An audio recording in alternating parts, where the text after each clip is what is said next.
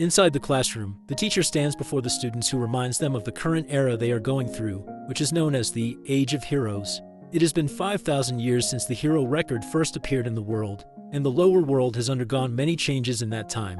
For example, the Royal School of Dalan has been chosen to host this year's Lumine entrance examination.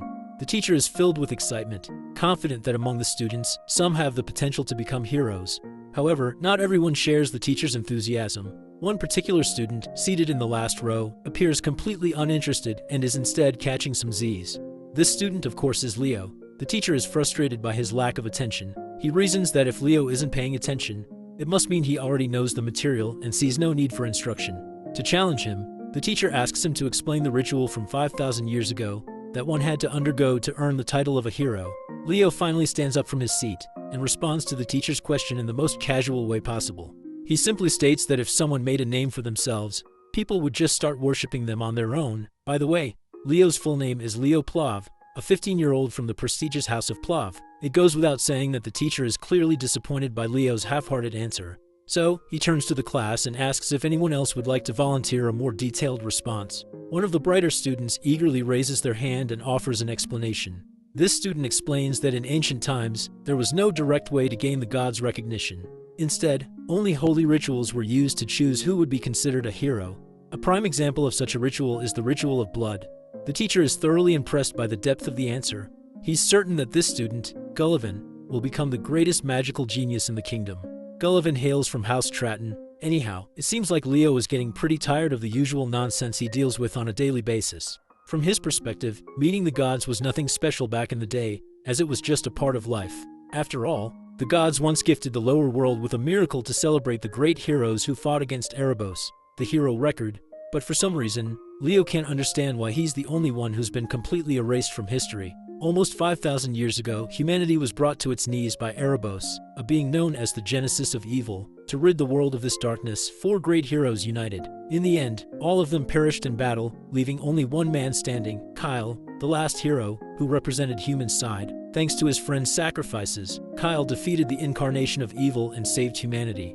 But that was 5,000 years ago. In the present day, history tells a different story. One where Kyle is completely erased from the record. Everyone is taught that it was Lycinus' sacrifice that brought about the defeat of Erebos, the genesis of evil.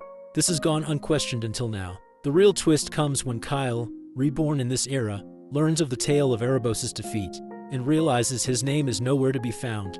We will follow the story of reborn Kyle, who, after discovering his absence from history, enrolls at Lumine Academy, the hero academy that houses the hero record, determined to reclaim his place in the world. Years have passed since the reincarnation of the hero Kyle. No one seems to acknowledge his role, and it's starting to get to him. Later, the students gather around the windows, all eager to catch a glimpse of the Zerdinger clan as they march through the corridor. At the front of the group, there's a lady, Celia Zerdinger, a name that piques everyone's interest and curiosity. An announcement rings out, requesting all students to gather in the auditorium for a mandatory assembly, as the Zerdinger clan is visiting the school. As Leo begins to leave the classroom, Gullivan calls out to him. He asks if Leo plans to try and get noticed by the Zerdingers, but Leo, uninterested, simply shrugs it off. He has no desire to get involved in whatever spectacle this is. He just wants to go home. This nonchalance only fires up Gullivan. He can't believe how casually Leo is walking away from such an opportunity in order to look just as cool as our boy. Gullivan explains that he himself does not care about Zerdingers either, but he's definitely going to check out Celia, especially since he considers her a fellow rival. Well, we can tell that this is just a lie, as he is definitely looking forward to being recognized by Zerdingers. Later, we find Leo in the dojo, visibly worn out after tirelessly swinging his practice stick. He eventually grabs his sword and heads for the exit. Just as he steps outside, he's ambushed by a woman who charges at him with the force of a runaway train. Leo, though startled, manages to block her strike with his blade. It's clear from their interaction that this isn't the first time these two have crossed swords. They have a shared history, one where such exchanges are far from uncommon. The lady is looking forward to sparring with him after so long, and declares that this match to be his final test before she grants him permission to attend Lumine Academy. As it turns out, this formidable woman is none other than his mother. In an instant, she lunges at him again, and their swords clash once again, while Leo is already struggling to keep up. His mother casually remarks that she hasn't even used a fraction of her full strength. Blow after blow, the spar continues, each strike more intense than the last. Eventually, however, Leo turns the tide. his sheer skill and mastery of swordsmanship allow him to overpower his mother, forcing her to surrender. The woman is left in awe of her son's talent and growth. She stands up and, in a softer tone, asks why he's so determined to attend Lumene Academy. Before the story moves forward, a little context about the academy is necessary. Lumene Academy, the Human Hero Academy, is one of the 4 prestigious institutions of the races that house the hero record. Among them, Leo strongly suspects Lumene Academy is the most likely place to uncover remnants of his past life as hero Kyle. With such a compelling reason, it's no surprise that Leo is unwavering in his determination to join the academy. Leo's mother then reminds him that the members of the Zerdinger clan are currently visiting Daylon, and they will be staying at the Plav mansion. Though she personally isn't thrilled about having them in their home, she has a request to make. She intends to speak with Zeiss, the vice patriarch of the Zerdinger clan, hoping that he might be willing to teach Leo the Zerdinger aura technique. She believes that with the technique, Leo will become strong enough to be admitted to Lumene Academy next year. However, what she doesn't know is that her son is determined to be admitted this year. He has no patience to wait another whole year to achieve his goals. Sometime later, we find ourselves at the Plav mansion, where Celia Zerdinger is being escorted into the grounds. As soon as she steps out of the carriage, she can't help but wonder why her uncle chose to stay in a place like this, when he could have easily rented an entire hotel for himself. As we know already, she is Celia Zerdinger, 15 years old, a sword princess hailing from the Zerdinger clan.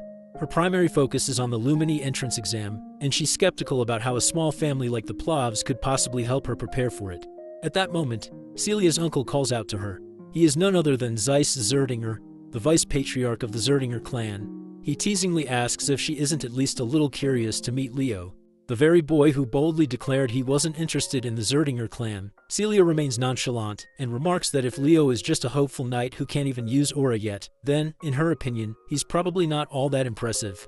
Zeiss, however, doesn't share her sentiment. On the contrary, he seems quite optimistic about Leo's potential. Once they enter the mansion, Zeiss steps forward to greet the heads of the Plav household. He exchanges respectful words with Dade Plav, the patriarch, and Raina Plav, his wife. Both hosts graciously return the gesture, welcoming the Zerdingers to their home with equal honor. Zeiss then formally introduces Celia to Raina and Dade. The young lady promptly reciprocates their hospitality with a courteous introduction of her own. She expresses her gratitude for being hosted in their home. Raina steps forward and takes a moment to observe Celia. She notes that Celia closely resembles her father and uncle, both in appearance and behavior. Celia, in turn, takes note of Raina's striking black hair and red eyes. It doesn't take long for her to realize that Raina is part of the Zerdinger family, which also makes her Celia's aunt. Later, Zeiss and Raina, who share the bond of being brother and sister, sit back and begin catching up. During their conversation, Zeiss mentions their recent visit to the Royal School of Dalan, where they had hoped to catch a glimpse of Leo. However, they were disappointed to find that he had already left the school as he was uninterested in meeting anyone. Raina apologizes on behalf of her son, acknowledging that his behavior may have seemed disrespectful. Zeiss then curiously questions his sister about Leo, asking what kind of person he is. Raina speaks highly of him, claiming that Leo is unbelievably talented. Her response prompts Zeiss to question whether Leo is truly worthy to inherit the Zerdinger flames. Raina's praise of her son continues, but she makes it clear that she's not simply speaking as a proud mother. Leo genuinely has the talent and potential to be worthy of the Zerdinger legacy. Zeiss is quite intrigued to hear this. While he trusts her judgment, he feels compelled to test Leo himself before forming a final opinion. Later, we meet Leo sitting quietly, trying to concentrate. After finishing his little ritual, he declares to himself that he has finally achieved a vessel capable of holding everything he needs. Leo reflects on why he hadn't yet learned aura until now. The truth lies in the unique nature of his body. Accepting aura too early would cause it to naturally adapt and specialize in alignment with the aura. This would limit his ability to accumulate mana and soul energy, two essential components of his long-term plan. In his past life, he had witnessed the danger of uncontrolled power. If he had fully harnessed the abilities and essence of his fallen comrades, he wouldn't have left behind a seedling of disaster. To avoid repeating history, Leo is determined to achieve perfect control in this life. So, the first step in his journey is mastering aura, but he intends to do so on his own terms. Before he can delve further into his thoughts, a familiar voice calls out to him, pulling his attention away. As he turns over, he spots Celia Zerdinger. With a confident smirk, she comments on how he finally seems to have grasped the basics of training. While her words carry a hint of sarcasm, she goes on to offer him guidance and swordsmanship, if he's up for the challenge. Meanwhile, our boy has no idea who the hell she is, so she introduces herself as Celia Zerdinger, the world-class sword princess, if she has to be specific. With the introductions out of the way, Leo gets straight to the point. Although he's feeling quite honored that she thought about him, he has no intention of receiving any guidance from someone he considers less skilled than himself. Needless to say, the girl's annoyed to hear this because his remark comes off like he's trying to suggest that he's stronger than her, to which Leo clarifies that in a death match, she's probably stronger, since he can't use aura himself. However, sparring with only swordsmanship is a whole different game, and he's certain he can handle her like it's no big deal. Celia feels challenged by his statement, so she looks around and grabs one of the swords from the plethora available. She wants to prove that what he has is nothing more than misplaced confidence, and she plans to do that by defeating him in a duel. In her mind, even if Leo learns aura, there's no way he could possibly defeat her. She just wants to teach him a harsh lesson in reality. She further claims that if she wins during her week-long stay here, he will become her servant. Leo isn't fazed at all by the term she's thrown at him, and in response, he asks what if he wins. To make things fair, she throws back that if he wins, she'll become his servant instead. Now that the bet is set, Leo grabs a practice sword and dives right into the sparring session. He tries to strike her with his unexpectedly impressive speed, but she easily outmaneuvers him. However, she can't help but notice that his speed is actually quite concerningly good. However, Celia is sure that this won't be enough for him to win. As they both charge at each other again, Leo lands a brutally heavy strike, and the sheer strength behind it overwhelms her. She quickly steps back as the force becomes too much to handle, and when Leo's sword collides with the ground, it shatters instantly. But he doesn't stop there, he charges at her once more. The once arrogant lady is already starting to regret challenging Leo, and she's certain she can't possibly block the incoming strike. So she braces herself and takes the hit head-on, but to everyone's surprise, she didn't take any damage, because she had used an aura armor in the last moments, even though this wasn't part of the spar, because this spar was purely meant to be about swordsmanship. This arrogant piece of work doesn't own up to the fact that she couldn't dodge his attack. Instead, she makes an excuse claiming it was just a reflex. But Leo declares that he's already won and it doesn't matter. Of course, this leaves her in disbelief, as she's not ready to hand him the victory that easily. Leo had expected this, so he throws off the magic weight bracelets he was wearing to hold off his physical strength. In the next hit, he literally shatters her barrier, leaving the girl completely boggled. Meanwhile, Leo shows her no mercy and gives her a taste of his full strength.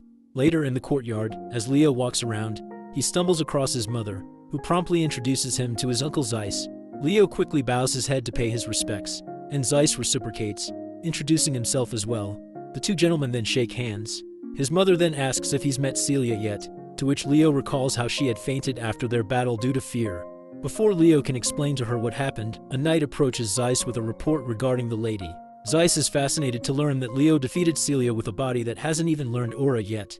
He personally expresses his admiration for Leo, saying it's nothing short of impressive, but Leo claims that she just underestimated him. Zeiss then questions what Celia lost in the bet, to which Leo happily responds that the loser was supposed to become the servant of the winner, so basically, Celia is his maid for the next week. As much as Zeiss dislikes this idea, he understands the importance of keeping one's word. Still, he makes it clear that Celia is from the Zerdinger house, so he can't possibly order her around to do maid's work. He hopes Leo will rescind the promise, and in exchange, he offers to personally reward our boy with something far more valuable, but Leo refuses the offer right away. He lets his uncle know that this was a wager between Celia and him, and as long as she retains the Zerdinger name, she needs to take responsibility. The uncle then questions him if he's also willing to let go of the opportunity to learn the Zerdinger's aura breathing method. Leo once again responds with a sassy jab. He believes that an aura breathing method given with the objective of preventing a niece from being humiliated holds no value in being learned. Since Zeiss has no other way around this predicament, he decides to get a little offensive. He questions the boy directly, reminding him that he just declared he would use the direct lineage of the Zerdingers as a servant, and that the Zerdinger aura breathing method is worthless. Leo remains unhinged and unafraid of the consequences about to surround him, simply claiming that what his uncle just said is indeed true. Out of the blue, Uncle's mood softens, and he politely questions our boy if he does not think that what he just declared is impudent and impolite. Leo once again makes it clear that he had no intention of insulting the Zerdingers. He claims that if he were being given the aura breathing technique as a reward for defeating Celia, he would have gladly accepted it. However, he has no intention of accepting it as a bribe just so she can escape the consequences of her loss. You see, if his uncle doesn't want to recognize Celia's defeat, it means they believe she is better than him and simply lost the duel by mistake. But Leo makes it clear that even if Celia had sparred against him in earnest, he still would have won. This leaves Leo's mother even prouder. Her brother is equally fascinated to hear such judgment from Leo. The fact that this kid rejected the offer because he didn't like the way his uncle behaved only highlights how outstanding a child he is. He wishes that a child like this were a Zerdinger. Zeiss then gestures to his knights and orders them to send Celia to the maid's quarters. He turns to Leo and grants him the right to address his uncle without any honorary titles. After that short conversation, Leo parts ways, and Zeiss turns to his elder sister, proudly telling her that once he gets back home, he'll make sure to convince their elder brother so they can teach Leo the mighty technique, Phoenix Breath. Later, the scene switches to Leo's room. The first thing we notice is Celia's totally embarrassed face. She's going bonkers with embarrassment as she claims herself as Celia the maid, who will be in charge of Leo for the next week. Leo is literally enjoying the heck out of it when she calls him like that. Who could have imagined that her usual fancy style would actually suit plain maid clothes so well? And this dress just looks like fire on her. Celia seems annoyed by the way he's praising her, as she knows all too well how beautiful she is. Leo apologizes, as he wasn't intending to offend her with his words. But he admits that he had a certain friend who praised beauty way too much, and that habit must have rubbed off on him. He recalls how that particular friend used to say that the beauty of eternity is unparalleled, and if peace ever returns to this world, he'll spend the rest of his life spreading beauty to everyone. The friend he's talking about is none other than the dwarven master smith, Dueno. Suddenly, Celia's eyes take note of the book Leo is reading, and she curiously inquires about it. Leo explains that he used to read it a lot when he was younger. It's the book known as the Great Hero of the Beginning. Celia remembers how she used to read this book when she was literally 5 years old. Seeing how much he likes this particular book, she walks over to the bookshelf and pulls out another one, mentioning that there are a lot of books about Kyle. In response, Leo claims that many of the great achievements in history are difficult to attribute to any single hero. He believes that many of these accomplishments, which are attributed to one hero, might actually be the result of the collective actions of multiple heroes over time. In short, he's trying to imply that Kyle's achievements have also been attributed to other heroes. But Celia dismisses such thoughts, claiming that Kyle was probably a scammer who tried to take credit for the achievements of the great heroes. At least, that's what most people think. And of course, she's one of them. Naturally, Leo isn't thrilled to hear that all people consider Kyle a phony scammer with zero contributions to the world. He then pushes aside all the talk about Kyle and decides it's time for breakfast before starting his training. Celia quickly gets into character, and just like any maid would, she humbly asks her young master if she could train with him. Outwardly, she's all pleasant and polite, but inwardly, the girl feels a lot of toxic thoughts toward him. Still, she has to play along because she wants to uncover the secret behind his strength. Leo promptly starts walking toward the training hall to fulfill her request. A while later, we see an exhausted Celia on her knees, breathing heavily. After this first round, Leo gives his feedback. During fighting, when her stamina reaches its limit, her reaction speed slows, and more gaps appear between her movements. And when that happens, she leaves herself open, and the same happens with her right now. But Celia isn't sure that abusing her body like this is actually helpful for training. Leo responds positively, because he thinks that young people these days are just too weak. You see, compared to the past, aura techniques have developed considerably, and that must be why people stopped caring about body training as much. Aura allows one to enhance their body strength, and if you train your body, the aura is also enhanced as well. The girl simply doesn't want to be labeled as weak, so she gathers her guts and stands up for another round. Before diving in, she warns Leo that he better stop underestimating her. But her reckless charge backfires when Leo just flings her away with one swing, and she crashes to the ground. At this point, she's just frustrated after taking one humiliating defeat after another. Leo then offers her a bracelet, which she quickly extends her hands to grab. Little does she know this bracelet is imbued with weight magic, making it insanely heavy. Meanwhile, Leo flashes a sinister smile as he reveals his sinister intentions. He apparently plans to make her train while she wears this bracelet from this point onward. The next day we see Zeiss also watching them both train. After seeing how much Celia is struggling, the uncle is sure this is going to be a good experience for her. Before going to Lumen, it might be good for her pride to crumble at least once. He then calls out to Leo and gives him some good news that he's thinking of asking the Patriarch to allow him to inherit Phoenix Breath. The mention of Phoenix Breath catches Leo off guard because, as far as he can recall, that's basically the Zerdinger family's origin for the aura technique. He's heard that only people who are recognized within the family can inherit it. Celia also raises her opinion that her father won't allow it that easily. But it looks like Zeiss has figured this much out already. He proposes a condition to Leo. If he passes the Lumeni entrance examination, he'll be allowed to learn the technique.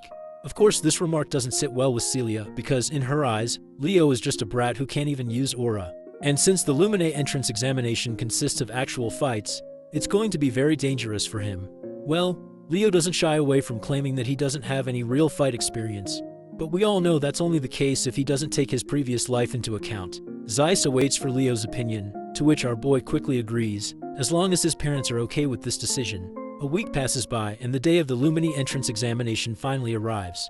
When they see the prominent figure of Celia Zerdinger among the participating students, everyone is in awe. Meanwhile, Celia throws a jab at Leo, asking if he's feeling nervous. It looks like after spending so much time being a personal maid, Celia has lost herself in the character because she's still referring to Leo with the master title. As they stand there, Gullivan's unmistakable voice catches their attention. He's actually here to see Celia, but he's a little shocked when he notices that Leo is with her. This piece of work throws shade at Leo since he believes that our boy does not belong here, since he doesn't even know how to use aura. At the same time, he tries to greet Celia politely. However, the poor guy is totally ignored by the duo like he doesn't even exist. He gets awkward and tries to remind Celia that he's Gullivan Tratton, and he had greeted her when they met last time. But to Gullivan's dismay, Celia doesn't recognize his name and quickly grabs Leo's hand in order to leave the scene. Suddenly they're called by someone else. It's actually two siblings gracing the scene.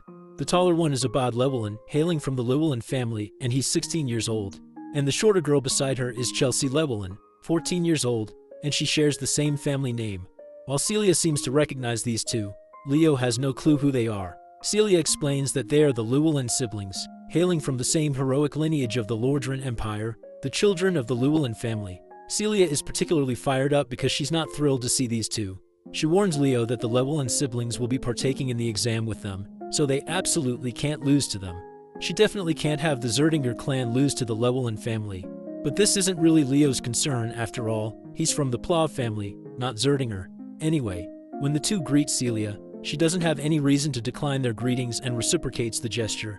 She also makes sure to introduce Leo from House Plav, a noble family within the kingdom of Dalad. Hearing that Leo doesn't have a fancy title attached to his name, Abad Llewellyn dismisses him as insignificant. The two siblings promptly twirl around and proceed to walk away, throwing out the warning that they'll surely be in the top spot. It goes without saying that Celia doesn't like the Llewellyn siblings' guts, and is looking forward to thoroughly crushing them in the upcoming trials. Suddenly, someone representing Lumene Academy steps onto the podium, immediately commanding the attention of everyone present. The man introduces himself as Albi Ziran, a professor at Lumene Academy. While Celia's expression shifts to one of shock upon seeing this prestigious figure, Leo seems unimpressed, mostly because he has no idea who this guy is. Celia is visibly annoyed that Leo doesn't even recognize someone of Albi's stature. She takes the opportunity to educate him and explains that Albi Ziran is listed in the hero record, a distinguished list of individuals considered heroes of the current era.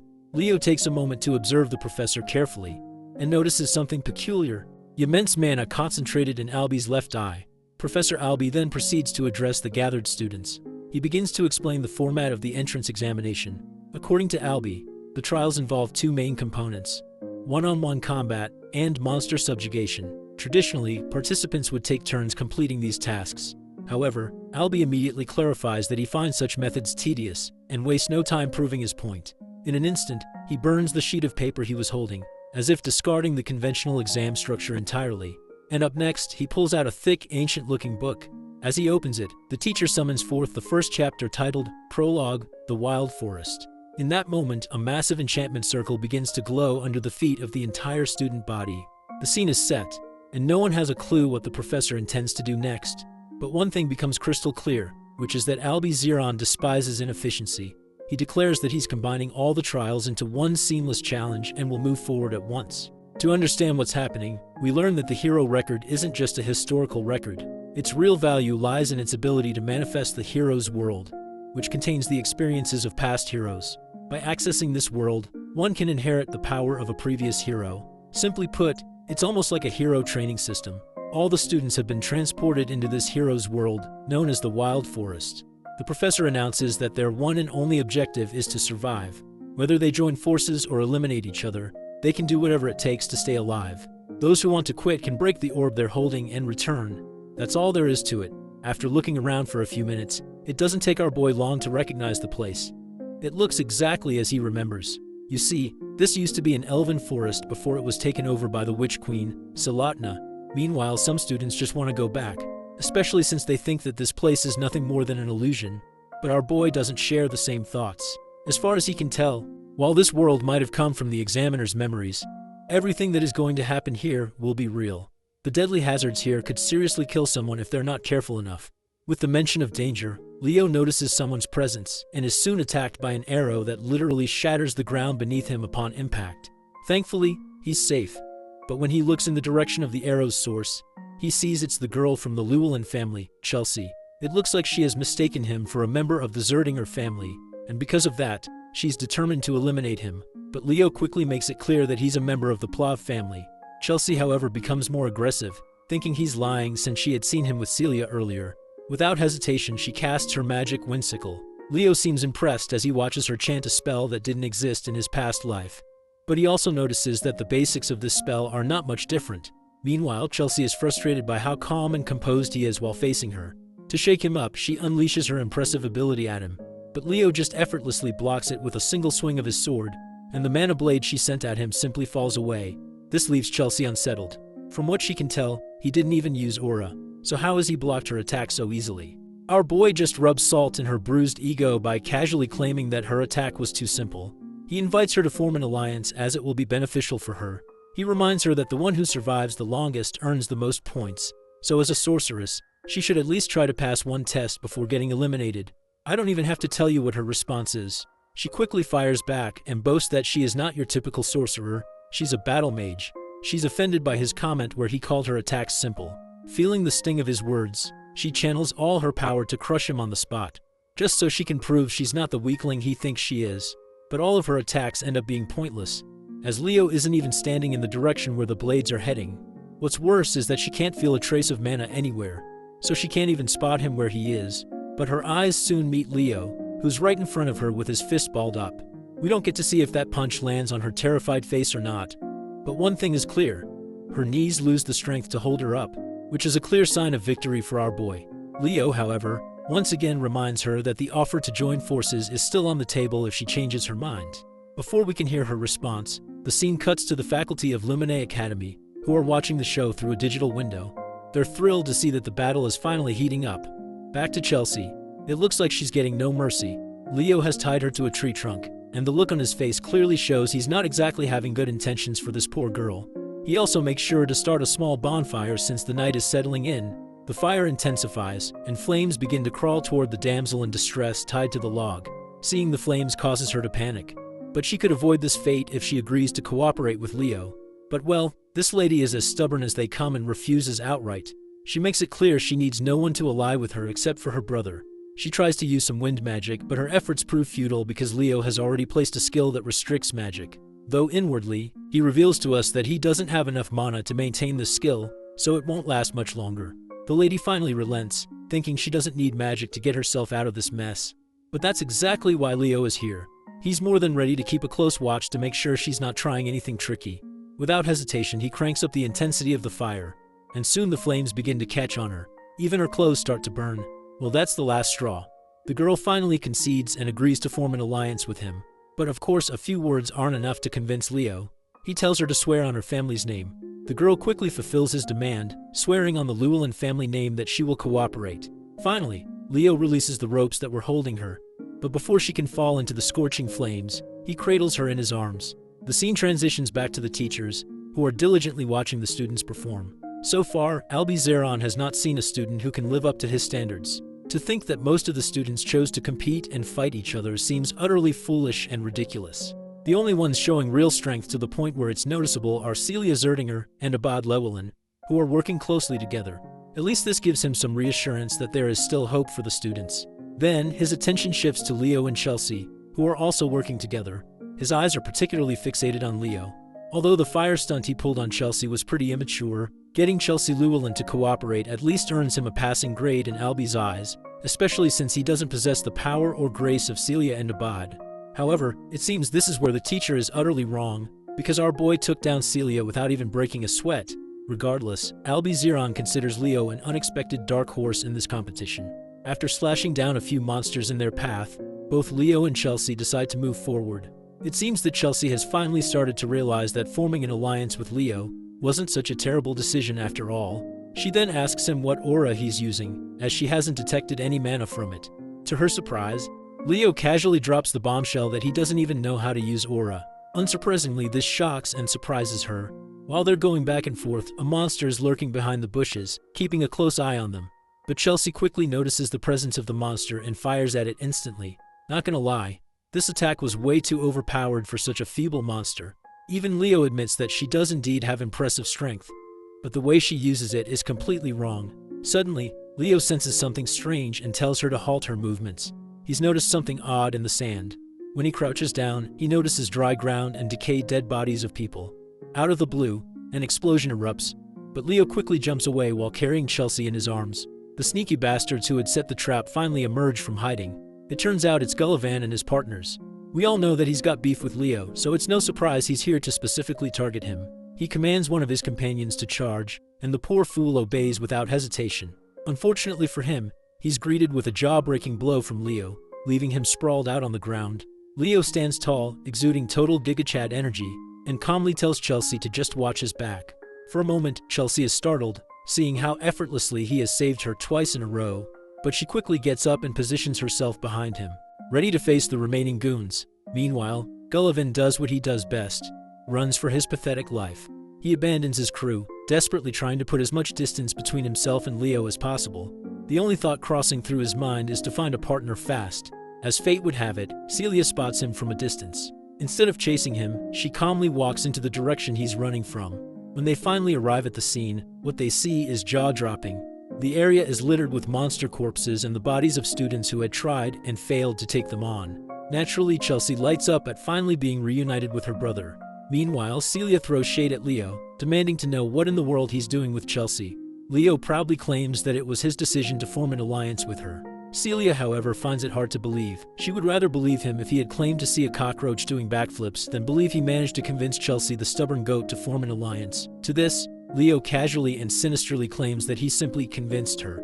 His wicked grin unsettles even Celia, who begins to wonder what exactly he might have done to convince her. Anyhow, our boy moves to help the students he just knocked out back to their feet. Seeing this, Abad questions why Leo is helping their opponents. Our boy quickly clears the air that there's no need to fight among themselves. Instead, sticking together to defeat the challenges of this world is a much better idea than fighting selfishly. Since Abad and the others seem clueless about what challenge he is talking about, Leo draws their attention to the nearby decayed corpses, hinting at a bigger issue. Seeing the corpses on the ground, one of the students comments that it looks like their moisture has been drained. Leo clarifies that this isn't the only odd thing here. He points out how this place, out of nowhere, seems completely devoid of any monster presence. It's as if the monsters are afraid of something, like a high-tier monster has appeared and scared off the others in the forest. As the pieces start falling into place, Abad finally understands what's going on. As far as his understanding goes, Hero Albi's first feat was defeating a high-tier monster. Just then, they all hear a massive roar in the distance, the sound of something close and ominous stirring deep in the forest.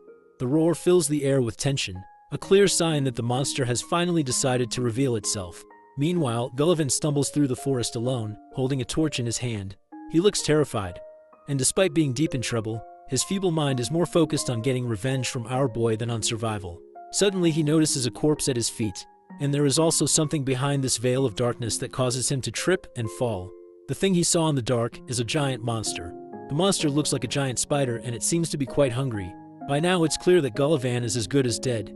Let's explore what's happening with Professor Albi and the students. It turns out that a staggering 500 students all failed the exam. The real problem is the fact that the selection process requires the selection of at least 100 students, but there are only 50 of them still left in the test.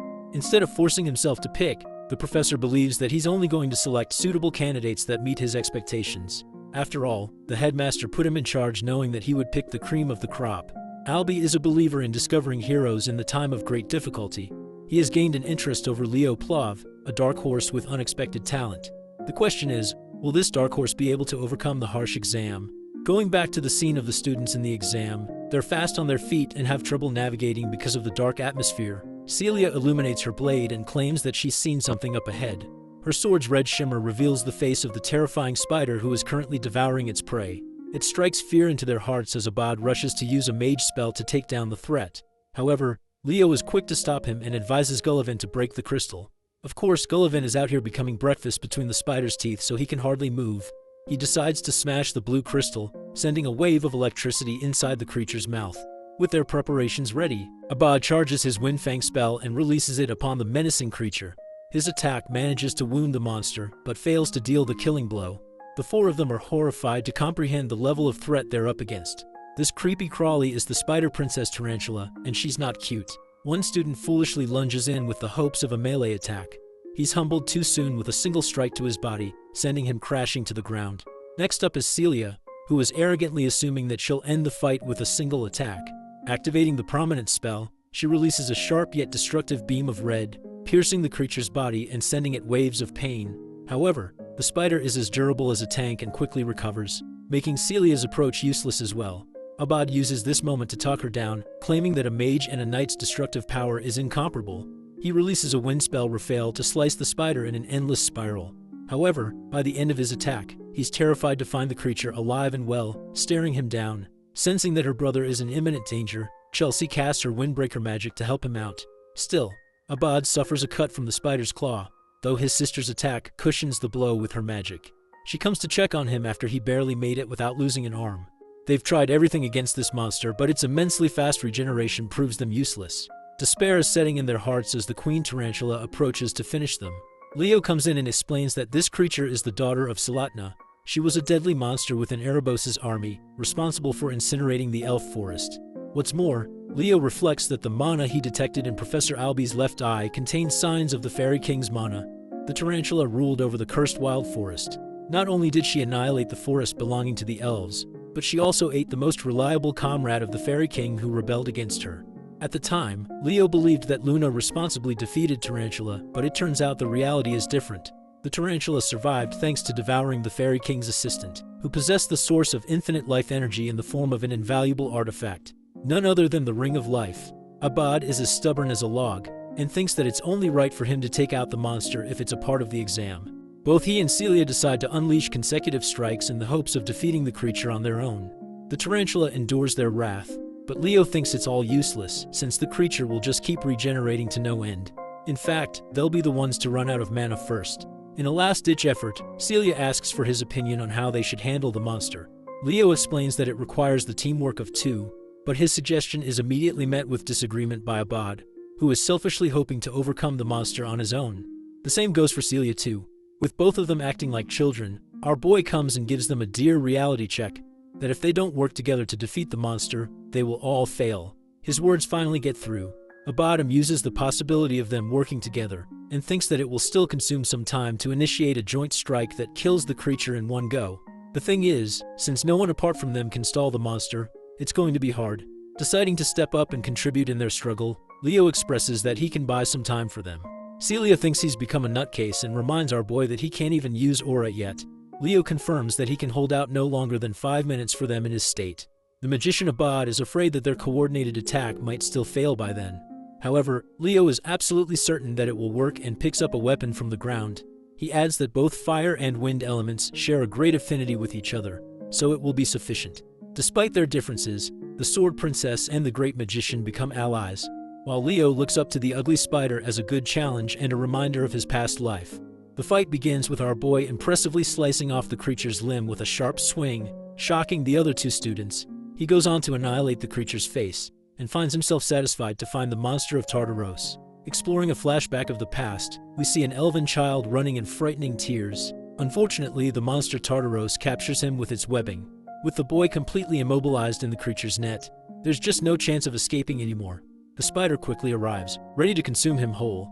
The boy begs for his mother's help and awaits impending doom, until one radiant being appears as a savior, a being of light that stops the creature from hurting the child. Luna felt infuriated with the creature wreaking havoc on her homeland, and going as far as to devour the contractor responsible for being the right-hand man of the elven forest. Luna releases a light attack aimed at the toothy creature. Her magic attack enveloped Tartaros, caging the creature before sending down a column of thunder. Luna wasn't expecting Erebos' army to have come and conquered the elven forest as well. At the time, Leo in his original life became responsible for freeing the kid, helping him escape the webbing net. Let's explore the current scene, where he's standing with an axe in hand, ready to buy time for his teammates. Still, he can't do much without his aura. Requesting Chelsea for help, Leo instructs her to use elemental magic, targeting him with her weapons. He evasively dodges a strike. Because of his immense speed, Chelsea is concerned that he might get caught up in the attack at this rate. However, Leo emphasizes that he's going to be just fine so long as she hurries up. Chelsea activates her magic, ready to mold any kind of weapon for him. Leo is fine with anything as long as it works. She manifests a weapon for him, while he guesses that she's preparing a scimitar and a bastard sword. With both weapons in hand, Leo unleashes his fury of slashes, cutting down on the spider. With each weapon breaking, Chelsea sends another one in his direction. He catches a dagger and a battle axe. Leo's shocking and overwhelming physical capabilities have shocked Chelsea to the core, so much so that she thinks he's an expert in martial arts. Even Abad can't help but think of him as strong. Still, it's not like he's invincible, as a sharp cut grazes his face. Leo thinks that if he can't even stop a stupid spider here and now, then his friends will never stop mocking him in the afterlife. He ramps up the intensity and cuts down the spider, requesting for another weapon. Unfortunately, Chelsea is all out of weapons in her disposal, which comes as a shock to him. Thankfully, however, Celia has already finished preparing her ultimate strike. She unleashes a roaring spiral of fire, incinerating the creature and defeating it at once. The ring of life drops is cleared from its body, and the monster is subjugated at last. Celia drops to the ground, thankful that everything is over now. Still, she can't help but focus on Leo's inhuman performance to hold back Tartaros for 5 minutes. Celia tries to praise him, but Chelsea is even faster with her words. She's become his #1 fan and thinks that his performance just now was comparable to the heroes of the legends. Leo doesn't think much of it, but this chick is going crazy for him as she wants to become a battle mage specialist. She pleads to learn from him. Funnily enough, Celia is hoping for Chelsea to receive exclusive training from him, to get a taste of what suffering truly looks like. Anyway, our boy proceeds to grab the Ring of Life, which manifests Prince Silid as a fairy. He rekindles the prince's memory by saying his name. Hearing that, he goes back into the ring and accepting Silid as the Fairy King. This is all thanks to Professor Albie stumbling upon the Eye of Mana.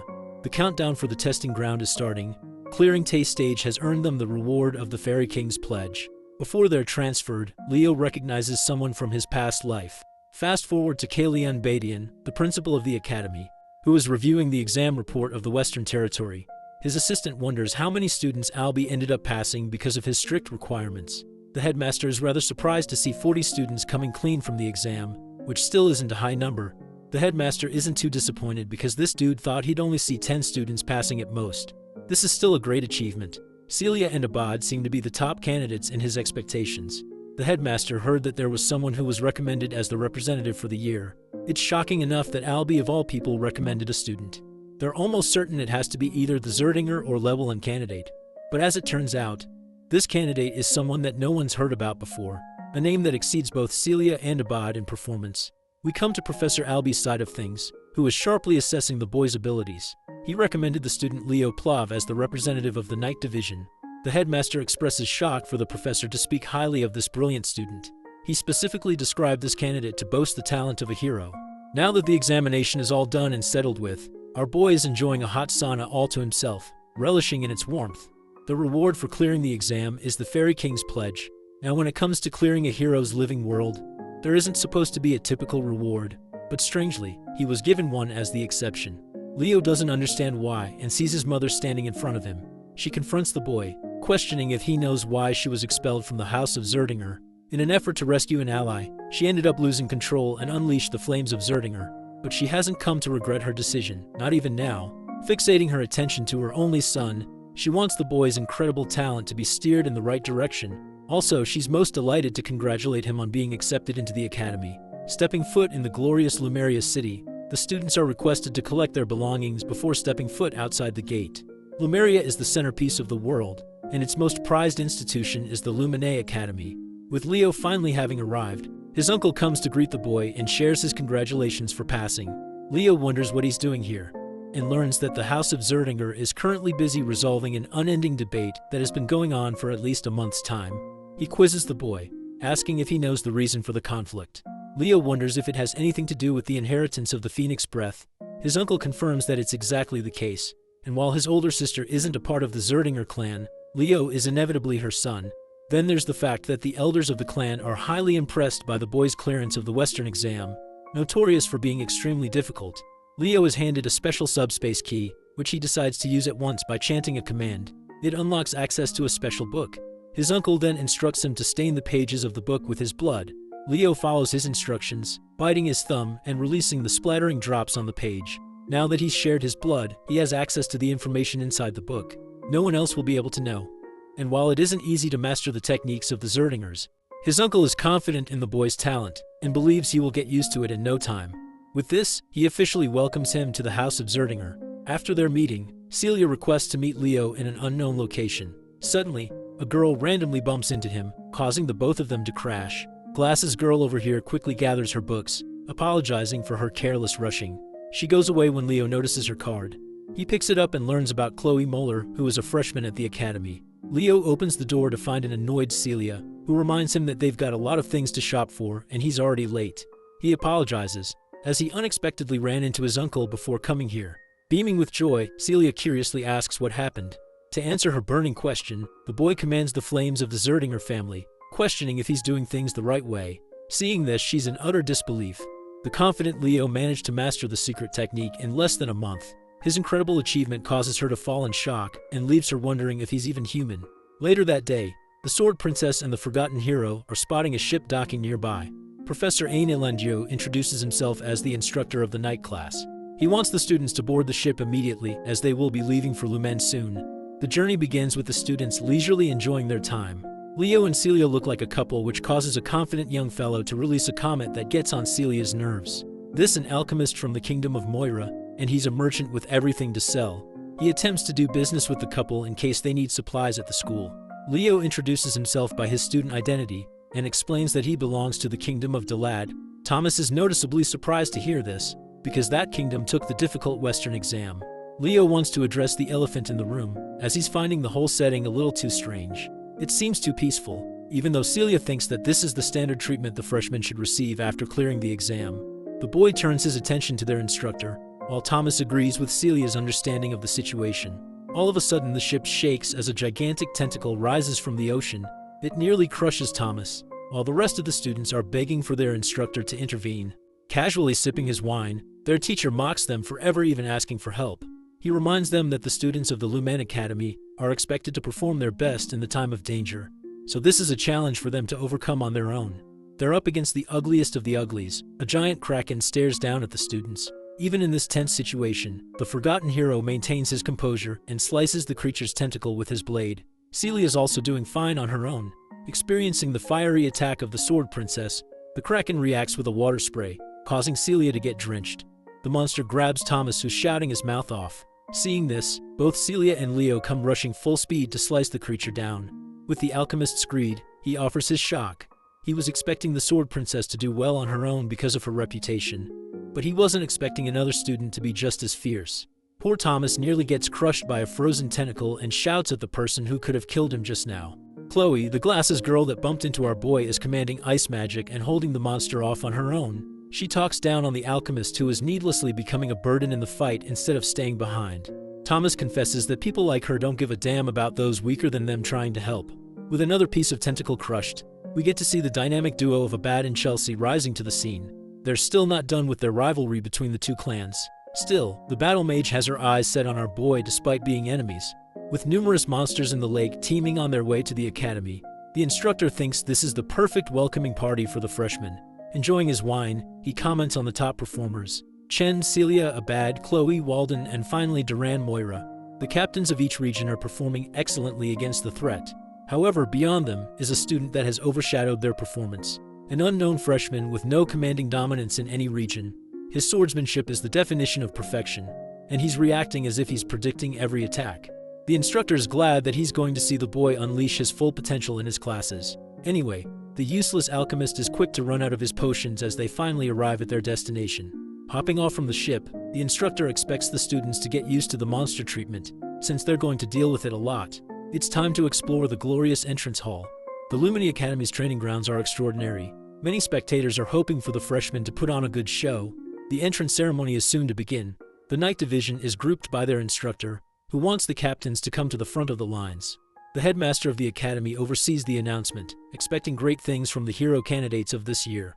Kalian emphasizes to the students that if they ever want to become strong heroes, they'll have to risk their lives and always be expected to surpass their limits. Slamming his fist to the ground, the headmaster believes that if they can't do the bare minimum of what he just mentioned, then they don't belong to the prestigious institution. And then a second later, he melts into a grandpa, acting like he didn't just intimidate the crap out of them. Kalian points out and asks why they've all gone quiet all of a sudden. His radiant reputation and image as the brilliant swordmaster slowly gets tainted by the day. Next up is a speech from the freshman representative. a name that the first years are looking forward to. It's not Celia, Abad, Chloe, or anyone else. Only Leo Plav's name is chanted, coming as a shock to even him. He quickly turns to the professor and realizes that he must have recommended him. Leo approaches the podium and addresses the professors and seniors with his speech. While this is going on, many students are bickering about the talks of this unknown student. They don't know what happened or who even is. The speech comes to an exhausting end, as Leo Plav is inquired about his goals as the representative of the year. He realizes that their goal is to intentionally provoke the finishers behind him. Leo offers his words in a very polite and professional manner, drawing attention from the other instructors. They think it's going to be a very reserved ceremony, until our boy goes crazy and openly declares that he's ready to accept any of them challenging him for the position. This hostile and bold announcement provokes the top rankers, but Leo doesn't really care about who it is he has to go up against. With the announcement settled, the students go to their dormitories. From tomorrow, exploratory classes will elapse for 1 week. This is a special grace period for the students to take any class, which will later help them decide 3 subjects to major in. The students are promptly advised to rest up so they don't face a first-day late class. Leo's room is designated right next to Thomas, who is excited for his first class tomorrow. They exchange a goodnight greeting and Leo collapses on his bed. His mind is busy wondering what he's supposed to accomplish in the academy. Seizing his place in the best institution, he desperately hopes to find his long-lost hero record. The next day at the cafeteria, Thomas wants to share a seat with our boy, who doesn't really care and approves the request. Leo receives an annoyed visitor, someone he isn't familiar with. This guy is Duran from the Central Region, and he's here to confirm if the challenge he stated in the announcement carries any weight. Leo understands that his speech was provocative in its fullest. After all, it invited a stranger to take him on in an aggressive manner. Duran thinks he's some hotshot of the Central Region, but Leo simply doesn't give a flying fuck and continues drinking his fruit juice. Pissed for being taken lightly, Duran lashes out by releasing a thunderous kick, sending the table flying. However, Leo's inhuman speed helps him rearrange the ingredients and reform his perfect cheeseburger. This man is the definition of class, as he made a meal out of the occasion. Leo provokes him, stating that he just couldn't ignore free food to waste away like that. Duran, on the other hand, is in the mood to kill this guy with his every word.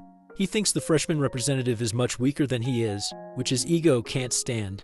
Intervening the fight, their instructor casually rests both his arms around the 2 students. He politely mentions their ranks as the representative as well as the captain of the region. The instructor is hoping they're prepared to receive due punishment for engaging in a fight on the first day. You can just see both their faces crying for help. Let's jump ahead and visit the first exploratory class of the night department. For some reason, Celia is concerned why Leo isn't around. He emerges at last, completely exhausted for breath. His condition invites Celia's attention, because she thinks he fought with someone. Leo decides not to say anything for the time being. Class is about to start. Ain introduces himself as the instructor of the first-year night classes. Thomas notices that Duran is on bad terms with Leo already. While their teacher Ain talks about the 3 main powers derived from mana, the first being magic energy, the second is soul energy, and finally we have aura.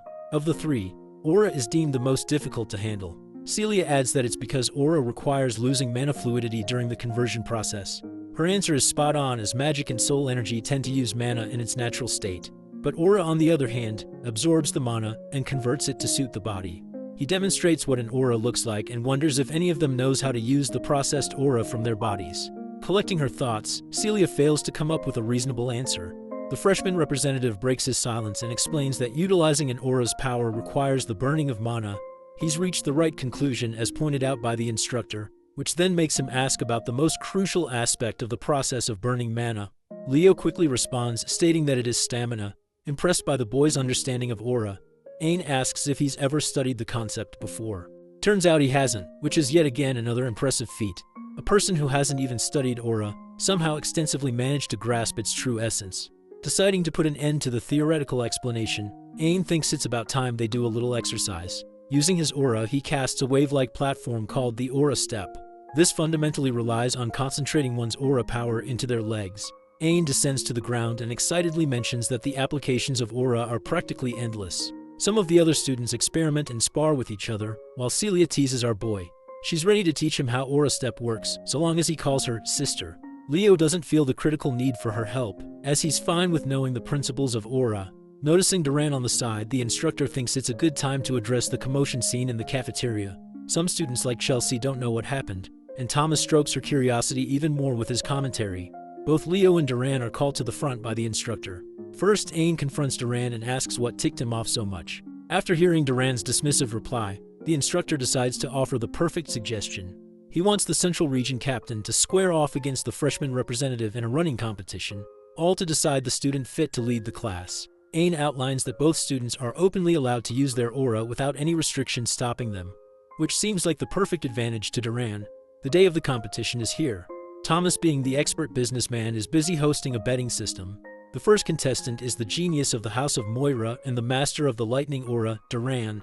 Facing him is the dark horse without a special background, a man who leaped ahead even the captains of the regions and became the freshman representative, Leo Plov. The students are expecting great things from the freshman representative. After all, they're extremely underwhelmed to find that he can't even use a simple move like Aura Step. They all think his position is unwarranted, and someone like the captain of the Central Region is more fitting for the role of a representative. Realizing that it's the perfect moment to start, Ain lays out the rules. The first to hit the finish line will win, and their opponent will have to accept the results of the outcome without fail. The race is about to begin. Even Celia thinks this competition is a stretch for Leo to win. Duran specializes in speed, not to mention his blazing fast lightning aura. Even against those odds, Celia is hoping for Leo to subvert everyone's expectations by pulling the impossible. As soon as the professor yelled go, the racers blasted off. Duran Moira cloaked himself with a lightning aura, confident that his speed would leave Leo in the dust. With impeccable running form, our boy was unfazed by the weak trash talk near the starting line. As the crowd expected, it looks like the cool representative of the Central Region is going to make quick work of the track. On the other hand, the freshman representative is lagging behind. Leo started infusing a bit of aura into his feet to kick it up a notch. The audience quickly labeled him a bastard who scammed his way into getting the representative role. In the midst of the crowd, which unanimously opposed him, a lone flower is cheering on Leo. Chelsea Llewellyn's passionate shout of support stood out. Focused on crushing the opposition, Duran continuously lived up to his family's signature attribute. He really is lightning fast. Seeing him cross the halfway point in such an inhumanly short amount of time got Carr worrying about his buddy. It seems like Leo will be on the losing end if he doesn't step it up. So, the young man looked around the track. Much to everyone's surprise, he did not push to go faster but decelerated instead. Once his momentum was dead, Leo started running out of the track and into the walls. While it's true that Celia Zertinger believes in him, there's just no logical explanation for his actions. He looks like an idiot. As everyone watching was puzzled, confused, and lost, Leo was focused on increasing the aura density in his feet. With multiple successive inhuman jumps, he fully went off track into the grass and finally leaped up into the stands. He turned around and watched nonchalantly as Duran stretched his lead with consistent speed. Leo's aura density reached its peak, the fiery force in his feet cracking the stands he was standing on. With one powerful leap, he launched himself back into the track with immense momentum. It was so staggeringly impactful that the jump left a small explosion in his wake, distracting Duran for a moment. From that explosion, Leo came lifting off like a red meteor blazing through the rest of the track. The cheeky devil even taunted his opponent as he flew past Duran, calling the arrogant brat a slowpoke. The speeding meteor quickly reached the finish line. His graceful landing was a sight to behold. Duran watched a few meters away, dumbfounded. His lightning cloak has been banished. This is a clear and utter L. Leo craned his head back and confidently smiled. He won, but the damage in the stands was quite heavy. It was worth it, though. The crowd, who was talking smack just a second ago, was bewildered. They knew that whatever they just saw was no joke. As far as they know, Duran is the fastest among first-year students. To think that anyone would beat him is just absurd. Moreover, he lost to a kid who hasn't properly learned aura yet. Among everyone in the crowd, one of the few that caught what Leo truly did was Celia. She knew that he didn't use aura step. What he showed was a full-blown phoenix step. Since Leo won, Carr and Chelsea were brimming with joy, full of compliments for their friend. The professor quietly deliberated what he had just seen. Duran used his specialty, lightning aura, and increased his speed. That was already expected, but the speed that the boy displayed was still mind-blowing. Meanwhile, Leo Plov was significantly slower in the traditional sense, but he was far better at handling aura. He gathered and focused his fire aura on his feet to blast off. He created a single formidable aura step in the process of doing so. It was a flawless application of a simple concept. Being the sportsman that he is, Leo came up to Duran and offered his hand while telling him that it was a good match. He even admitted that if this was a long-distance race, the results would have been different. Still salty about his loss, the brat refused to shake his hand, and even bumped his shoulder out of the way. The professor is positive that among the current generation of disciples they have, a formidable hero might finally be born again. As soon as Leo reached the corner of his friends, Chelsea immediately showered him with compliments. He was so cool that she expressed her desire to train with him. Carr asks Celia why Chelsea is so into Leo and not him when the answer is so blatantly obvious. Since the class was over, Carr invited everyone to the cafe, even offering to treat everyone. Leo apologized as he couldn't tag along for leisure. Without saying another word, he quietly walked away from his clique. When asked where he was going, he simply answered that he was going to listen in on summoning classes. Confused, his friends asked why a night student would sit down in a summoning class. As usual, the reason is for research purposes.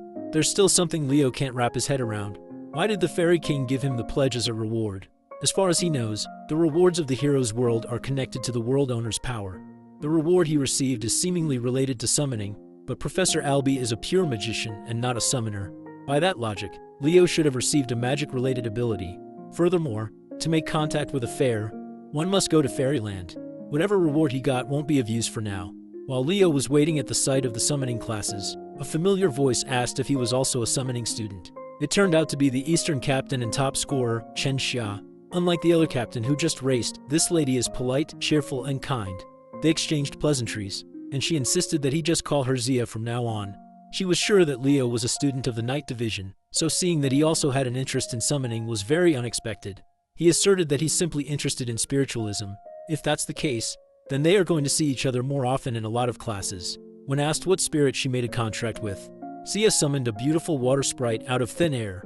Unfortunately, Leo hasn't made a single contract yet. As kind as always, Sia insisted that if he ever needed help with spirit summoning, he should feel free to call her. Leo is not one to turn down help and connections.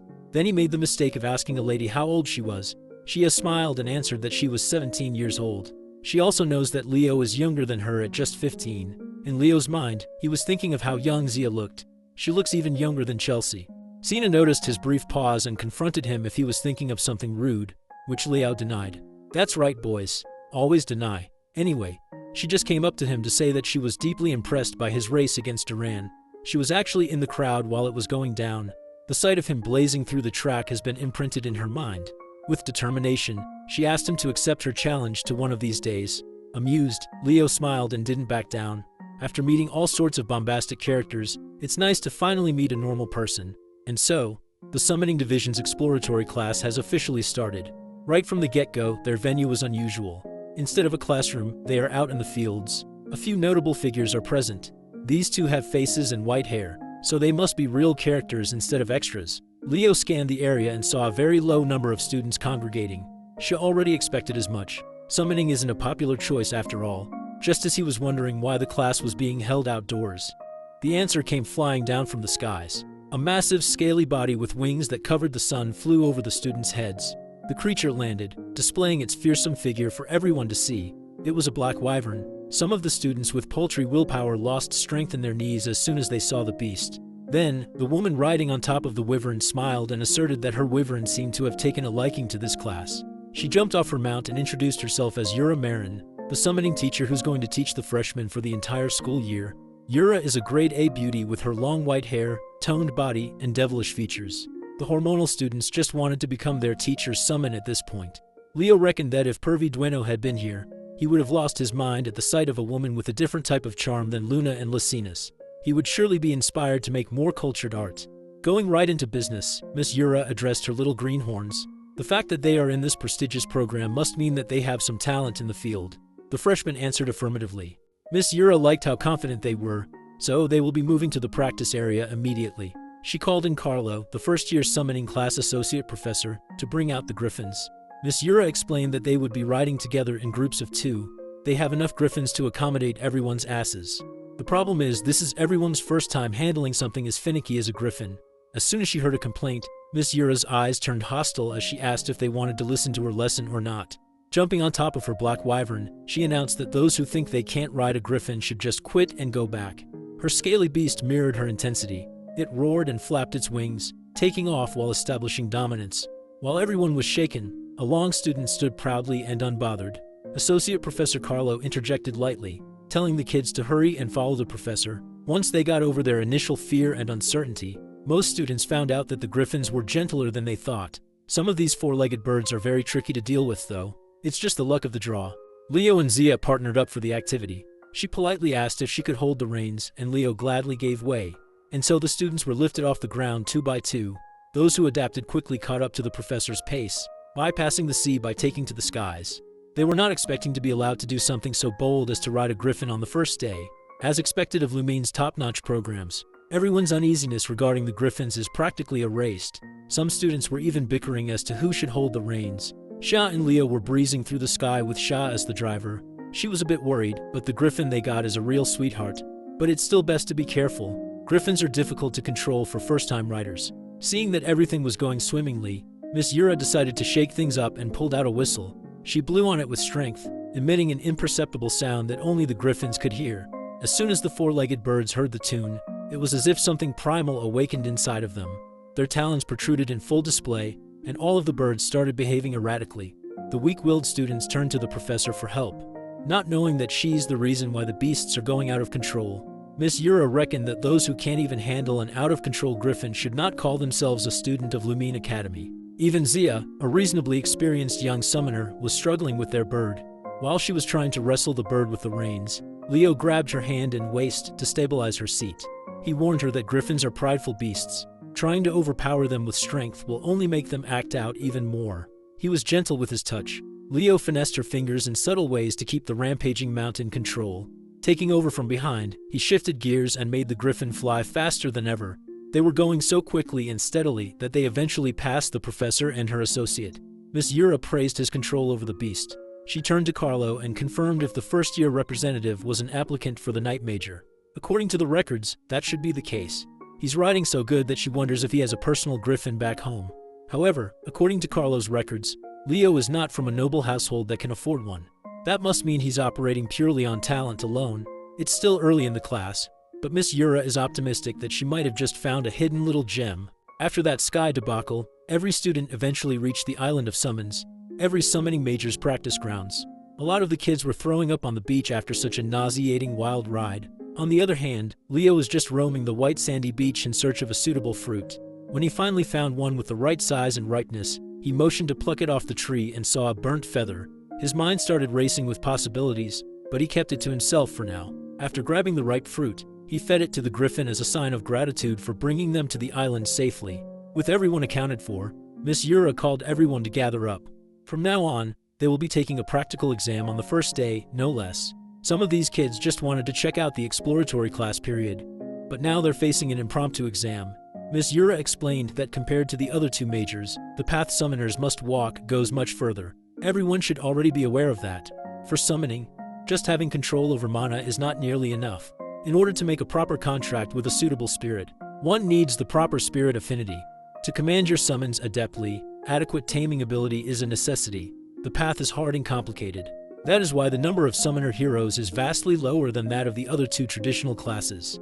However, compared to other heroes, summoners who rise to get the title accomplish much more than the vast majority.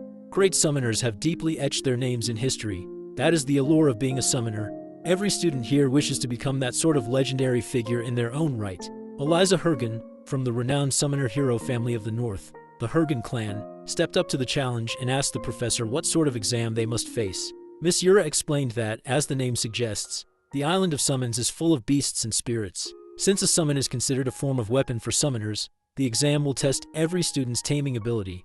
With that in mind, the contents of the test are simple. They just have to tame a summon in the forest and bring it back to the beach. After taming and making a contract, they are free to keep the summons. The students erupted in celebration. It's not every day that they get an opportunity to tame their own beast. While everyone else is rapidly running into the woods, excited to find their new pets, Leo just calmly walks into the forest. Surprisingly, Eliza followed him from the entrance. The rumors of his victory over Duran have quickly spread. Seeing him in the summoner class, she can't help but say hi. The other prominent students in the class took note of this interaction. Leo waved Eliza off and nonchalantly insisted that he was just doing the best he could. Seeing him dismiss her like she's some random commoner infuriated Eliza. Observing her students from afar, Miss Yura can already see the key members of her freshman class. A few minutes later, quite a few students had already started the process of taming their chosen beasts. None of them caught Leo's attention, though. Some of the students noticed that the freshman representative was going a bit too deep into the forest. Some were praying for his downfall, thinking that he'd fail to tame a summon, receive a 0, and run back to being a barbaric night major. Unbothered by all the hubbub, Leo followed the trail as deep as he could. His guiding light is the feather he saw from the orange tree earlier. A few minutes ago, its tip was burnt badly, but now it's back to pristine condition. He found a clearing in the middle of the woods, and after making sure that he wouldn't be interrupted, he summoned the Zerdinger fire inside him and scorched the feather into ashes. Feeling an oppressively burning sensation coming from behind, his suspicions were confirmed. Back in Leo's hometown, life had slowed down now that the kid had flown off the nest. Reina is cooking some Ghibli movie quality food outdoors. Even so, she's still worried about her little boy. It's technically his first day of school, so there should be no need to get so worried and riled up, right? If Reina could see what her boy was getting into, then she would know that getting worried was not unreasonable. She tried to assure herself that Leo would be fine. He's a strong boy. Meanwhile, that boy is being cooked by the most intense heat one can imagine. He's being surrounded by the fire from one of the three great summons, the legendary Phoenix. With a voice that commanded flames, the Phoenix was confused to see a mere child using the flame of Zerdinger. The legendary beast only showed up when smelling Reina's flame. Hearing his mother's name, Leo asked the Phoenix how he knew his mom. It seems like the Phoenix showed up just in time then. The legendary beast is surprisingly acquainted with Leo's mom. It asserted that it owed Reina a great debt. This is for Reina, one of the three mystical summons, the elusive Phoenix. She properly introduced herself, giving Leo the respect worthy of Reina's blood. Leo Plav returned the respectful introduction with one of his own, and asked for Reina to elaborate on her relationship with his mom. The Phoenix confessed that Leo's mom saved the life of Farina's summoner, Ellen Lunda. Hearing the name made him jump in fright. Ellen Lunda is a proper hero. The incident happened while Ellen was clearing a dungeon in Siren. She had lost all her comrades and was in danger of losing her own life at that time. Then, Reina Zerdinger came in scorching hot to save her. She was a dignified knight, but in the process of saving the hero, Reina lost her blazing aura. If it hadn't been for that event, Reina would have surely reached the coveted seat of the heroes. It's Leo's first time hearing the whole story, but his mother always said that she did not once regret what she did that fateful day. Farina laughed, knowing that Reina really was that kind of knight. Changing the subject, Leo asked why a legendary phoenix would be in Lumen. Unfortunately, she can't tell her the reason. Farina was also confused as to why a little knight would be on the island of summons. When he professed that he was also taking summoning lessons, Farina was prompted to take a closer look at the boy. After seeing such a rich aura inside of him, almost as though he's not a child, Farina roared in laughter, deeming their meeting as fate. She can finally repay the debt that she owes his mother. Farina urged Leo to reach his hand out and hold her flame. The fire danced around his palm and eventually took the shape of an egg. Inside was the child of a phoenix. Farina hopes that one day, when he becomes a great summoner, Leo will make a contract with her child. It's unfortunate that the summoner was arranged to receive the egg, but Farina prefers Leo. When the young man asked if it would be possible to hatch and tame it now, the phoenix almost dropped to the ground in surprise. Before she could stop him from trying to initiate the process, a fiery light had already appeared around the boy's body. Farina tried to warn him that it was far too early to do this. If things go wrong, he might even lose his life. With unshakable concentration, Leo reached the point of no return. Farina was forced to accept that his willingness to challenge the impossible without even flinching is a trait he got from his mother. All she can do is bid him luck. In the process of hatching the egg, it was as though it was only him, and the fire inside it existed in the world. Leo reached his hand out, enamored by the beautiful blaze. As soon as his palm touched the little fire, it grew into an unstoppable wild flare. Leo panicked and pulled his hand away. The heat is starting to make it impossible to breathe. This is the caliber of Phoenix Flame. This trial must be a way for him to experience what the mythical beast goes through. As a result of burning their bodies to emit powerful flames, a phoenix must endure unbearable pain every day. They live with burning flesh for an eternity while continuously regenerating at a monstrous rate. Even if just a little, Leo can understand their pain now. So he stopped fighting the pain and accepted the fire. It swallowed him whole as he joined the phoenix in its pain. The blaze reached its tipping point, rampaging all around his body. Suddenly the egg in his hand started to crack and shatter. Leo opened his eyes, a newfound wisdom and acceptance for the agony imprinted in his soul. The fire that burned his flesh slowly coalesced around the egg, hastening the hatching process by a lot. Farina curiously asked if he had succeeded, and he confidently replied that he did. She smiled and stamped him into a true genius for pulling off such an insane move. If a phoenix tells you that you will be the world's greatest summoner, you better believe that shit. Before the egg can completely hatch, Farina is already congratulating the young man for making a successful contract. The eggshells burned to ashes, and what remained was an adorably tiny little chick named Fiora. Farina was so excited that she transformed into her human form as she entrusted her kid to Leo. By all accounts, Fiora just looks like an ordinary red chick. She's really cute though. By midday, the majority of the students had already returned to the beach. Almost all of them brought back inoffensive summons that can be easily found in the outskirts of the woods. Miss Yura turned to her associate, Carlo, and asked how much time the rest of the students had left. While those who haven't returned only have 5 minutes remaining to do so. And as she expected, the only ones left were the 4 standouts she singled out. From deep in the woods, a rumbling can be heard. A giant fucking bear came running out, bulldozing the trees and everything on its way. On the back of the cuddly predator was none other than the scruffy Chen Xia. She managed to tame an aqua bear cub as a prospective knight. That is an impressive feat. Her entrance was quickly overshadowed by the shadow cast over her tamed beast. The quiet dude bagged a shadow crow as his summon, and is now aura farming by riding one of its talons all the way to the beach. Even famous summoner families would find taming a shadow crow difficult. He only managed to tame one but hasn't made a contract yet. He is up to par with Miss Yura's expectations though. He has done more than enough. A minute later, the students started freaking out at the sight of a flawless white serpent crawling onto the beach with Eliza riding on top. Eliza haughtily asserted that she went ahead and contracted this Gorgon snake just because they don't have one in their family yet. She's just farming for the Pokedex. Carlo finally called time, signaling the end of the exam. Thankfully, the last student reached the beach at the last second. Compared to the previous grand entrances of the other 3, Leo just casually strolled onto the beach with a little chick nesting on his head. If his classmates inspired fear and awe, his image simply exudes cuteness. His dumbass mediocre classmates burst out laughing at the sight. They reckoned that he tamed a chicken after sensing his incompetence in summoning. While everyone else was chortling, Miss Yura felt a chill running down her spine. She could not help but curse out. This son of a gun just brought in a phoenix for the first exam. By sunset, the freshman summoning class had officially ended, and the students were escorted back to the academy. While everyone else's day is over, Leo still has some business to discuss. He fixed his tie and knocked on the office door. A sweet voice beckoned him to come inside. As he opened the door, he was greeted by the sight of Professor Yura in her casual fit, the light of the sunset highlighting her features. She immediately set what she was doing aside and invited the young man to come and take a seat. Miss Yura confessed that today was the first time she had ever seen a baby phoenix. In fact, she didn't even know that there was a mystical summon on the Summoner Island. A freshman forming a contract with a phoenix is no joke. That is an unprecedented achievement in the entirety of the Academy's history. Miss Yura closed in on the young man, trapping him in the hair. And with an inquisitive look, she tells him that she knows what he really is. Leo nervously swallowed. Maybe he flexed too hard and unwittingly revealed his real identity. But his worries dissipated as soon as Miss Yura pulled him into a tight hug and called him an unprecedented summoning genius never seen before. While she wants to praise and acknowledge what he achieved, the professor thinks that they should keep his contract with Phoenix a secret for now. If such a massive piece of news is revealed, things will get very noisy very quickly.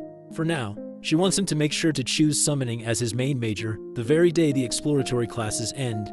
In her eyes, this young man has the raw talent to become a summoning hero who will be remembered for ages. By the way, I know what you think guys, but reality is harsh and there's no way for you to become her summon. The next day, Lumine Academy and its residents woke up to a beautiful morning. Chloe walked through the halls, still sleepy and yawning from not getting enough rest. Carr caught her yawning and teased her about her mouth being torn if she kept it up. Chloe feels and looks tired since she's been staying up late reading magic books. Seeing the girl that he bumped into a few days ago, Leo pulled out Chloe Miller's ID from his pocket and returned it to the owner. She thanked the freshman representative for saving her the hassle of applying for a new one.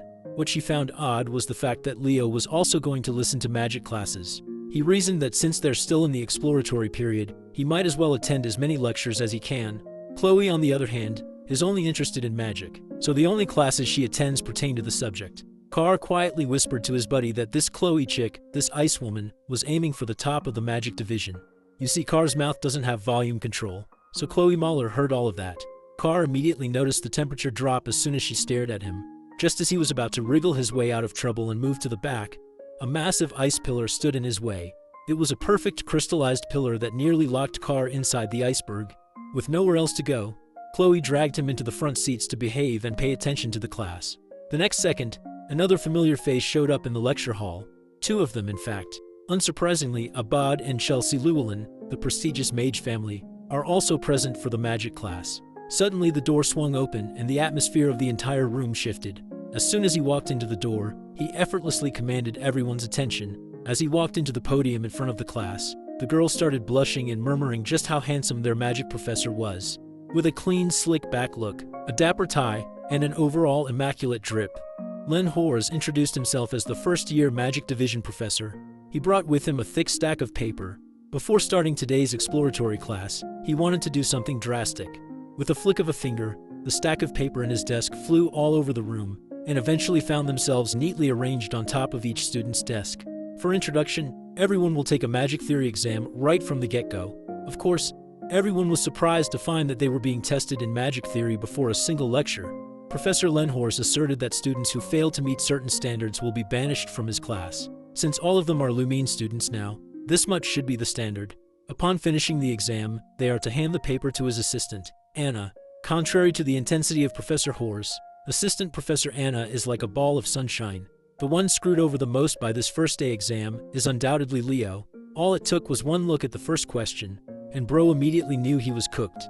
He is clueless when it comes to current magic trends. The increasingly complex formulas in his paper are simply indecipherable to his eyes. While the clock ticks, every student tried their hardest to squeeze the last bit of their brain juice to answer the intricate questions. As grains of sand fall to the bottom of the hourglass, tensions rise. Their futures as magic heroes depend on this exam. When the time was up, the students discussed how surprisingly easy the exam was. But none of the best and the brightest managed to answer the last question. Compared to them, Leo was stressed. He only managed to answer one question even though he really tried his hardest. As he shakily submitted his paper, he regretted not learning more about modern magic before coming here. Thinking that it was hopeless, he immediately left. He couldn't stand staying in the lecture hall out of embarrassment. He reckoned that he should just study magic on his own time. For the past 100 years, magic has evolved by leaps and bounds. Magic that once required a perfect understanding of complex concepts can now be used just by memorizing mind-numbing activation conditions. Professor Hores quickly checked the papers. Bro didn't even need any supplies, he's raw dogging it with his fingers. Meanwhile, Leo concludes that magic's development towards memorization has worsened the overall level of magicians in current times. After checking the exams, the professor flexed his magical muscles to his students a little bit. He summoned a bright orb of light that illuminated the entire lecture hall with strange runes and other worldly concepts swimming around. This is the essence of the magic he personally crafted. From start to finish, he built this magical algorithm brick by brick. The goal of his class is to create students capable of researching and making their own brand of magic. That is also why he made them take a test on the first day of exploratory classes. There were 49 questions worth 1 point each, based on simple memorization of increasingly difficult concepts. The last question, worth 51 points, analyzes the true essence of magic. Professor Hores hopes that in the future, his students can become magicians capable of solving that last question. Chelsea breathes a sigh of relief. Now she can rest assured that no one else got the last question correctly. She didn't even know where to start solving it. She looked up and saw Leo's seat empty with his exam paper neatly laid down, thinking that he had given up. That bummed her out. It would have been nice to attend magic classes with him.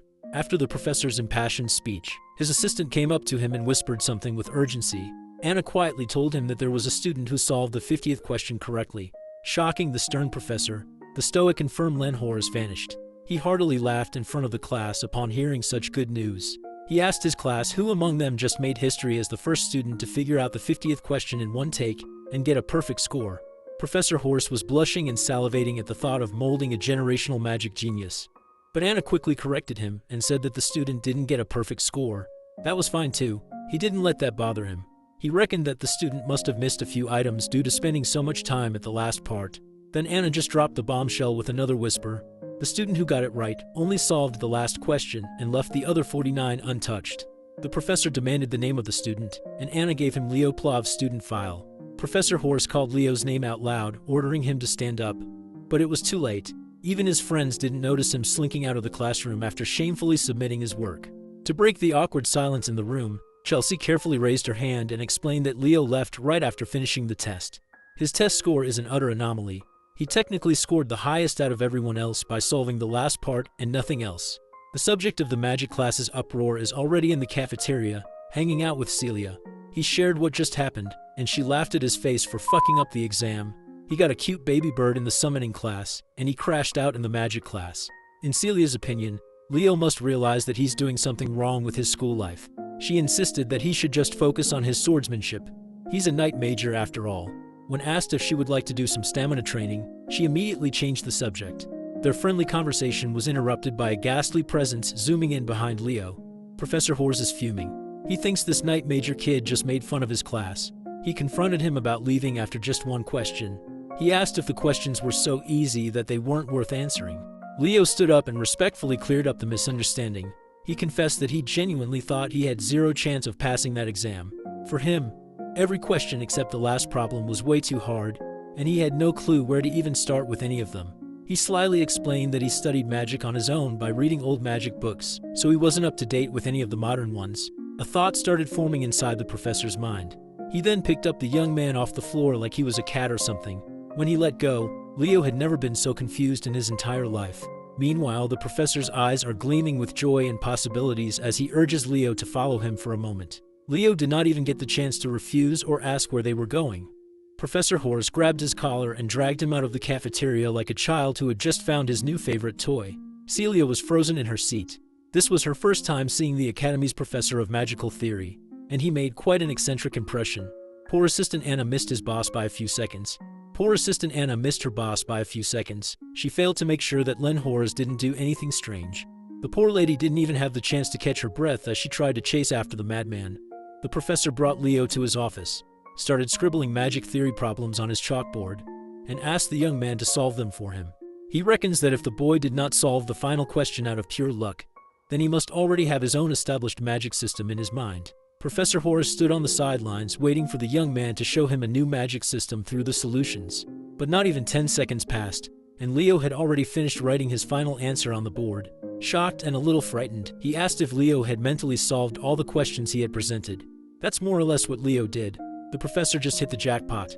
After all these years of mediocrity, he finally found a seedling worth cultivating into the highest echelon of heroes. Professor Brojo Satoru was right outside, minding his own business and walking through the halls. Unbeknownst to him, his calm day is about to be pestered by his over-enthusiastic colleague. Professor Horace came running to him with a broad, innocent smile and eyes full of life. Bro was not having any of it. He knew that whatever his coworker was smiling about would ruin his perfectly calm day. So, he turned around and walked back in the direction he came from. Len Horace grabbed his feet while repeatedly thanking him like an overstimulated dog. Professor Albie had to use magic to keep him away. This is not the first time he has seen Len Horace act out, but he's going a bit too far today. Professor Horace didn't give a damn even if he's suspended midair. He just wanted to express his gratitude for discovering the genius that is Leo Plav. Albie was confused. Why would this magic fanatic call a knight in training a genius in magic? Hearing him mention knighthood and Leo in the same sentence made Professor Horace irate. He insisted that the kid must become a sorcerer at all costs. He won't stand by and let such a talent rot away while wielding metal sticks. Finally, his assistant and part-time babysitter Anna caught up with her boss. While he was ranting about how sending Leo to the Knights would be an insult to the field of sorcery, Albie dropped him to the ground. At least the professor is very appreciative of Anna catching his fall. After running all over the campus, the sunshine and rainbows demeanor of the assistant is gone as she insists that they return to class. Speaking of the devil, Leo walked past the commotion, and Professor Albie gave him a reassuring smile. The young man reckoned that sorcerers have not changed at all with time. Even to date, they're all lunatics. A week after the magic theory debacle, the exploratory classes finally ended. Leo is just chilling on the roof, reading his book away from any drama and over-the-top commotions. As usual, he is researching his own legacy. Today, Kyle, the supposed hero of the beginning, is widely known as a fraud. Seeing how the world moved without him and the change of perception is still weighing on his mind. While he was quietly contemplating the passage of time on the rooftop, the first-year professors were running around the campus halls. Without even knocking, they barged into the principal's office with complaints. In Professor Elan's hand is Leo Plav's application form. Listed on the kid's major course are knighthood, sorcery, and summoning, all three of the major hero disciplines. After seeing the kid's untapped potential in every field, the professors are engaged in a war to get him to their side. Moreover, a student taking on every major discipline is unprecedented in any hero military academy. They think that their students must devote themselves to a single major. Principal Badian just laughed at their squabbles, saying Leo reminds him of that fictional hero from all those grandiose storybooks. Hearing the principal made the professors pause their chaotic debates. Principal Badian cited that the fifth great hero, also known as the hero of the beginning, Kyle, is the only person who allegedly mastered all classes in history. Meanwhile, Celia and Chelsea are currently panting in exhaustion as they run around the track. Carr found Leo lounging under the shade of a tree and asked why the girls are training so heavily on a weekend. Chelsea asked Leo to train her, and he obliged. That doesn't explain why they're just running circles, though. Leo simply answered that, above all, even more important than weapons, a hero must possess unlimited stamina. This cardio exercise will enable that. Even Chelsea has completely bought into the idea that stamina is the most important aspect of a battle mage. On break, the girls flocked to Leo as he handed them water bottles to hydrate. Surprisingly, Chelsea seems to like training her stamina on the weekend. She wants to run with Leo. As soon as Celia heard the poor girl say that, she spat her water as the trauma of training with Leo surfaced in her mind. Since he's already planning to run anyway, he might as well direct the ladies. But Celia has vowed to never run with him again. Noticing their interaction, Carr asked Celia and Leo what was going on between the two of them and why they seemed so close. He even thought they were dating at first. Celia ended the confusion by dropping the bomb that they are nothing more than cousins. Leo is her paternal aunt's son. The revelation that Leo has Zerdinger blood running through his veins utterly shocked Carr and Chelsea. Leo finally got off his ass and started stretching to join the ladies for the next round of hellish cardio. Not one to waste his time training, Carr made his exit. He's planning to explore Lumeria City a little bit more. Celia tried to tag along with him in the blissful city, but Leo had already grabbed his cousin by the hair. Today is a training day. Carr could not help but think that every noble in his circle doesn't have an ounce of dignity. Time passed, and the much-awaited class assignment day finally arrived. Leo walked to the classroom he was assigned to, namely Class 1-5. Inside, he saw Carr sitting down, calling his buddy over to the seat beside him. The sly businessman was the first one to arrive since he already knew what class he was going to be assigned to. Say what you want about Carr, that boy is good at gathering information. There's another familiar face in their class. Chelsea is in her seat. It's hard to tell if she's dead or alive after the hellish weekend of training with Leo. Carr asked what kind of hell Leo put the girls through, and he answered that they just went over the basics. Suddenly, a pair of lowly extras peeked through Class 5, also known as the Class of Anguish, and mockingly wondered how many of their pitiful juniors would remain after the first semester. A lazy voice interrupted their jeering. He asserted that these two seniors mocking the freshmen are much more pitiful in his eyes. The pair of extras turned around and immediately felt their blood run cold. A man with uncombed dark hair and an unkempt beard stood before them. His aura was suffocating and overwhelming. He is Herod Edmund, homeroom professor of Class 1-5, also known by his nickname, the Wailing Wall. This dude told the extras to form a chair with their bodies, and they did it out of fear. He sat on his human chair and addressed his students as worthless dregs. Class 1-5 is the class for failure, which scored the lowest among the incoming students. Professor Edmund is pretty sure that the kids have already heard rumors about him. He asked his class if anyone knew why he chose to assign himself as the advisor of this cursed class. Carr carefully raised his hand and answered that the Wailing Wall must have stepped in to help everyone improve their grades. The professor already knew Carr Thomas by his full name. His answer is fitting for someone ranked dead last in the academy. Professor Edmund changed the question and asked if anyone in this inferior class understood the duty of a Lumine Academy student. Chelsea bravely raised her hand and answered that it's their duty to capture the hero's world through practice missions. That is the correct answer, but all the professor can see are the faces of kids who would die a few minutes after entering the hero's world. So, wouldn't it be better if he just expelled the pathetic bugs who would only hold their comrades back? This is precisely the reason why he took over Class 5. That is also the reason why he is widely known as the Wailing Wall. While he was scaring the shit out of his students, Leo stood out as the only one unfazed. The professor quietly assessed that this kid would probably be fine if dropped into a hero's world right now. He then ordered everyone to change their attire to exercise clothes and head to the drilling grounds afterward. It's the first day of classes, so it's time for some combat studies class. Class 5 followed his directions and quickly assembled on the track. While his students were exposed to the harsh sunlight, the professor set up a huge umbrella, a lawn chair, and even some tasty drinks to relax on the sidelines. It's time to fix the rotten mindsets these kids have developed since joining the prestigious academy. He asked another question. He questioned what would save them in the real world, where life is so fragile when push comes to shove. Nella Carvin, a timid night major with a rare healing attribute aura, meekly answered that she would be saved by her fellow comrades by her side. That's the wrong answer. Professor Edmund asserted that their only saving grace is their own ability. Only when they hone their skills in the face of danger can they even begin to lend help to their comrades. As a follow-up question, he asked if anyone here is confident in their ability to protect their comrades. A jolly, fiery, and poised voice sounded out from the crowd, asserting that she was confident in her capabilities. To explore that answer, the professor asked the girl to create a fireball so they can see if she's an adequate magical knight. The girl in question is the spunky and upbeat Eliana Layden, a dual-class magical knight. After displaying her fireball, the professor wasn't convinced that she had what it takes. He even insulted its size and intensity, telling her that it's not enough to even kill an ant. Challenged by the professor's comments, Eliana injected even more mana into her spell, creating 2 fireballs while warping her surroundings into a pool of flame. Not only did she increase the number of fireballs, but she also doubled both of its sizes. Professor Edmund sarcastically called her spell impressive while sipping his juice box. He summoned a little orb of wind and asked Eliana to try hitting the little fellow with such an amazing fireball. That orb of wind eventually turned into a wind spirit and swiftly flew in the air with its own will. It flew close to Eliana and mockingly laughed at her fire while touching her nose. The easily excitable young lady was naturally pissed. She started dishing out fireballs left and right, desperate to clip the annoying wind spirit. After wasting her mana with attacks that can't even make contact, the professor interjected, "What's even the point of increasing the number and size of an attack if you can't even hit the enemy?"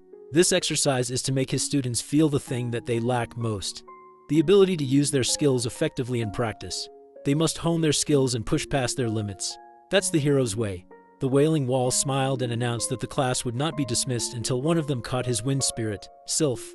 Leo is just listening quietly. The professor's words may be harsh, but he can confirm that all of it is true. Maybe he should try this class a little and try catching the Sylph. While his entire class is running around the track, Professor Edmund's eyes are fixated on Leo Plov. With all the conversations around the kid, he is determined to sniff out if he's just full of shit like the fictional hero Kyle. Unfortunately, even with the whole class participating in the hunt, the Sylph is simply running circles around them. From a distance, Leo emitted his aura, controlling and directing it to focus on his feet. With one mad dash, he launched himself like a scarlet cannonball, leaving destruction in his wake. His speed skyrocketed to its limits. His focus is impeccable. Maybe he really is the first true all-class hero to be born. Carr and Chelsea were already winded after trying to catch the unreasonably fast wind spirit. Then came our boy, his feet and body clad in a burning aura. Using the enhanced concept of aura step, he made his way to the skies, the blind spot of the unruly Sylph. With gravity and momentum from the aura step, he launched himself downwards, leaving little to no window for the Sylph to dodge or get out of the way. His first try ended in a fail by a millisecond. It looked like he botched his first attack, but the smile on his face says otherwise. He subtly manipulated the streaks of aura in his hand, forming a thread that attached itself to the Sylph's foot. This effectively held the wind spirit in place to be grabbed. Unfortunately, none of the Class 5 students got to the stunned Sylph first. It was captured by the lightning-fast brat Duran instead. Just as expected, his speed is really outstanding, but he only captured the Sylph due to Leo's aura thread restricting its movements. Nevertheless, the smug look on the brat's face is still annoying to look at. Another person walked into the field while cheerfully clapping his hands. This pompous-looking man is Sejin, the homeroom professor of Class 1-1. Right now, he is second in the graduating voting class. He took this chance to flex the talent of his class, even offering to teach Class 5 a thing or two. Meanwhile, Professor Edmund isn't even looking at the field. He's snug as a bug in his chair while sipping on juice boxes. He then asked his colleague to take over his class for the day. While Professor Sejin is number 2 on graduating class voting, this chill guy is consistently bagging number 1 every year. The students, especially Carr, are hyped to see the clash of the 2 pillars of Lumene Academy. These 2 professors have worked at the academy for over 2 decades. Professors Ain, Yura, and Len were apprentices of these 2. Overhearing his yapping, the adorable Nella Carvin asked Carr how he knew so much about academy affairs. Unfortunately, this boy has no riz at all and is prone to scaring the hose. Professor Sejin haughtily laughed. While he doesn't know what his rival is scheming when he takes charge of the worst class of freshmen, Sejin is eager to find out. So he requested a competition between classes 1 and 5. As for the event, they are going with Lumene's historic ball sport called Bastara. Professor Edmund stood up from his chair and called Sejin a genius.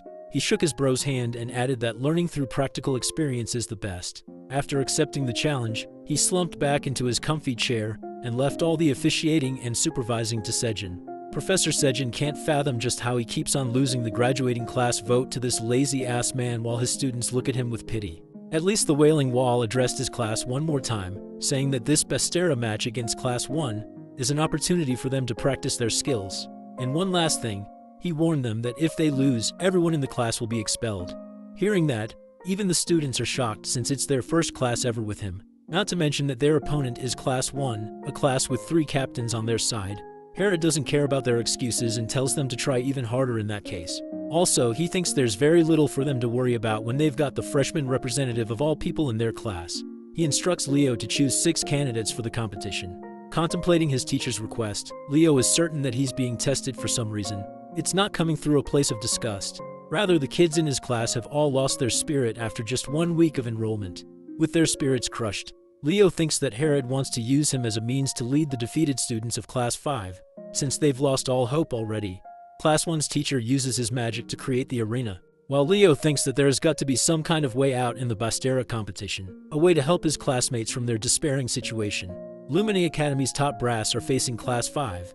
Even Chelsea is sweating bullets in fear. She tries to explain the rules of the Bastera game because Leo doesn't know a thing about it. The game is a combat sport that stood the test of time at the academy. Based on that description, it doesn't sound more special than just a ball game. Thomas explains that it isn't so simple like that. In reality, it's much more threatening than a simple game. The Sword Princess Celia eggs on Chelsea for looking pale in defeat. Her provocation ends up with Chelsea lashing out in anger, refusing to lose to asserting her. Leo, on the other hand, is as cool as cucumber and urges them to relax, since they won't be losing anytime soon. Celia is pissed and wants to show him the results of her training soon enough. As for Chloe, she's hell-bent on scoring a win against the freshman representative, unlike their previous outcome. Anyway, Sejin tells the participants to approach the arena. Leo looks to his classmates to ask who's going to join. Two of them step forward, those being Chelsea and Eliana. The stakes are high as losing guarantees expulsion, which is why they're willing to do whatever it takes to win. Thomas and the others also quickly follow suit, as Leo signals to the professor that their class is ready to begin. Sejin whips out the ball and tosses it up in the air. Each participant from both teams has their eyes set on the ball. The game begins with Duran and Leo reaching for the ball, but Lightning Boy is a second faster and manages to snatch the ball, seizing the initiative. The game has literally just started, and this man Leo decides that now would be a good time to learn the rules. Turns out the rules are quite simple. All he has to do is infuse the ball with aura, shooting it into the goal without using one's body.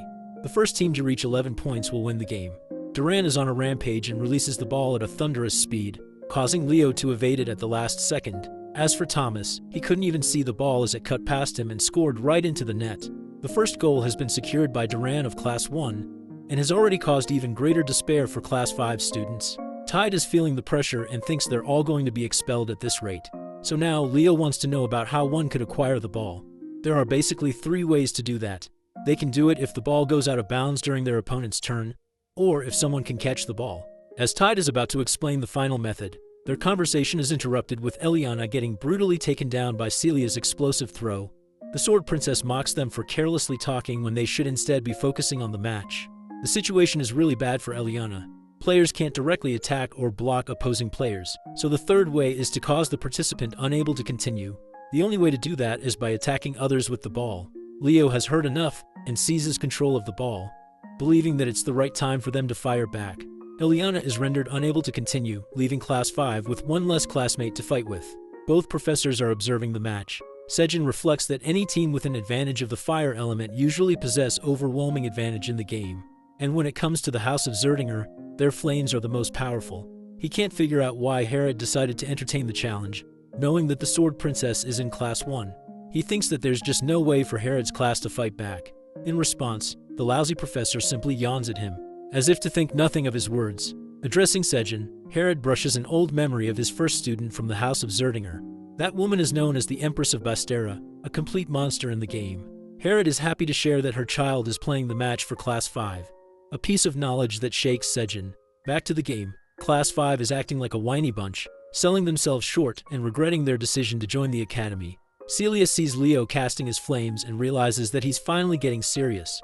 Charging an ever-burning fireball, he releases the ball at such a monstrous speed that it requires Chloe's icicle mountain to stop its wrath. She acts all high and mighty, thinking that she successfully deterred his strike. But Leo shockingly appears next to her, having read her like a book. Leo confidently declares that he'll score regardless. He jumps up and punches the shit out of the ball with his fist, causing Chloe's barrier to tear away like butter. Even Sejin is impressed by the boy's impressive battle IQ. Class 5 cheers in support for the freshman representative. The professor of Class 1 understands now that the true game has just begun. We then see a bunch of goals scored, causing the number to jump up to 9 against 10. Many players were even incapacitated during the match. Finally, the lightning-fast Duran releases his strike, hoping for this throw to end the match. But in the end, Thomas sacrifices his body, putting his everything to stop the ball from scoring. He manages to catch the ball at the brink of mana exhaustion. In the end, Thomas collapses, causing both classes to stand at an equal footing. However, Class 5 only has Leo left, while Class 1 has all 3 of its captains intact. It seems like a great disadvantage for their class in terms of numbers alone. Ice Mage Chloe is ready to exact her revenge after her crushing defeat in the previous exam. She forms numerous copies to further increase their defenses. Leo is about to take his one final leap against Celia and Duran. His feet arched from the ground, he blitzed with inhuman speed, shocking the three captains with how fast he vanished. Leo flash steps at such an incredible pace that he dribbles past Celia without her noticing. He has no intentions of taking them head-on, which means he's aiming for the goal. This leaves everything to Chloe to defend. She's trying her best to locate the real Leo among his own copies. Just analyzing this level of magic leaves her winded as Leo zooms past her. Chloe collapses in defeat, questioning how a mere human is capable of using the magic of the elves. In the end, not even the three captains could stop him. And the conclusive winner of the match is Class 5. Leo's name is chanted as Class 5 students celebrate in joy. They were so close to getting expelled. Sejin is surprised to learn that Herod put them on death grounds just to win the match. The three captains, on the other hand, are left devastated in defeat. Sejin realizes that he's got to deal with them and approaches Chloe, asking if she's frustrated at their loss. He reminds her that even if they lose, they must always salute their opponents as tradition. He acknowledges their efforts to try and secure Class 1's victory. Sejin is really proud of the students who worked hard and even those who cheered for their allies. His beaming words of encouragement steal their hearts. But Herod isn't so kind and poetic. He straight up calls them losers and annoys them for it. Both classes performed their best in the sport. Class 1 managed to show off their talent, while Class 5 boasted perseverance and fought hard until the end. Sejin emphasizes that their ability to break past their limits allowed them to take the win. He hopes for both rival classes to learn from each other. In earnest rivalry, they shake hands. Celia pisses off Chelsea, who returns the insults in her own way. Thomas, on the other hand, is overly cheerful with his handshake against Duran, who is staring at him like a pale ghost. Chloe is sent to the brink of tears and shame. Leo extends his hand, praising her for her performance. He thinks that with just a little bit of effort and experience, she could really become someone of amazing stature. She takes his words as mockery at first, but seeing the boy's sincere expression, she changes her mind. Chloe hopes that she'll overcome Leo one day and shakes his hand. A month has passed since then. Our trio is enjoying a meal when Thomas curiously asks about their club selection. Instead of joining a club, Leo is interested in making one, causing Thomas to lose his damn mind. Chelsea being his #1 supporter, she's willing to join it immediately. The club he's wanting to create will be called the Hero Research Society. It's a strange name, but Leo has an ambition to investigate the forgotten hero, Kyle, who is considered a fictional character with no real relevance in history.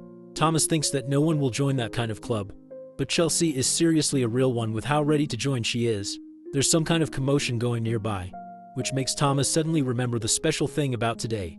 Today is the day the 5th-year senior classmen mark their return after clearing the dungeon. Since the fragments of the hero record are scattered across the world, occasionally, they are responsible for creating dungeons on their own. These are called the hero dungeons. The senior students of the academy clear the hero dungeons and retrieve the fragments. They're supposed to leave for at least 2 weeks, and oftentimes even months. Leo thinks that his mother must have gone through similar dungeon raids before. Chelsea sees the senior classmen and realizes that they're the best of the best in the academy. Introducing the muscular Easterner, Lee Jamua.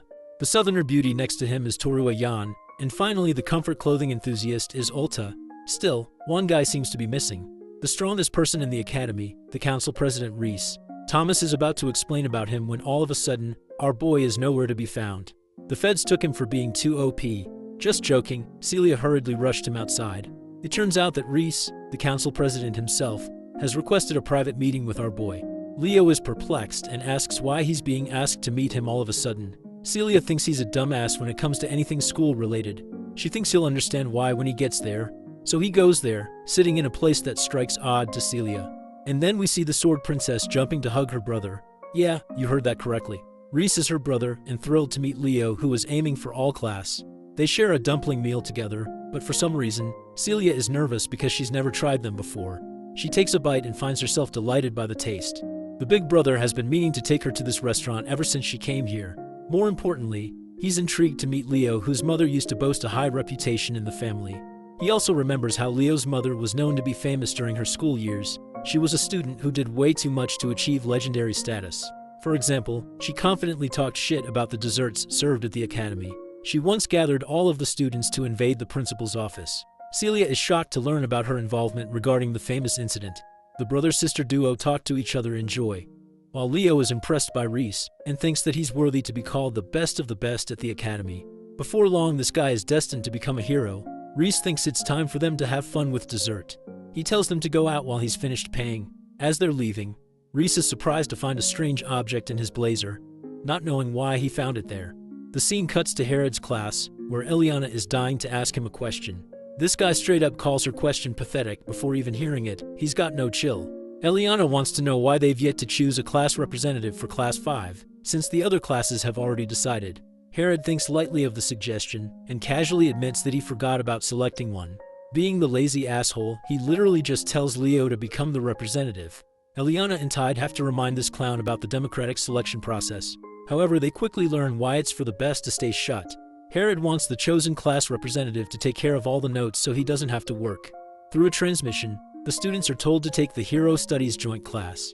The first-year students are requested to go to the auditorium at once. Leo asks if they should be leaving immediately, and his suggestion is approved by the teacher. They meet at the auditorium where Leo and Thomas stumble into an exhausted Chloe. This girl is looking like a zombie and begging to purchase some recovery potions from the alchemist. The purchase is made and she receives the only potions he has. Leo thinks she might be doing too much when it's only the start of the year. Chloe chugs the potions and refuses to accept Leo's advice. Since she's the top student in magic theory, she's extremely anxious about her position. After all, it's only a matter of time until Leo learns modern magic, and quickly bulldozes her in that exam too. Thomas, being an idiot, doesn't get what's so bad about being second place. Chelsea has to remind this dumbass about Chloe's position as the tower magician. Battle mages don't ever have to worry about falling behind in theory, but for Chloe, it's everything. The magic investigation and research is the heart of the magic tower, so her very pride is at stake here. Chelsea is annoyed and really wonders if the alchemist is a magician at all at this point. Meanwhile, Chloe isn't looking sharp despite the potions and notices something. Right then, we see Headmaster Kalian observing the strange reaction of the damaged heroes page. Reese has brought the heroes page and claims that it reacted to something. It ended up damaged to a certain extent that it should never have reacted, and yet it did. There wasn't even a relic around for it to happen. The headmaster asks if it reacted after the incident, and learns that it didn't react again. Kalian is deep in thought and has decided to focus on this matter on his own. He tells Reese to rest up as he just returned from the mission. The headmaster asks his assistant Elena to take the damaged heroes page to the auditorium in the Hall of Beginnings. He wants it to be present in the first year's joint class session. We come to learn that fragments as small as this are capable of reacting if the person mentioned in the hero's record comes in contact with it. In this case, it's Leo, but none of them know that yet. In the Academy's auditorium, the first years are sharing their first joint class session together. There's too much noise, which is why the cute Professor Artian has to request them to remain silent. Ignoring her warnings, they still bicker about carelessly. Artian is fed up and releases her fiery rage, reminding them with a shivering warning to shut up unless they're looking to die. Her cute and shy demeanor suddenly turned into cruel and killing intentions. She cusses the heck out of them for being morons. Artian experiences a jolt after learning that they've all gone quiet. She returns to her dainty and shy demeanor, acting like nothing happened just now, while the rest of the students are sweating bullets. They've simply come to accept that she's scary as hell when she needs to be. Leo has observed her powers and regards her as a spiritualist, which were extremely rare even in his previous life. Artian initiates the class session with a dagger in hand.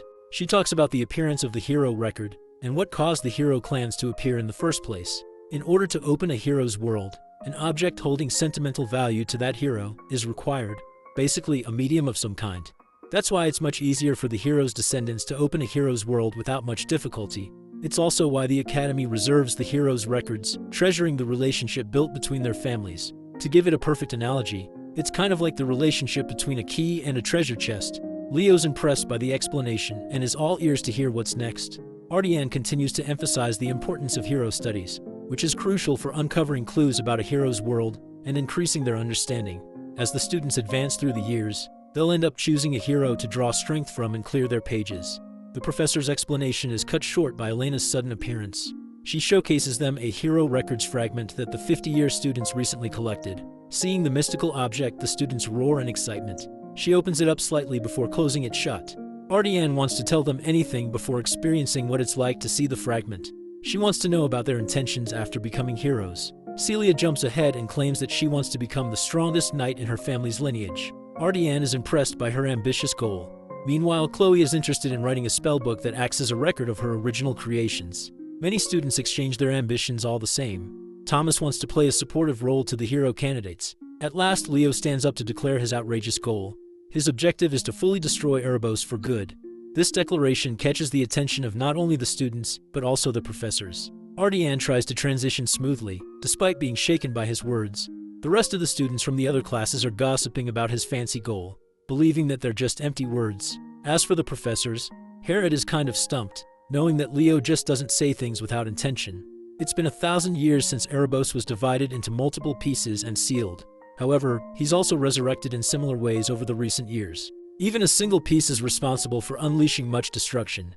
But this kid just started the impossible. He doesn't just want to eliminate one piece of the demon, but the entirety of Erebos itself. Ardian wants to help explore the hero's record at last. She wants to give each class a chance to guess the hero's page, before moving on to her explanation of how one can clear a hero's world.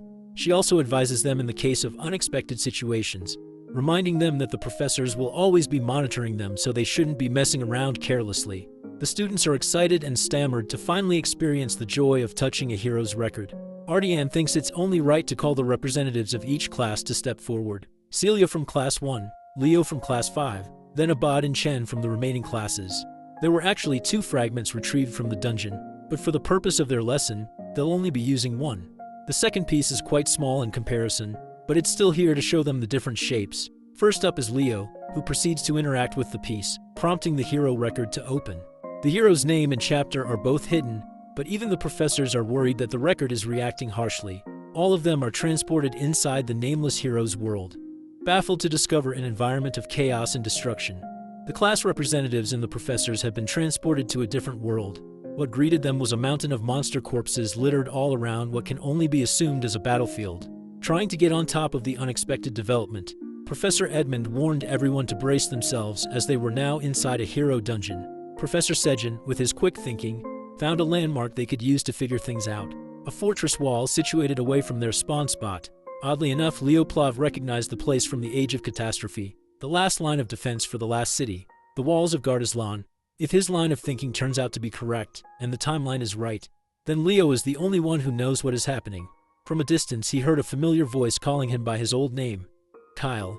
The voice apologetically admitted that her unfulfilled wish was indeed a foolish one. The voice belonged to a woman that the modern times hail as a legend, one of the original heroes and Kyle's comrade Lucina's. As foolish as her wish was back then, she wholeheartedly believed that they would eventually save the world. And they did. Seeing a friend who existed thousands of years ago stirred all kinds of emotions inside Leo. Facing Lycinas on this crumbling battlefield was outside of his wildest dreams.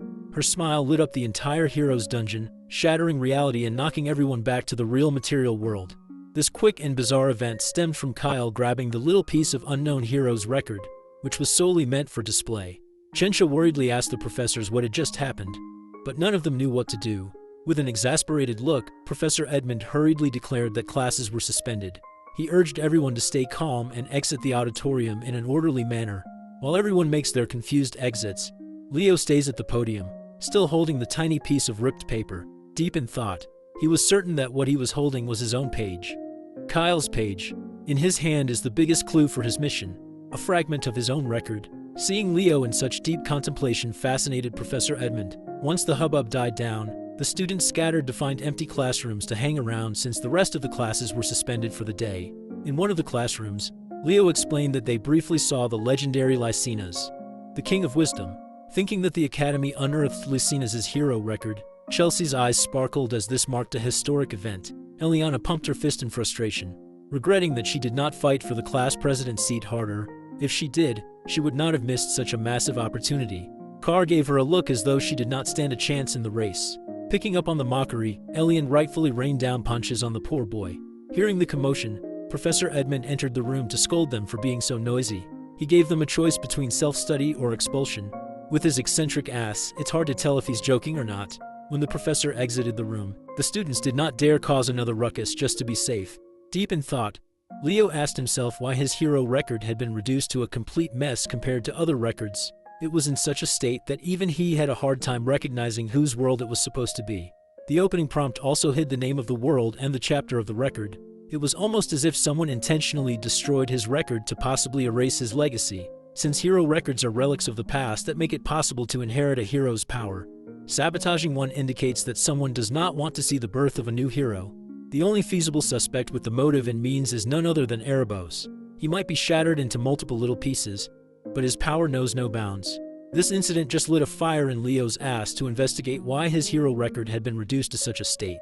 After the hero record debacle, a whole month of uneventful school life passed. Let's turn our attention to the magic department class.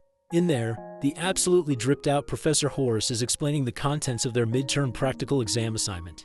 The first years are tasked with creating their own original magic. Hearing the mention of unique magic struck fear in the hearts of the young mages. Original magic is a type of magic that distinctly showcases a magician's individuality, creativity, and power.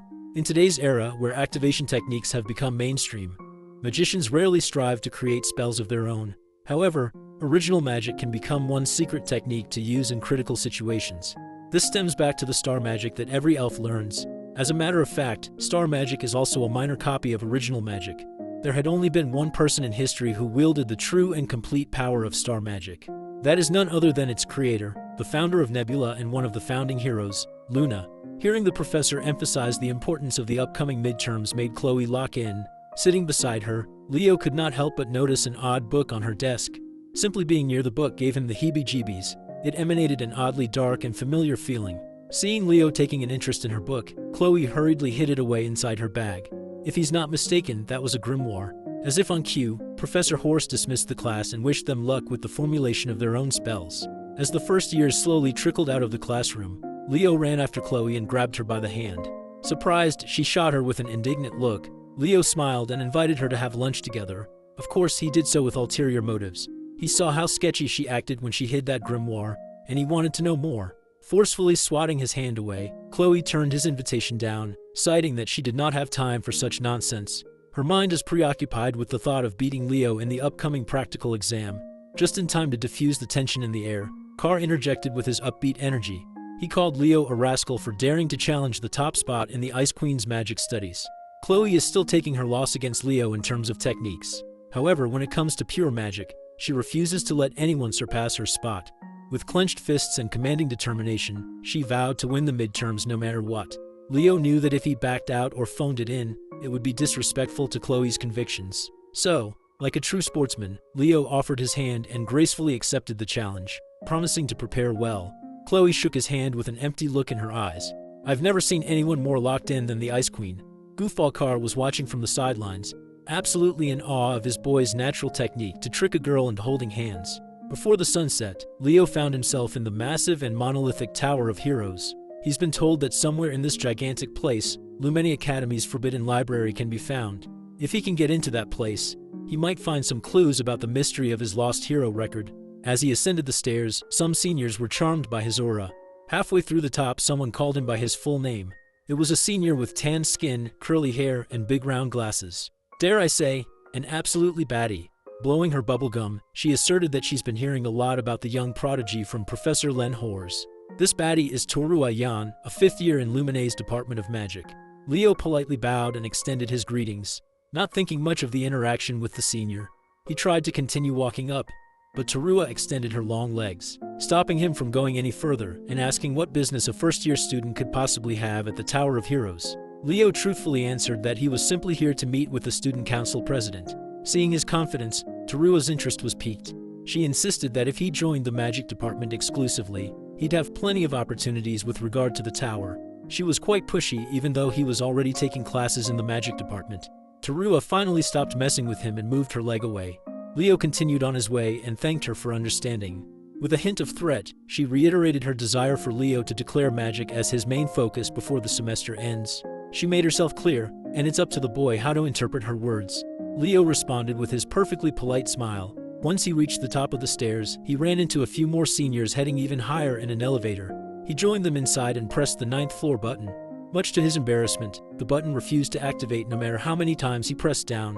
He continued pressing and pressing, and the faulty lift continued to test his patience. Leo would have been stuck on this floor if it hadn't been for a friendly voice explaining to him that the buttons only activate when mana is channeled into it. The manly voice belonged to another senior who recognized Leo. This one sounded a little more upbeat and polite than Torua. This kind-looking big man is Lee Zamua, another fifth-year student in the night department. He flashed the rumored first-year class representative a toothy grin. Once more, Leo gave a polite bow to his senior and returned the greeting. Like Torua, Lee asked him what he came to the Tower of Heroes for. Upon saying they had some business to discuss with the student council president with a smile, Lee's interest was piqued. It is rare to find a freshman in the entire academy who is not even a bit scared of him, let alone someone bold enough to barge in straight into the student council president's office by himself.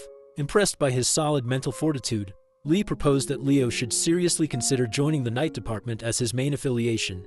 Tired of having the same conversation over and over, Leo just dryly laughed. Finally, after various interruptions that drained him before the main topic even began, Leo reached his destination. He knocked on the door, introduced himself, and asked President Reese if he could come in. A warm and welcoming voice from the other side of the door invited him in without a fuss. It looks like President Reese is knee-deep in paperwork even though it's nearly sundown, but he welcomes Leo with a smile. Without wasting the president's time more than he already has, Leo got straight to the point. He asked to have access to the academy's forbidden library. Hearing such a request shifted Reese's mood to become more serious. He knows that Leo is not the type to mess around, so he gladly explains the gravity of this request. You see, there are only two ways for an ordinary student to access the sacred forbidden library. The first and most straightforward way is to conquer a hero dungeon, which is easier said than done. Upon a successful dungeon run, it is customary for the conqueror to personally return the retrieved pages to the hero record stored in said library. Knowing that he was far off from getting access through that method, Leo asked for the second way in. President Reese leaned forward, and with a wily smile, he promised to spill the secret of this second method once Leo finally joined the student council. A few days after getting cornered by seniors in the student council president, the day of the night department's practical exam arrived. For the first day of this monumental practical exam held in the academy's open-track stadium, a lot of people, students and faculty alike, have come to watch. Being the natural businessman that he is, Carr brought out a whole popcorn cart to peddle his goods to the audience. His sales talk was pretty straightforward. One can't watch the upcoming matches without munching on some popcorn, right? Seeing their friend bust out the big guns, Chelsea doesn't know whether to be impressed or embarrassed. Eliana, on the other hand, felt like Carr would have already gotten filthy rich if he wasn't stuck in Lumani. Leo lined up with his freshman night department peers and scanned the audience. Sure enough, Chloe did not come to watch. Professor Ain stood on the track, mean-mugging his students to instill the seriousness of this upcoming assessment. Without further ado, he called on the first pair that will be sparring in the first and opening match. The first one is Class 1's Hall Snafe, a snaky-looking young man with eyes and a smile that cannot be trusted. His opponent is none other than our boy, Class 5's Leo Plov. The combatants stepped onto the stage, hyping the whole arena up. In the stands, Carr is busy looking for more customers, and his eyes are locked in Professor Sejin's direction. He cheerfully ran towards the grumpy professor, eager to earn some more dough. With samples in hand, he asked Professor Sejin if he would like to buy some popcorn and drink combo to go with the match that was about to start. Being the snob that he is, he harumphed as if the idea of eating popcorn was below him. He believes that only slobs like Professor Edmund Harlan would buy such a thing. Sensing that he was not going to break the professor so easily, he looked in Class 1's direction for an assist. Thankfully, Celia was there. One look was all it took for her to understand what Carr needed. Using her secret technique, she turned her cutesy charm up to 11 and asked if the professor was buying the whole class some delicious popcorn. With the trap set up, all that's left for Carr to do is egg on the rest of Class 1 to cheer for their professor's generosity. Seeing his kids chant his name with such vigor, Professor Sejin's defenses slowly crumbled. He might be a snob, but he's also a hardworking professor who just wants his students' affection. The great professor caved in and asked Carr to hand his students a popcorn and drink combo, but strictly limit it to one per person. While Carr is cashing in on his booming business, the combatants for the opening match have taken their starting position. With a confident, bordering on a cocky smile, Leo called his opponent lucky to be the first victim. Hall Snafe could sense that the first-year representative did not see him as a real opponent at all. He is determined to make Leo regret that. This snake boy, Hall Snafe, hails from the heroic family of the Snafe lineage. Before the first round officially starts, let's hear the assessment's basic structure from our favorite popcorn vendor. You see, midterm practical exams for the night department consist of a simple series of duels. Those who achieve 5 sparring victories will get a passing grade. An air of uncertainty filled the stands. Although they're all aware that Leo is the first-year representative, only a handful of them have seen him in action. Since Leo is also majoring in 3 departments, they believe that he should have a gap compared to those solely focused on just one. Not to mention, Hall is the third best in Class 1, behind the absolute monsters Celia and Duran. His weapon of choice is the spear, and his aura contains a sharp and toxic form. Brandishing his spear with impressive accuracy, Hall demonstrated his skill. In his mind, he only knows Leo as the arrogant guy who's always hanging around Celia. Professor Ain gave the final reminder that the one who renders their opponent unable to fight back will get the W and treat this sparring match as if it were a real battle. As soon as the starting signal was given, Leo was taken aback when he felt a dark aura that he had not felt in a long time. Surprisingly enough, that dark aura did not come from the enemy in front of him, but in the direction of Lumine's campus instead. The slick and disgusting dark energy lingered in his brain and spelled a deadly premonition in his mind. Unbeknownst to Leo, this worrying aura originates from the library, where Chloe is burying herself in countless magic books in preparation for the magic department's midterm exam. The formula she's writing joined the many torn pages of underwhelming ideas she came up with. The pressure is starting to get into the Ice Queen. No matter how hard she tried, she couldn't seem to create a winning and unique magic with her abilities and knowledge alone. Reaching her wit's end, she took out her frustration on the books scattered all over her desk. The ghost of Leo's talent is living rent-free in her mind, and it's slowly eating Chloe up from the inside. Her refusal to lose against the boy wonder pushes her to her limit. When she looked at the books she scattered all over the library's floor, one stood out as if it was calling to her. It was the grimoire she had been carrying for a while now. With nowhere else to turn to, she firmly believed that this thing was her only hope of winning. With her desire and need to retain the #1 spot in the department, her mind was left vulnerable and open to foreign influences. Her dilemma and the dark energy emanating from the grimoire were so palpable that they caught Leo's ability in the middle of his first match. Seeing that Leo was distracted by something, Hall took the opportunity to close the distance and punish the enemy's carelessness. He stabbed his spear, aiming for Leo's head. Thankfully, our boy regained his bearings and dodged in the nick of time. Pulling away, Hall presented his family's signature technique, turning his spearhead into a poisonous winding blade that reeks of toxicity. His snake spear moved in an unpredictable fashion, eventually finding its way closer and closer to Leo's chest. Maintaining his composure, Leo grabbed the spear with his bare hand without faltering or even blinking. Hall Snaith was taken aback. The power required to stop his attack must have been enormous. Making the mistake of being surprised, Hall lost the grip of his weapon as Leo pulled it out of his hands. Refusing to let go, Hall was dragged along with his spear. Not knowing what to do, he looked like an amateurish fool. Once he was pulled in close enough, Leo compounded the embarrassment by giving Hall a kiss on the cheek using his hardened fist. It sent the poor snake boy barreling through the track like a rag doll. He might have been distracted for a little bit, but a seasoned veteran like Leo would never make the mistake of being careless in a fight. Insulted by the embarrassing first exchange, Hall Snaith pushed his aura to the limits, filling the arena with toxic gas. He urged Leo to stop showing off as the real duel is yet to begin. Constantly pumping the green aura out of his body, the perimeter was filled with poison mist. Hall reckoned that since there are talks about how Leo can't even use aura, he can capitalize by leaning on his strength. Even if Leo is physically stronger, it's impossible to make up for a fundamental weakness. Seeing the green mist wafting in the air, Leo summoned his fiery aura while reveling at how rare poison auras are. As the mist tried to enter his effective range, Leo efficiently burned the poison without much trouble. Still confident with his supposedly superior technique, Hall ramped up his aura use. He believes that unless those flames are on Celia's level, he'll win the battle in the end. While the snake boy was stroking his own ego in the middle of the spar, Leo had already closed the distance unscathed. It's time to make this boy pay for being so arrogant and careless. Leo walked the rest of the gap between them like he was a JoJo character, his fire absolutely mogging the fuck out of the poison. Seeing the colorful display of auras in the arena, the audience was hyped as they chomped on their popcorn.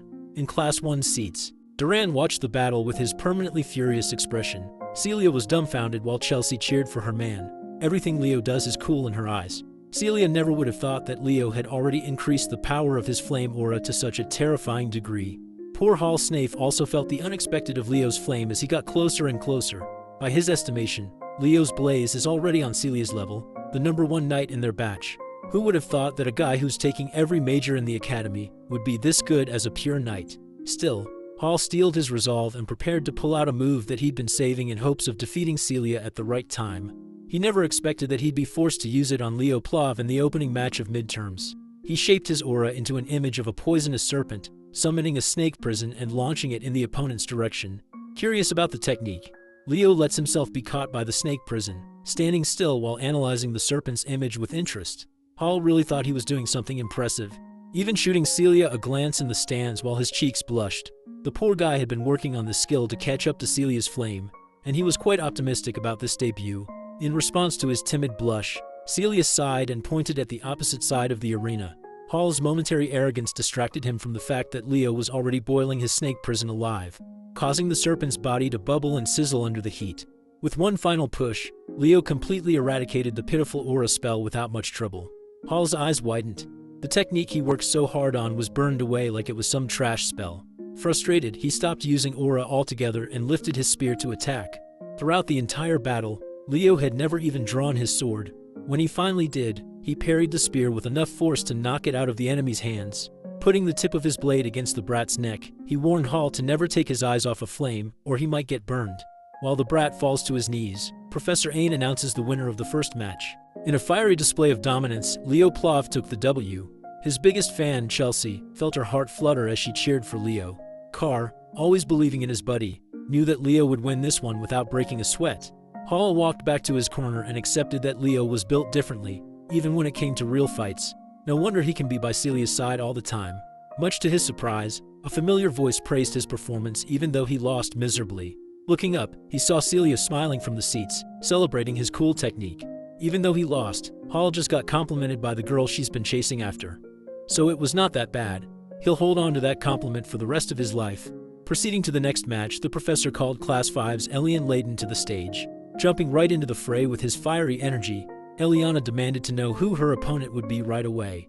When Professor Ain called Chen Xia of Class 10 to the front, Eliana's pumped-up energy was dashed. She was so hyped to whoop some ass, but she drew the short end of the stick, and now she has to fight one of the night department's top 3. The ladies took their position, standing opposite one another while waiting for the go signal. With a smile, Chen Xia wished her opponent good luck with a serene bow. Even her politeness felt powerful. Still, Eliana is not one to back down, even if the odds are against her. She returned the polite greeting with a determined smile. As soon as the starting signal sounded, Chen Xia's hand gracefully moved to summon her water aura. The waves danced around her body like a serene ocean. In contrast to her vibe, Eliana's fiery will took the form of wildfire while she held a rapier in her hand. Leaning into the strength of her blade, Eliana pushed her speed to the limit with a stab. Chen Xia prepared to receive the attack by surrounding herself with a water sphere. Watching from the stands, Leo can tell that tanking that rapier would hurt like a bitch. But so is running at full speed and bumping into a solid shield made of water aura. Eliana was too hasty. She tried to end the bout in one attack and was punished quite heavily for it. Chen Xia's water sphere wasn't just a purely defensive skill, it could cook her enemies too. For the second match, her serene power grabbed the W handily. Eliana stood up and wiped off the pain of getting clobbered in one exchange. Despite the embarrassing loss, she believes that she didn't do too badly. Leo had already expected this result. It was a horrible matchup to begin with. Still, the battle could have lasted much longer, and it could have gone better for Eliana if she had fought with a level head. For the third match of the day, Professor Ain called the night department's leading figure, Celia Zerdinger, of Class 1. Much to everyone's surprise, the third match would be a blockbuster matchup that no one expected this early. Celia's opponent will be none other than Duran Moira, who will perpetually be in second place in Class 1. Celia looked at her grumpy classmate and smiled. She can already tell that this fight would be fun. Contrary to her smile, you can tell Duran is taking the spar with utmost seriousness. Back in the stands, Carr somehow managed to get a 3D glass while he got high on his own supply. He shoved the whole bucket to his seatmate, Leo, to share. Everyone's gaze was fixed on the stage. It's not every day you get to see the Clash of Titans. The vibe did not disappoint at all. The stage started heating up, and the energy was electrifying. Both of their offensive-oriented auras roared. With both blades drawn, the fight to determine the de facto top student of the Night Studies Department is about to commence. As soon as the starting signal sounded, Grumpy Duran made the first move with his lightning-fast first step. His whole body and his sword looked as though they melded together in a thundering form. But Celia is a talented swordmaster in her own right. She had fast enough reflexes to parry the first few attacks without a problem. To most of the first years, this is their first time seeing the top scorer's combat power. Completely engrossed in the nail-biting battle on the stage, Carr asked Leo who he was betting on, casually shoveling handfuls of popcorn in his mouth. Leo shared that Celia would lose if the bout continued at this pace.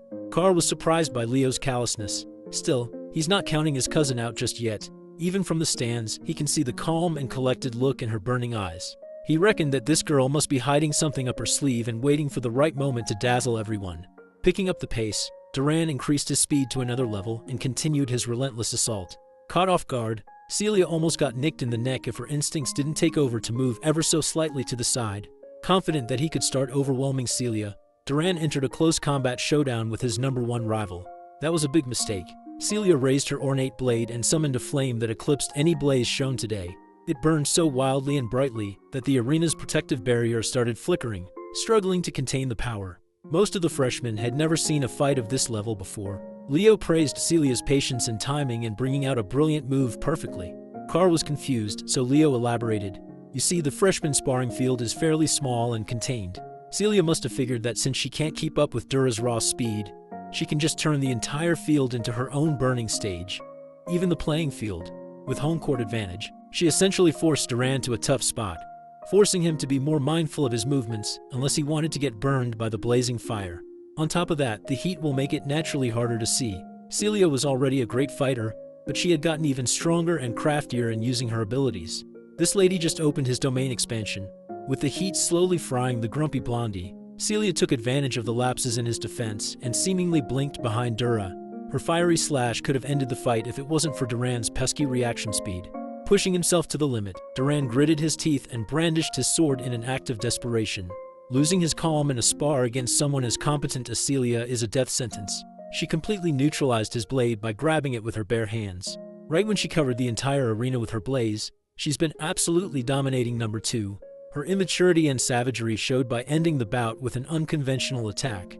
Instead of her blade, fist, or legs, Celia bashed her head against Duran's and knocked the grumpy blondie out cold.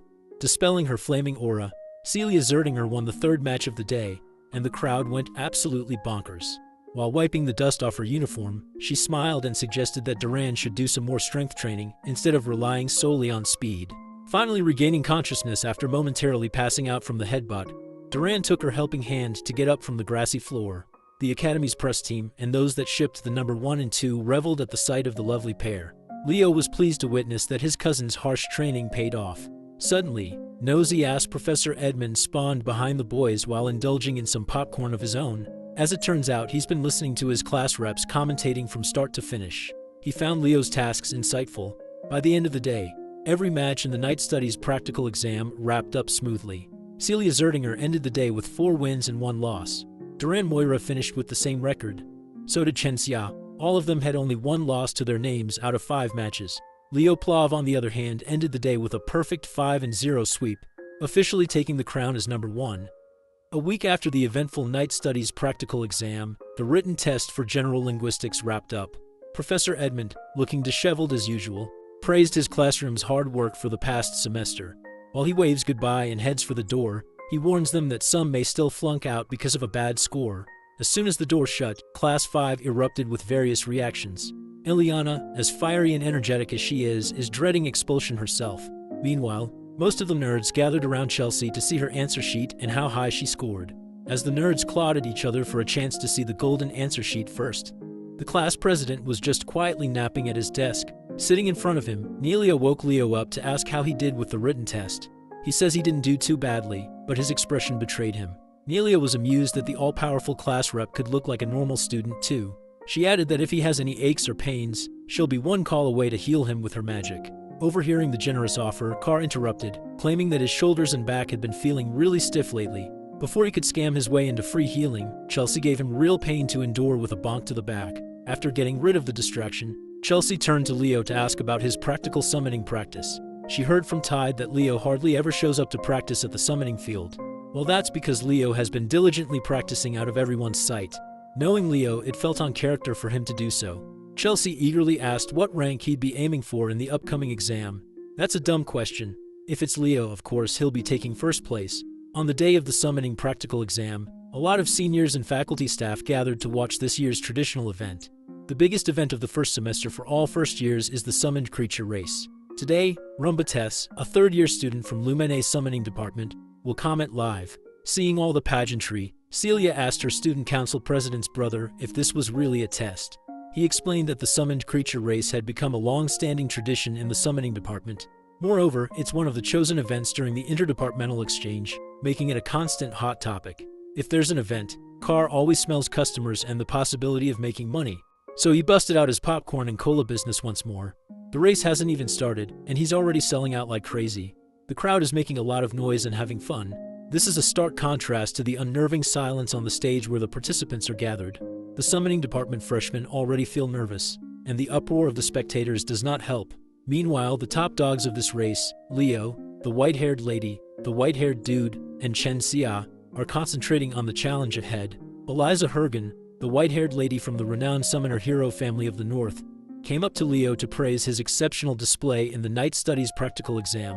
Then, she prodded him about his preparation for this summoned creature race, seemingly unconvinced of his skills. You can't blame her either. For someone claiming to be well prepared, she had never seen him once during group practice. Hearing Leo get called out, the bandwagons immediately jumped in to question his preparedness. They urged Leo to step aside if he's not going to take summoning seriously. None of them have even seen him properly bond with a summoned creature before. Tide tried to quell his classmates' unprovoked anger, telling them to chill out, but the dumbasses continued to yap and yap, yelling at Tide to not side with the golden boy who was completely disrespecting their summoning department. Chenxia is getting worried about the increasingly tense atmosphere before the test begins. Sen Liu, a summoning department freshman from Sia's eastern continent, came up to her. He reckoned that since she already had good grades in her night studies exam, she shouldn't try as hard and worry about summoning studies. Having enough of the needless chatter, the captain of the southern continent and the #1 student of the summoning department, Walden Titan, stepped up to shut all the noise down. He asserted that they were going to argue about how much they'd practiced with their summoned creature. They should do it somewhere else, away from his ears. Hearing his arrogantly boastful remark, Sen Liu flared up in anger. Walden doubled down. He affirmed that it's annoying to listen to noobs brag about riding summons as if that's some kind of accomplishment. Still not getting the hint, Sen Liu asked the captain if he felt guilty, given that he had never shown up for taming practice either. Well, Walden never bothered to show up because such elementary training is simply not worth wasting any time on. He's not an idiot who has to train to handle mere griffins properly. Sen Liu, the dumb fuck, motioned to take a swing at Walden the Sigma. Leo jumped in to keep the peace by grabbing the fool's arm. He warned that if a fight starts before the exam, it won't end with just a penalty, but disqualification. That was enough to get the dumbass to back off. Tide apologetically went up to Leo, uncomfortable with the tense atmosphere among the freshmen.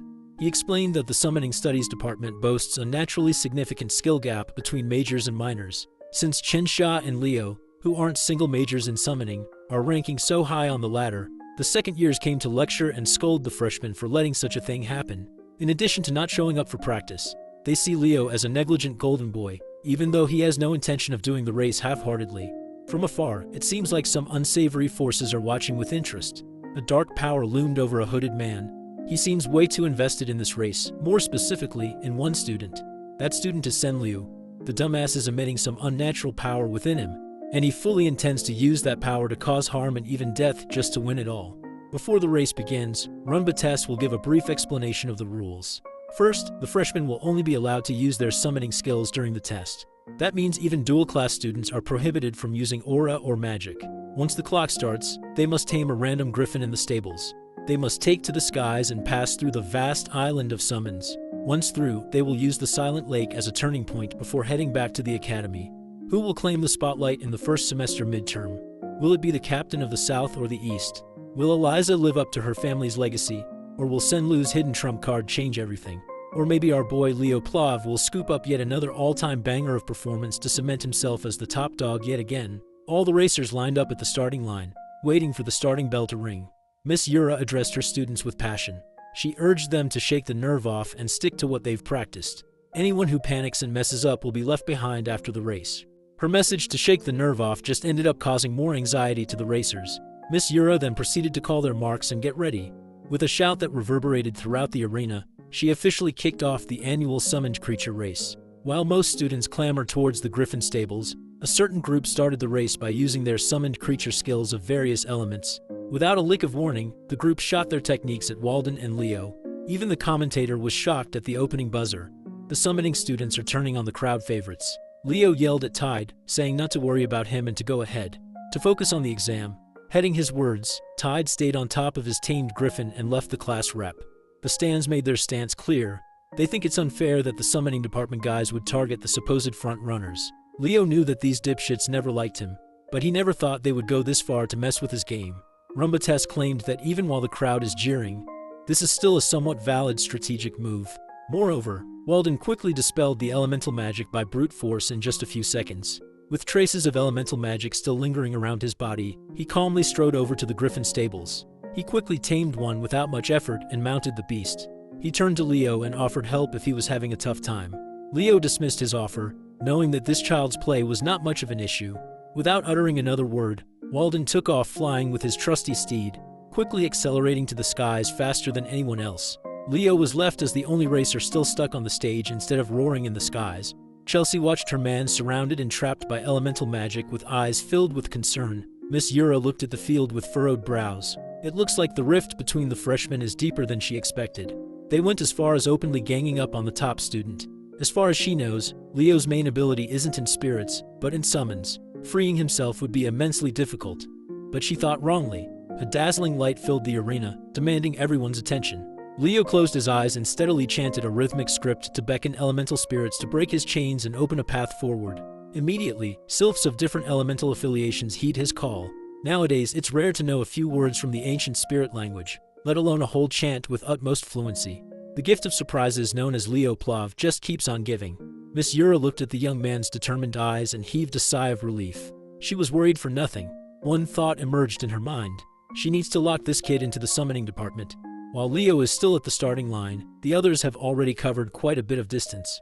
The bastards who trapped Leo and Walden laughed as they talked trash about their victims, confident that the best of the South would get last place. When the goons asked Eliza what she thought, she argued that she could have beaten Leo Plav and Walden Titan without any underhanded tricks. She's also worried about the public image of the summoning class. The goons just wanted to let the geniuses taste a little bit of humiliation. Done with their stupid drivel, Eliza sped up and warned the goons to think before they acted in the future. Sen Liu heard her holier-than-thou attitude, and his anger crept up. At the current pace of the race, placing second behind Eliza shouldn't be a problem for Liu. Other than her, he's the best when it comes to controlling flying summons. As he was lost in thought, a speeding griffin cut through the flock of goons. Riding on the saddle was Chen Xia. Instead of riding, surfing might be a more accurate description of her style. Whatever she's doing is working. Her speed was peerless, even without using soul energy to strengthen the summon. Threatened by Zia's appearance, the goons, led by Sen Liu, turned their targets on the eastern representative. A girl summoned a spirit of light and launched it to Xia. The aerial acrobat sensed the incoming attack and shifted her position forward, riding one of the griffin's wings. When the light spirit got close enough, Chen Xia jumped in midair and performed a graceful flip in the skies. The poor noobs seeing her parkour out of harm's way were taken aback. After making her landing, Chen Xia's leg became as taut as a bowstring before launching herself away from her mount. Her destination was the girl who attacked her with the light spirit. Using her momentum and body weight, she delivered a staggering kick. The girl fell from her griffin as she panically protested that Chen Xia must have cheated. She's just dumb. Chen Xia didn't even use an ounce of aura. She just attacked using pure martial arts. After dealing with the immediate problem, she focused back on the race and sped up. On the way, she greeted Sen Liu. They came from the same region, so they've been acquainted before. He returned the greeting with hostility, claiming that making him an enemy was a big mistake.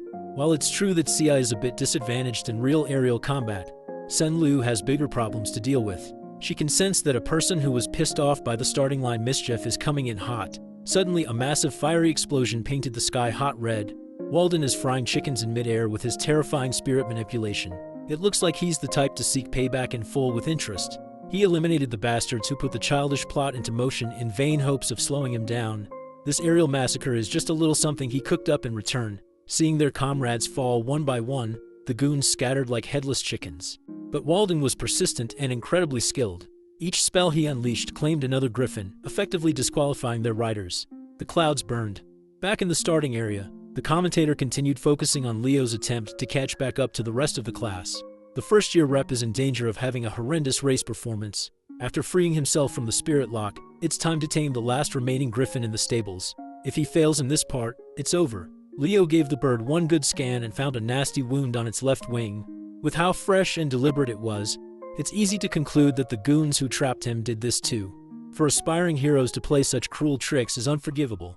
Leo grabbed the reins, and the griffin immediately started losing its marbles. It's widely known that it's not wise to forcibly mount a guarded griffin like this without establishing trust first. Deserting her siblings were watching from the stands. She's worried, and he's curious to see Leo's plan. It looks like the young man is just going to brute force his way through the taming and mounting process. While he knows how angry and scared the griffin must be, he has to expedite the process as fast as he can. He looked the rampaging bird in the eye and struck fear in its heart with a cold glare. Leo ordered the griffin to kneel. Feeling like its life was on the line, the bird stopped resisting. The griffin visibly calmed down as the rider and mount formally established a bond for the race. Leo reached his hand to the bird's left wing and removed the shard stuck on the wound. With one fluid motion, he mounted the saddle and prepared to finally get started. He expertly controlled the giant bird to exit the stables and go forth. Zooming in on the last student left on the starting line, everyone in the audience saw the wounded wing. The commentator is starting to toy with the idea that the first-year representative might get last place. Leo quietly empathized with his mount. He can feel that this big guy has been enduring a lot of pain. So, in accordance with the contract, he commanded his soul-contracted beast to appear. Fiora the Phoenix manifested herself in midair, as adorable as always. With a thought, Leo ordered the little chick to help with the wounded wing. Phoenix flames surrounded the clueless bird. Not knowing what was happening, it tried to resist. Celia watched what was happening on the screen and was surprised that she couldn't identify the flames. Her big brother quietly ascertained that it wasn't Zerdinger flame or an aura flame. It's an entirely different force. Back in the front lines, most of the goons had been severely injured, and those who survived tried to speed up and steer away from crazy Walden. They're all just trying not to get last place at this point. Unfortunately for these kids, the real main event has been unlocked, and he is fiercer than ever. Clad in Phoenix Flame, Leo's griffin soared like it never had before. Now that he can see traces of competition, it's time to test out the speed limit in this bad boy. But just as he was aiming to go ahead and win it all, someone pulled up with a freaking dragon in the skies. At least that's what it looked like. But for someone who lived through the past like Leo, that draconic creature is painfully familiar. It's a Fafnir. He thought his eyes were deceiving him, but it was real. A few minutes prior to this encounter, Eliza circled back from leading the pack to facing Walden in combat. She knows she must stop this monster if she wants to take first place. With a simple snap of his fingers, Walden threw Spirit Fire in Eliza's path. The Spirit Fire exploded in a cloud of destruction. She skillfully flew out of the range without a scratch. Furthermore, she figured out that Walden is making explosives using wind and fire spirits. It's not something one can do without Walden's monstrous talent. Eliza was totally caught off guard. Riding on his griffin, Walden looked like an impenetrable wall capable of crushing everything on his path. Still, Eliza is a proud heir of a prestigious summoning family. She has a few tricks up her sleeves too. No matter how strong or destructive the attacks are, they're all useless if they can't make contact. So, her brilliant plan was to rely on her speed and reaction time to weave her way through the onslaught of attacks. Seeing her expertly maneuver the griffin out of harm's way, Walden tried something else. He ditched the fire and wind spirits to manipulate an entirely different element and form ice spears. The icicles were massive, sharp, and numerous. Each of them was visibly enchanted by another elemental spirit. Eliza just harumphed at the sight of it all. She started stimulating her mount's latent potential, making the bird beast grow bigger and more vicious. As if it's a Pokemon battle, her griffin unleashed Flamethrower to neutralize the icicle spears. She steadily manipulated the raging fire to melt everything before reaching her position. Walden's attack was suppressed thanks to Eliza's fortified summons. Watching this boss fight, the commentator was cheesing on his booth. But as the top students were locked in a clash against one another, Chen Xia took advantage of the situation and slithered right past them to take the lead. Eliza wasn't about to let this girl get ahead without paying the price though. Using a purple magical rope, she caught Chen Xia by the neck and dragged her close. With her mobility literally tied up, a flicker of flame appeared out of nowhere. She knew that a disaster was about to fall on her if she doesn't scram.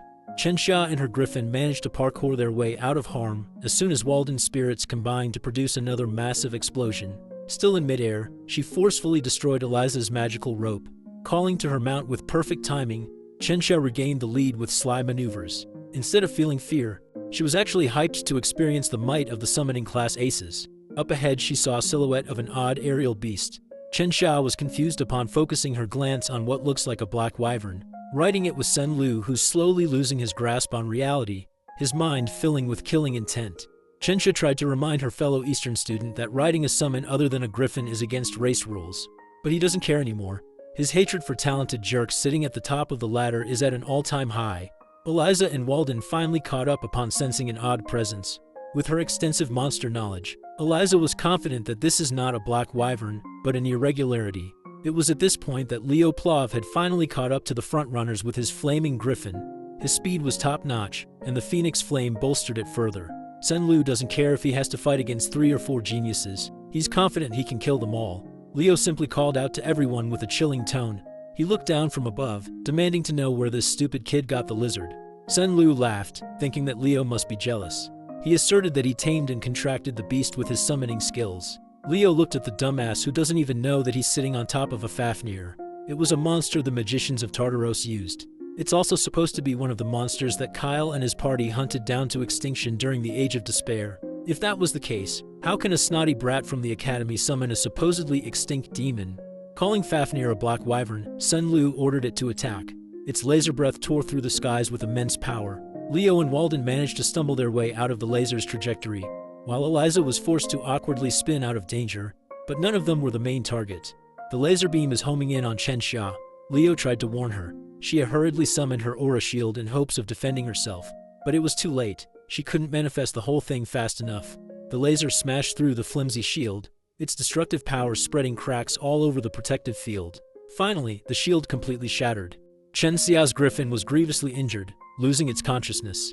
Both of them barreled down from the skies, skydiving without a parachute. Leo quickly jumped to action with his speed. Catching up to a free-falling Chen Xia was pretty simple. Right now, his priority is to get the young lady to safety. He took charge of Walden and Eliza, asking them to land on the ground for now. Trusting his judgment, the arrogant top students followed suit. Meanwhile, the Fafnir surveyed the skies like a hungry predator. Something is starting to get a hold of Sen Lu's mind. He can finally feel what it feels like to look down on people, and he likes it very much. According to the commentator, the contestants on the lead went off the path and left the recording's field of view. The last thing the audience saw was Sen Lu summoning a black wyvern and attacking the department aces. Miss Yura climbed up to the commentator booth and kicked that kid out of the microphone. This is not the time to be casting. Yura seized the mic and called all the summoning class professors and assistant to ready more flying summons. The race shall be on hold and top priority is rescue. Professors Len and Sejin entered the booth, worried and confused. Miss Yura explained that one of the students has contracted with a high-tiered demonic beast and is going on a rampage. Hearing the mention of demonic beasts shook the professors to their core. They knew that the beast's influence would eventually break the poor kid's mind soon. Professor Edmund entered the room and proposed the possibility that something else was controlling that murderous beast. Taking over the operation, the disheveled professor tasked Yura with stopping or capturing Sen Liu, while the other professors scattered to protect the students. Although they might have a contentious relationship, Professors Sejin and Edmund know when to set their differences aside.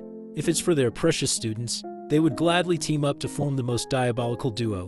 Back in the field, Leo found a hidden spot where he can lay the unconscious Chen Xia down to assess her injuries. Eliza and Walden landed soon after him. Their peace was short-lived as Sen Lu quickly spotted them. The Fafnir made its landing, eyeing the top students like a hungry predator, but Sen Lu is under the false assumption that Leo is running away from him. He tried to explain to the dumbass that what he's riding isn't a black wyvern. It's not even a summoned beast, but the demonic beast, Fafnir. Hearing that put everyone on their toes. As Leo walked closer and closer, the image of the mythical hero, Kyle, seemingly overlapped with his figure. He recalled the time when all he did was slaughter these vile beasts until not a single one of them was left. As a former hero and an aspiring one, Leo came here to add one more to his disgusting creature kill count. It will be a nostalgic bout, no doubt. He steadily walked up, the Fafnir towering over him. Sen Lu, the dumbass, laughed at Leo's words. At this point, the kid is not thinking straight anymore. His eyes were strained, and his aggression was off the charts. His inferiority complex was magnified to the highest degree, and he was desperate to prove that he was not below the aces of the summoning department. Once more he beckoned the Fafnir to unleash the destructive laser breath. Just as the devastating power was about to reach its target, a giant hand made of stone burst out of the ground. The hand then pulled itself up from the floor, revealing a stone golem that stopped the incoming laser using its body. Hearing Leo mention the slaughter of disgusting creatures is a goal that Walden can get behind. For once, he seemed enthusiastic. Seeing the attack getting neutralized by golem magic, Sen Lu started panicking. Eliza formally teamed up with Leo too. She knows what's at stake and resents Walden for acting cool. And so, the three aces drafted their plan of action. They have to knock that bum off the demonic beast first. Walden's golem won't be able to hold much further. Before it breaks apart, they must be ready to attack. Seeing Eliza and Walden bicker while in the middle of a life-or-death scenario painted a nostalgic smile on Leo's face. Heroes are oddballs in every millennium. As the golem slowly but surely crumbled, Sen Lu regained his arrogance, daring Walden to summon something stronger. Once the golem turned to nothing but loose boulders, the trio was nowhere to be seen. Eliza kicked off the offensive with her magical purple rope. It twirled and stretched according to her whims, ultimately entering Sen Lu's range. While she was taking care of crowd control, a finger snap kicked off the damage. Sparks of fire appeared all over the Fafnir's body as it reloaded for another laser beam. Walden strategically placed the detonators in critical areas and detonated his spirit bombs all at once. With his part out of the way, it's time for Leo Plov to pull his own weight. As the smoke of the explosion cleared up, Leo closed the distance between him and Sen Liu in the blink of an eye. He grabbed the bum by the hair and delivered a full-powered kick across the face. He nearly knocked Sen Liu out of the Fafnir, but something else has taken over the kid. Whatever, or whoever has possessed. Sen Liu praised Liu's idea of getting the boy away from the demonic beast. But with a proper vessel, whatever this thing is has already taken over. Sensing the increasing danger, Liu was whisked away to the skies in the back of the demonic beast. Walden and Eliza were left on the ground. The possessed bum asked if Liu was starting to feel fear right about now. He simply replied by clocking the spirit of a demonic beast handler for Tartaros possessing Sen Liu's body. The handler had never experienced something like this. No one had ever seen through his real identity before. Liu's disturbing calmness in the middle of a stormy situation reminded the handler of the heroes from the past. Of course, that also means he can't let Liu develop and flourish even further. He's a massive threat. Using a more refined spirit technique, the handler swiped Liu away with ferocity. He couldn't establish a proper foothold and began free-falling from the skies. Still, he remained calm and summoned Fiora to bail him out. Phoenix Flame danced in the skies as Liu joyfully manipulated a flame orb. This whole situation reminds him of the old days. He was Kyle, the hero of the beginning, but he'd be the first to admit that he was good at everything but never mastered a single discipline. Jack of all trades, master of none. When talking about aura, Aaron and Dueno had him beat by miles. In magic, he was admittedly inferior to Luna. As for summoning, Lucina's was a different beast altogether. That being the case, being an all-arounder allowed him to combine abilities and explore ideas that had never been explored before. Using aura, magic, his bond with Fiora, and everything he knows about summoned beasts, Liu cast a powerful spell. Aura, magic, and soul energy are distinct, unending paths. However, when combined with one another, it can result in some overpowered outcomes. Fiora, the little chick, is gone. In her place was an adolescent phoenix, mighty and graceful. Her flaming red feathers lit up the world as she caught Liu with her talons. Seeing the transformation, the demonic beast responds to the phoenix's energy with agitation. The handler seemed more serious when he asked Liu who he really was. He playfully responded that they could exchange information. He just wanted to know where Sen Liu got the Fafnir. But this anomalous student is way too knowledgeable about the Age of Despair, someone that can't be allowed to live. Anticipating the Fafnir's attack, Liu drew his sword and manipulated the Phoenix Flame to coalesce at the tip. Luckily for Liu, Zerdinger's secret sword technique is tailored for Phoenix Breath. As a result, his secret technique, Prominence, can reach a higher realm. The Fafnir's murderous laser beam and Liu's mythical fire collided. It was a Dragon Ball fight. Liu held his ground, not letting up for a single second. Sen Liu, on the other hand, looks like his brain is scrambled from the possession. Fafnir stumbled in the air, groaning in pain and knocking the handler out of balance for a moment. Liu did not miss the opportunity to press his attack, seeing as the demonic beast's soul energy was starting to weaken. He screamed and poured every bit of power he had stockpiled to overwhelm the enemy. All the handler could do was curse the young man. Phoenix flames entered Fafnir's body, wreaking havoc and burning the demon from the inside until the fire exited from every orifice. Liu won in an explosively disturbing fashion. He praised Fiora for coming in clutch as he huffed and puffed for air. It's about time to go back, but the Phoenix transformation limit has been reached. Liu realized that he must have miscalculated, and now he's on track to fall to his death, as he screamed on the way down from thousands of feet. The real body of the demonic beast handler for Tartaros continued his meditation, hidden in the woods. Just as he was about to pull another bullshit attack, a radiant light enveloped the entire forest. Next came an overwhelming pressure that pushed the handler down to his knees. Professor Sejin has arrived and successfully sealed the perpetrator's movement. Alongside him was Professor Edmund, who emanated darkness around his body. The handler immediately recognized the two pillars of Lumen. Knowing that he couldn't handle all that smoke, the handler opened a rift in space and bid his farewell. It's disappointing that he failed, but he'll have to wait until next time to cause some chaos once more. From the rift in space, a smoke creature with countless eyes and mouths filled with sharp teeth burst out. The creature turned to the man who summoned it and slammed its unfathomably heavy body against the handler. Once the smoke dissipated, the rift in space and the handler were gone, leaving only a few loose rocks and some nasty vape clouds. The professors feared that the forces lying in the dark were starting to move in earnest now. Sejin retrieved some of the remnants for examination. The two pillars of Lumen knew better than anyone that the academy might no longer be a safe place. Back to Liu, he's still falling to his death. Grabbing the small phoenix, he urged Fiora to go back to the summons realm instead of accompanying him in this fall. Thankfully, a scaly-winged beast grabbed Liu before he became meat paste splattered on the ground. Sitting on the black wyvern's saddle was none other than Miss Yura. The smile of relief on her face was glorious. She thanked the gods that she had arrived just on time. They softly landed on a prairie, the black wyvern still holding Liu like a cub. Mr. Demonic Beast Handler has retreated to a cave in God knows where, the headquarters where he performs all sorts of fucked up experiments. His supervisor stood over him, his eyes filled with disgust and embarrassment.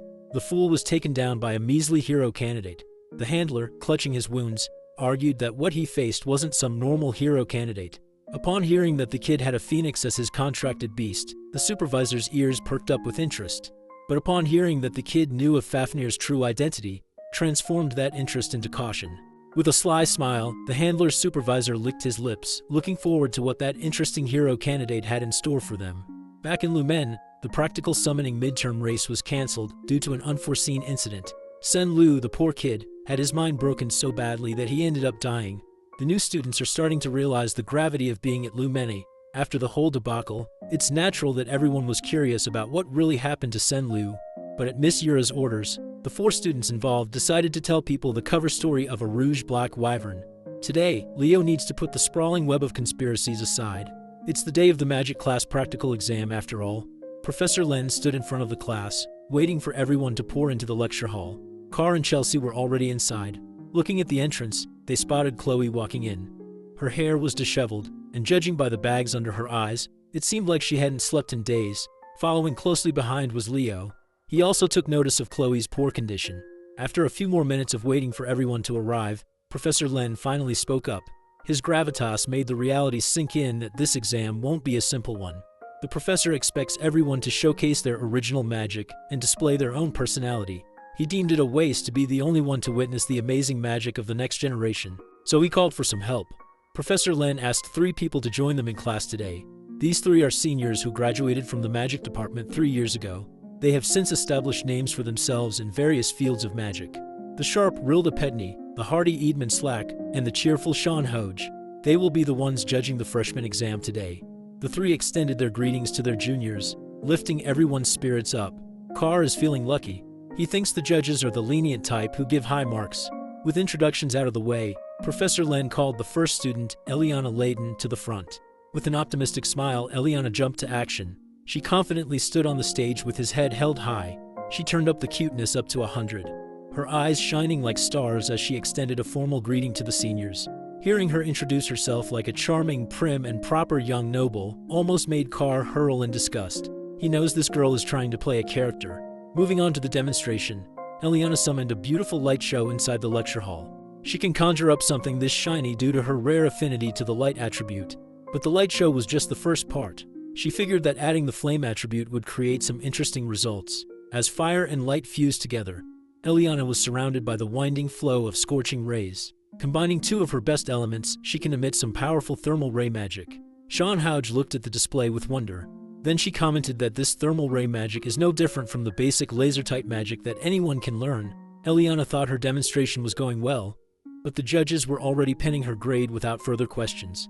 The 3 diligently considered the criterion of judgment to give an appropriate score. After a short deliberation, they handed the final assessment to Professor Len. Hooge and Rilda gave Eliana a C-, while Slack was a little more generous with a C for an overall score of C-. Seeing that Eliana Layden's impressive showing got such a low score, the students tensed up. One after another, Magic Department students were called up front, only to be disappointed that their hard work only amounted to a C and C-. There were some exceptions though. Surprisingly, Carr Thomas scored a B+ thanks to his impressive display of manipulating metal and gold. As expected, Chelsea Llewellyn scored the highest thus far. She received an A for her breathtaking wind magic. The fox and the cat celebrated their back-to-back win.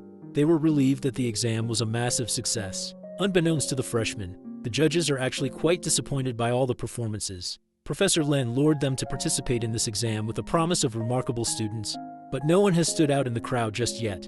Looking at the pile of papers, there are only 3 remaining students to be judged. Idman Slack can tell that these 3 are the real deal, the cream of the crop that the professor arranged for last.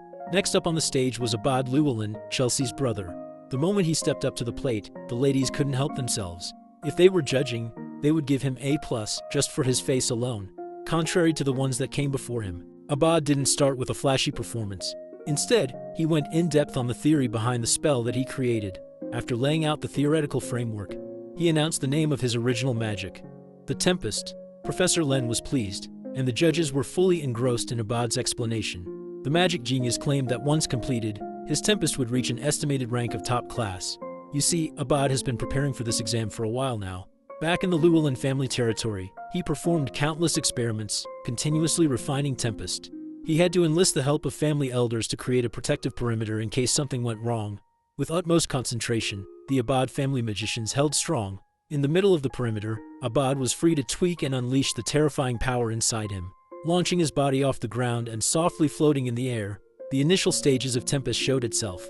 With a bloody roar, he stimulated every bit of power in his cells to beat the wind itself to submission. The wild winds eventually coalesced into a destructive storm that can erase everything in its path. The Tempest held so much power that even the protective perimeter manned by 4 capable magicians couldn't contain it.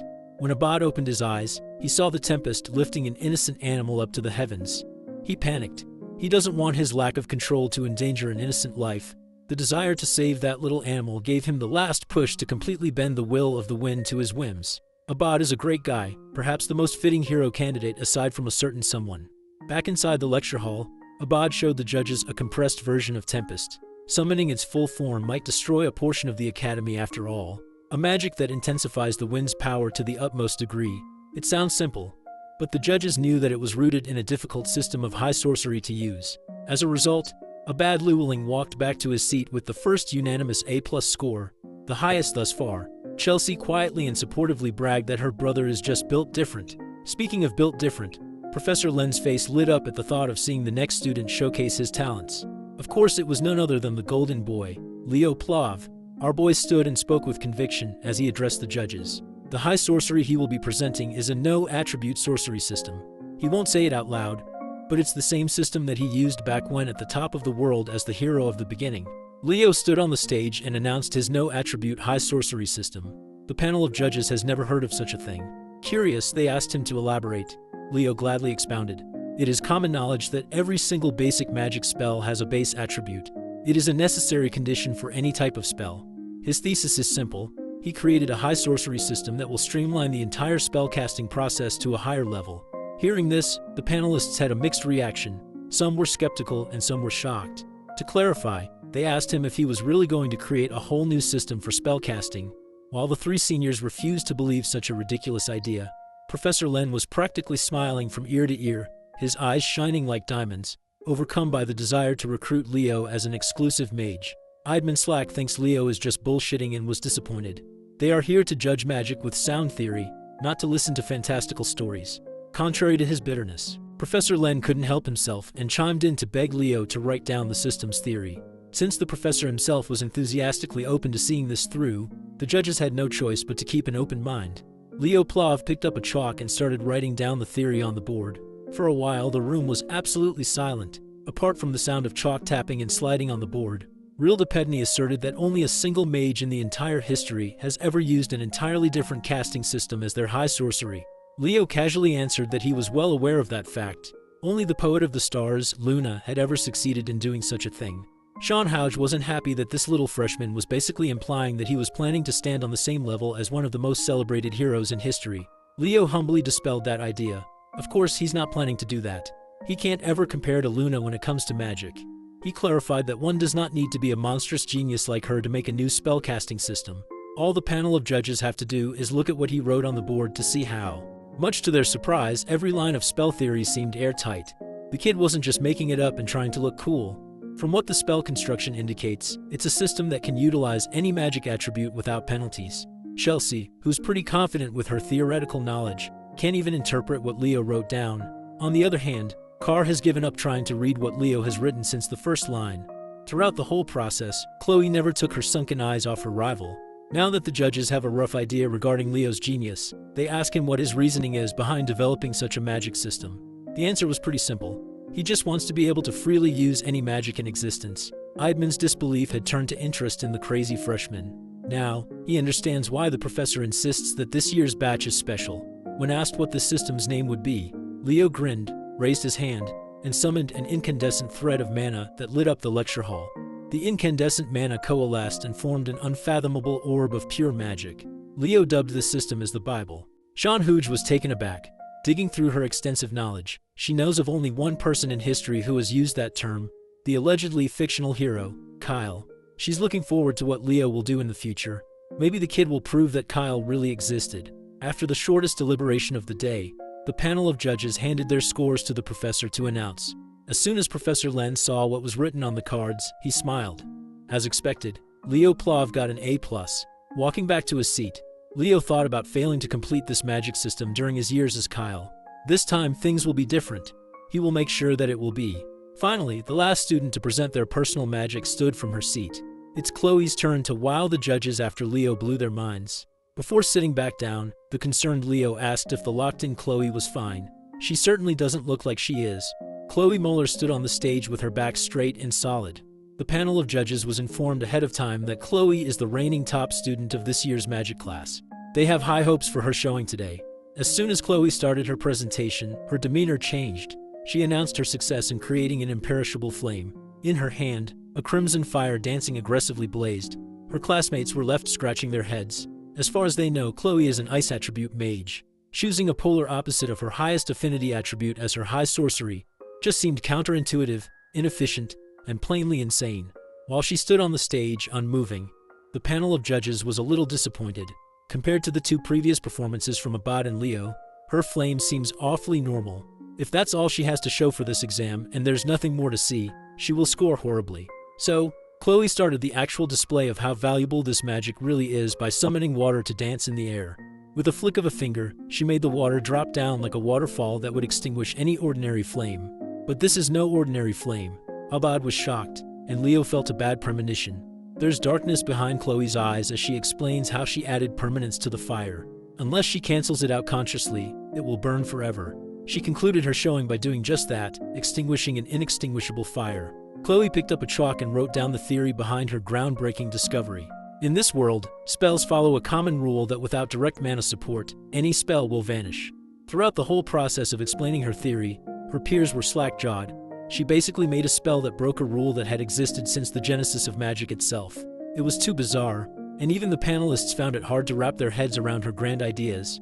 Chloe Moeller dubbed her high sorcery as the Eternal Flame. Out of everyone in the room, Leo was the only one certain that this thing should not be possible. Still, her theory seemed sound enough, and her demonstration left a powerful image in everyone's mind. For that, she scored the same grade as Leo, an A+. Leo doesn't buy it. Something is fishy here. Creating an undying flame is a conundrum that even Luna failed at. As far as he knows, only a single being has ever used such a flame. The Cataclysm himself, Erebos. The moment the exams concluded, Leo tried looking for Chloe, but she was already back in her dorm to sleep. That girl hasn't slept since the test was announced days ago. Her test prep was insane.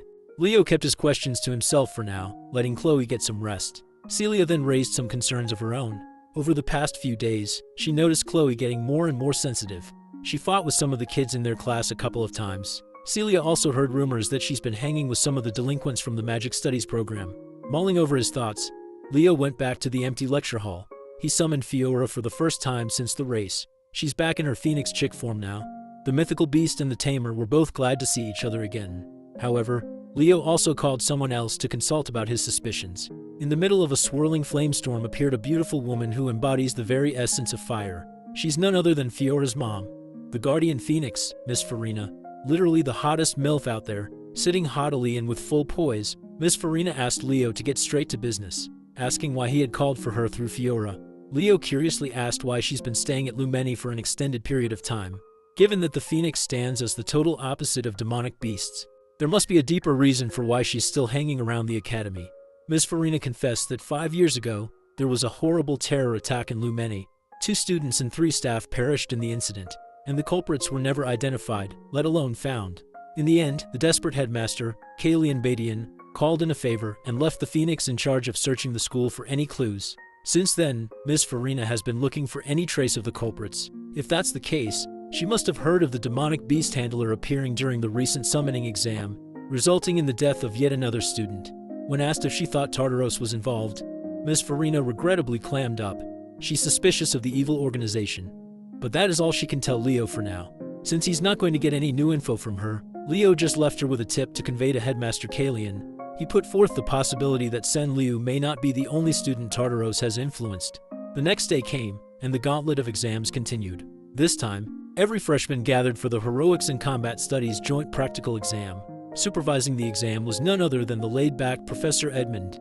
Since every student is accounted for, He dumped the job of explaining the contents of the exam to the class representative, aka Leo. Leo gladly stepped up to the plate and informed his peers about this heroic and combat studies joint practical exam. Today is about forming teams and raiding a hero's world. The world they will be running is the infamous Chedmer incident.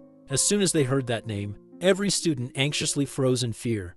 The only one who hadn't heard of the Chedmer incident was Eliana, even though it was part of the written exam. Seeing that the joint class was getting rowdy, Professor Edmund's voice boomed to silence his students. He demanded that they show respect and pay attention to what Leo had to say. Leo continued detailing what they will be tested on today. Everybody will enter a hero's world from 30 years ago. It was an incident involving a group of first-year Lumene students who went on a mission to the central Chedmer forest. They were unexpectedly attacked by Tartaros. Professor Albi, the sorcerer of the magic eye, a second-year student back then, was dispatched with a rescue team. Thanks to his efforts, they prevented a complete massacre. The goal of this exam is to rescue the injured students and exterminate hostile demonic beasts, while assisting the image of second-year Professor Albi. Professor Edmund added that this is not an average midterm. They will have to learn to be more cautious and alert, to stay sharp at all times. Anyone who is judged to have no heroic potential by the end of the exam will be immediately expelled. Hearing such a harsh punishment for doing badly worried those who weren't too confident about their practical application. Softening up at the sight of his worried students, the professor assured them that they'd all come so far and had become strong enough for this challenge. They just need to trust themselves. He might look like a bum, but Professor Edmund really knows how and when to give the carrot and the stick. Proceeding with the test, it's time to begin organizing the teams. Everybody was asked to come forward one at a time, starting from Class 1. It seems like they are not forming their own teams. They might have to work with people they haven't even met before. A random draw might determine whether you get into a stacked team or a horrible one. When it finally came to Leo's turn to draw, he pulled out number 11, the very last team in this exam. With the teams set and acquainted, Team 1 was called to stand before the summoning portal. Led by Celia Zerdinger and Chelsea Llewellyn, Team 1 looked perfectly balanced. It's time to show all these other nobles the strength of the Lordran Empire. Making this exam possible was, of course, Professor Knockoff Gojo himself, Albi, the Aura Farmer. With a wave of a hand, he opened Albi's world. Prologue Chapter, The Chedmer Incident. A sweeping torrent of bright magic swallowed Team 1 whole, transporting them to a vision of the past. A giant magical screen was set up on the field as a recording device followed the team's every move for everyone to see. Everybody was impressed. Even though Team 1 had just got in, they were already blazing through the hero's world. With Chelsea's magic and Celia's tenacious swordsmanship, they were practically speedrunning this exam. Children from prestigious hero lineages really are built different. Sitting next to Professor Edmund was his bothersome rival, Professor Sejin. Since Celia is Sejin's student, he naturally talked her up as Team 1's X-Factor. Edmund argued that Chelsea's actions are even more impactful. The two pillars of Lumen just can't resist battling each other every chance they get. Interrupting their bickering, the headmaster made his entrance while praising Team 1's outstanding pace. They are truly worthy of being called rising stars.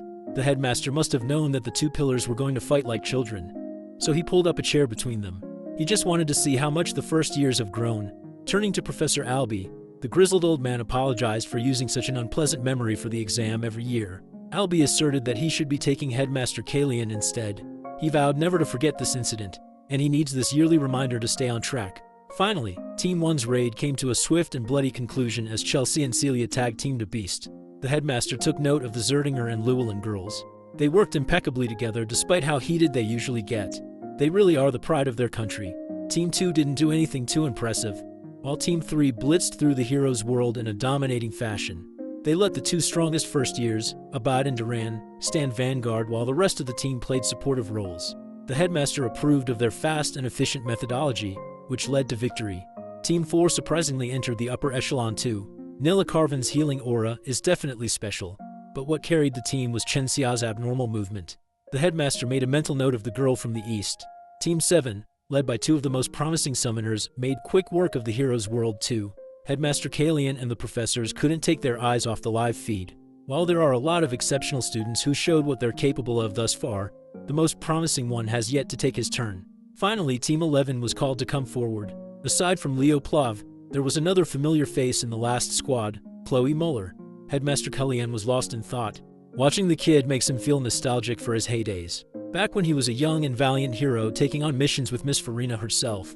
Team 11 stood on top of the magic circle. Leo and Chloe stared into each other's eyes. Professor Albi flicked his magic book open and opened his hero's world for the 11th and final time. Albie's World, Prologue. Chapter, The Chedmer Incident, loaded. No one noticed a hint of darkness dropping onto the magic circle, corrupting the intricate etchings. While the light swallowed Team 11, Leo's instincts were telling him that something was wrong.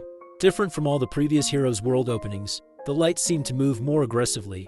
Much to everyone's surprise, only 2 people were transported out of the field. Aside from Leo and Chloe, the rest of Team 11 was left where they were standing when the magic circle died down. Professor Sejin stood from his seat, worried about what was happening. Headmaster Kalian Badian consulted Albie as to what had just transpired. With a hint of fear in his voice, Albie demanded that the exams be halted. The hero's page in his book depicting the Chedmer incident has been tainted by foreign forces. What shouldn't happen just happened. It's an unprompted hero dungeon manifestation. Leo ends up just as stunned when a strange screen pops up instead of the usual quest window and realizes they've been thrown into a hero dungeon.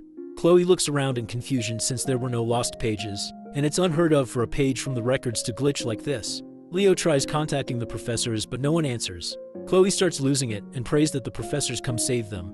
But Leo brings her back to Earth and points out that if they could have done anything, they would have already shown up. So they're left with one option, the hero dungeon's calling, and they have to answer. Shaken, Chloe questions whether he's completely lost it since barely anyone survived the last time people got summoned there, and they're just walking into Tartarus's trap with a death wish. Her knees give in and she mentally collapses as her last bits of hope crumble, but our boy keeps calm and reminds her she's still the sharpest mind in their class. With the unbeatable power of teamwork, there's no way they're losing. The brat bites her lip, clearly jealous of how Mr. Perfect manages to keep it cool even in this situation.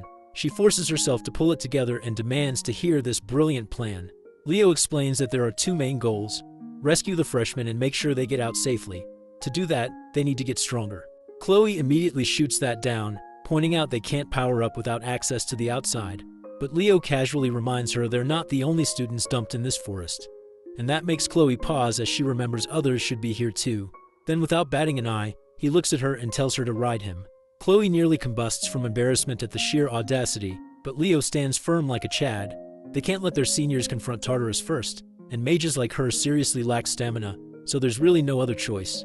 At the same time, deep in the forest, a demon named Chubaran spies on the students through his creepy little magic cameras. He seems mildly surprised to see just a duo sent in as the rescue team, but he's not sweating it. He's fully confident he'll wipe out these wannabe hero candidates with zero trouble. That is, until his head whips around and his whole mood shifts. He spots that one of the rescuers possesses an all-class, and immediately drops the cocky smirk. His target switches instantly from the party of 4 to the guy who is a walking circus act giving a piggyback ride to his mage. Meanwhile, Leo notices his vision starting to fade the deeper they go into the woods, so he decides it's time to activate Aaron's aura farming technique. By wrapping his body completely in aura, he forces his senses to max out and heightens every instinct. As they push further in, he warns Chloe there's a pack of orcs up ahead, but she's already on it. She waves her wand once and sends a volley of icicles right into the pack, dropping them like bowling pins. Or so she thinks. One of them survives and pulls out a horn to call backup, nearly giving her a heart attack. But our guy steps in and slices the thing down before she can even blink. Chloe watches that and instantly feels the difference in their levels, wondering if she'll ever be able to outdo him. After that, the 2 of them stumble upon a bunch of demons surrounding a party of 4 students. Without hesitation, Leo darts into the middle of it all and yells at Chloe to support him like a good little mage. The girl up front scrambles to finish her spell, but the big bad demon easily outspeeds her and is seconds away from ripping her in half like wet paper. Before she can even scream, Leo appears right in front of her and slices it clean, leaving the rest of the demons frozen. The other students just stand there gaping like goldfish while Leo strikes a cool pose after saving the day. Impressed, the girl he rescued asks if he's here to save them, and Leo gives a simple yes while shifting his attention to another demon in the back. This one is already charging up his strongest spell and yells about getting revenge for his brothers. Suddenly, a storm of disgusting fleshy leech demons rains down from the sky, but our guy doesn't flinch. He turns around like he's some bootleg Diluc from Genshin, flames up his sword, and turns the parasites into grilled meat skewers. Once again, the students are left speechless at just how absurdly cool this guy is, but Leo doesn't let them slack off. He immediately tells the female student to use her spell. She charges up Arc Ray and fires it off to erase the demon from existence, not even leaving a pixel behind. Chloe stares at her in disbelief and instantly recognizes who she is just from the magic alone. As the sun starts to set, the girl thanks Leo over and over again for saving her. But Chloe doesn't even look at her. She just says there's something more important to talk about with her partner. The girl glares daggers at her audacious move, But Chloe ignores her and leans in close to Leo to whisper that the girl is Aaliyah Ziron, the younger sister of Professor Albie Ziron, who died in the incident 3 decades ago. And then Chloe reveals the part that's really bothering her. Since this party belongs to Aaliyah, it's destined to meet the same tragic end in this dungeon, no matter what. Chloe shares that Chubarn, a knight-ranked demon from Tartarus, launched an attack 30 years ago, and that Aaliyah's party was the first one to get flattened. After all, the core plan behind that operation was to wipe out Aaliyah, a genius among hero candidates, which led to her name getting sealed in the hero records for good. She tells Leo they should be focusing on survival now and fulfilling the dungeon conditions with a different party. Leo asks if she really means to just leave them behind, and Chloe fires back that she has no other option. This is a hero dungeon, and no matter how tragic it gets, the dead can't be dragged back. Still, our boy refuses to back down and says he won't abandon them, which immediately gets on Chloe's nerves. She screams at him with so much fury that even Aaliyah's group watches like they just got caught in the middle of mom and dad's latest meltdown. Steaming with frustration, she yells that she knows he's cool and powerful, but now's not the time for showboating. It's time to grow up and stop playing the hero. She breaks down in tears while Leo stays calm, reaches out, and gently pats her head to settle her storm. He says she shouldn't talk like that, because they're both hero candidates, and this isn't some game. It's part of the process for becoming the real deal. Then he reminds her they've already messed with the original timeline, leaving her more than a little lost. Leo explains that the sky turned dark long before they even crossed paths with Aaliyah's team, and by now, they were supposed to be long gone, hunted down by Chubarn. Seeing that honest look on his face, Chloe pushes down her conflicting thoughts and agrees to follow whatever plan he's cooking. He tells her they need to focus on getting out together with Aaliyah's group. From behind, Chloe watches Leo's aura shift, and that moment hits her hard that he's once again miles ahead of her. She clenches her fists, eaten up with jealous frustration, and thinks about pulling out her book. Meanwhile, the green-haired student named Teao wonders out loud why only 2 seniors were sent to help them. Dina and Bellic instantly start suspecting he might be a spy planted by Tartarus. But Aaliyah shuts that down and reminds them he literally saved their lives by slashing up demons like they were toilet paper. Then, she lets her actual thoughts slip and admits she finds the guy pretty attractive and very much her type, which earns her some serious side eyes from the rest. Aaliyah doesn't get why Dina is that shocked. So Dina explains she thought only their senior Albie could ever match her impossibly high standards. Cutting into their girl talk, Leo tells the juniors to get it together and that they need to get out of this forest immediately. Teao doesn't see why they're rushing now that backup has arrived, but Leo throws a cold dose of reality, saying a knight-ranked demon is lurking around here. That gets everyone's full attention. One of those monsters is enough to solo an army of 100, so the urgency suddenly makes a lot more sense. Leo repeats that avoiding a fight is top priority and staying alive comes first. Aaliyah quietly stares at him and thinks he really does feel a lot like her brother. With that, they all sprint through the forest like their lives depend on it. Though Chloe's still clearly bitter about the argument earlier, and Aaliyah picks up on her feelings fast, being as sharp as ever. Back at the academy, the staff scrambles through old records, digging for anything about hero pages turning into hero dungeons. The headmaster tells Professor Albie it's a good thing no outsiders have been able to interfere yet, and the blonde guy confirms that only 2 living beings are inside. The headmaster figures night must have set in by now since 3 hours have passed, and he asks Albie when he took down Chubarn last time. Albie says he finished off the trash demon around midnight. Right then, Elena bursts into the room to report a lead on whoever sold the demonic creature summoning catalyst to Leo. Before she can even finish, the headmaster's attention snaps toward a powerful surge of magic about to explode in the room. He sees Albie losing control of his emotions and quickly steps in to calm him down. But Albie jerks his arm away and says he needs to step out for some fresh air. Elena quickly figures out what's really fueling his rage. His hatred for demons runs deeper than Sasuke's grudge against Itachi. And it's no surprise since he lost his sister in that incident, and not even a trace of her body was ever found. The headmaster tells Elena to keep going with her report, and she adds that the black market seller who sold the goods had been active in the city for a while, and was a hit with the freshmen. Hearing that, the headmaster suspects Tartarus managed to sneak in a spy, but Elena clears it up and says the man wasn't directly affiliated. It seems Tartarus smuggled things through him using backdoor channels. Stroking his glorious beard, the old man wonders what on earth they were after, until his eyes shoot open as he catches Chloe's name on the buyer list, right next to an entry for a black book. Without a second of hesitation, he tells Elena to send Professor Len immediately. After she leaves, his old battle-hardened instinct, which only comes from years of dancing with death, kicks in, screaming that something really, really bad is coming. Meanwhile, back in the hero dungeon, Leo and the others take a stop at the foot of a massive tower. Inside the hero dungeon, our boy keeps cutting down monsters left and right to clear the path, but it starts to wear him out since he's been running on Super Sense way longer than planned. On top of that, Aaliyah's team and even Chloe are barely holding it together, so he calls for a short break. Taeyao and Belak gawk at him in disbelief, wondering how the guy looks fresh like he just walked out of a spa instead of a bloodbath. During the break, Chloe sits quietly reading a book on Chubarn when Aaliyah strolls up and casually drops the question about her relationship with Leo before flat out asking if she has a crush on him. Chloe looks like she might throw up at the very idea, but Aaliyah grins and points out that her disgusted reaction seems just a little too dramatic to be innocent. Chloe sighs and glances at the so-called genius girl who supposedly existed 30 years ago, but looks no different than any high schooler in her own class. She flips the question right back and asks if Aaliyah is the one catching feelings instead. And without missing a beat, Aaliyah says he does make her heart go doki doki. That reply instantly irritates Chloe because not only is this girl a literal legend from the past, but she apparently fell for him at first sight too, which only proves how absurdly amazing Leo is. Still, Aaliyah admits she's not sure if it's romantic or just that weird fluttery feeling she gets when her brother struggles and finally pulls something off. Chloe asks if she's talking about Albiziron, and Aaliyah nods, explaining that her brother lives to take on insane challenges. The kind no sane person would ever try, like mining bedrock in vanilla Minecraft. That little detail only makes Chloe even more convinced that Leo's practically a copy and paste of the guy. Out of nowhere, she ends up blurting everything out, confessing to Aaliyah how she used to be a friend to Leo until jealousy messed everything up. To her surprise, Aaliyah says they're shockingly similar. The genius girl reveals she's always been jealous of her own genius brother, since he looks like a clown but still stumbles his way into making groundbreaking discoveries. She admits her own unique magic is really just a rework of a system her brother came up with since she kind of sucks at inventing original stuff. Then she stuns Chloe by laughing about the time she failed the entrance exam twice, which only deepened her complex and made her hate him more. Eventually, those toxic feelings turned into full-blown admiration, and Chloe realizes that's exactly what happened to her too. Before she can process it, Leo suddenly stands up and warns everyone to get ready since their escape route just got shut down.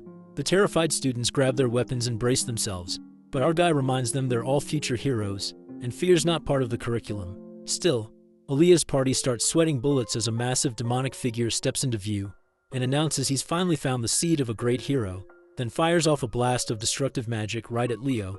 As he dodges, Leo remembers that this guy was supposed to crush potential heroes before they could bloom, yet now he's using the word great for someone like him, which doesn't sit well with our boy. Even so, he calls out to Chloe, who already has a magic circle ready, and she summons a massive iceberg to block Chubarn's attack.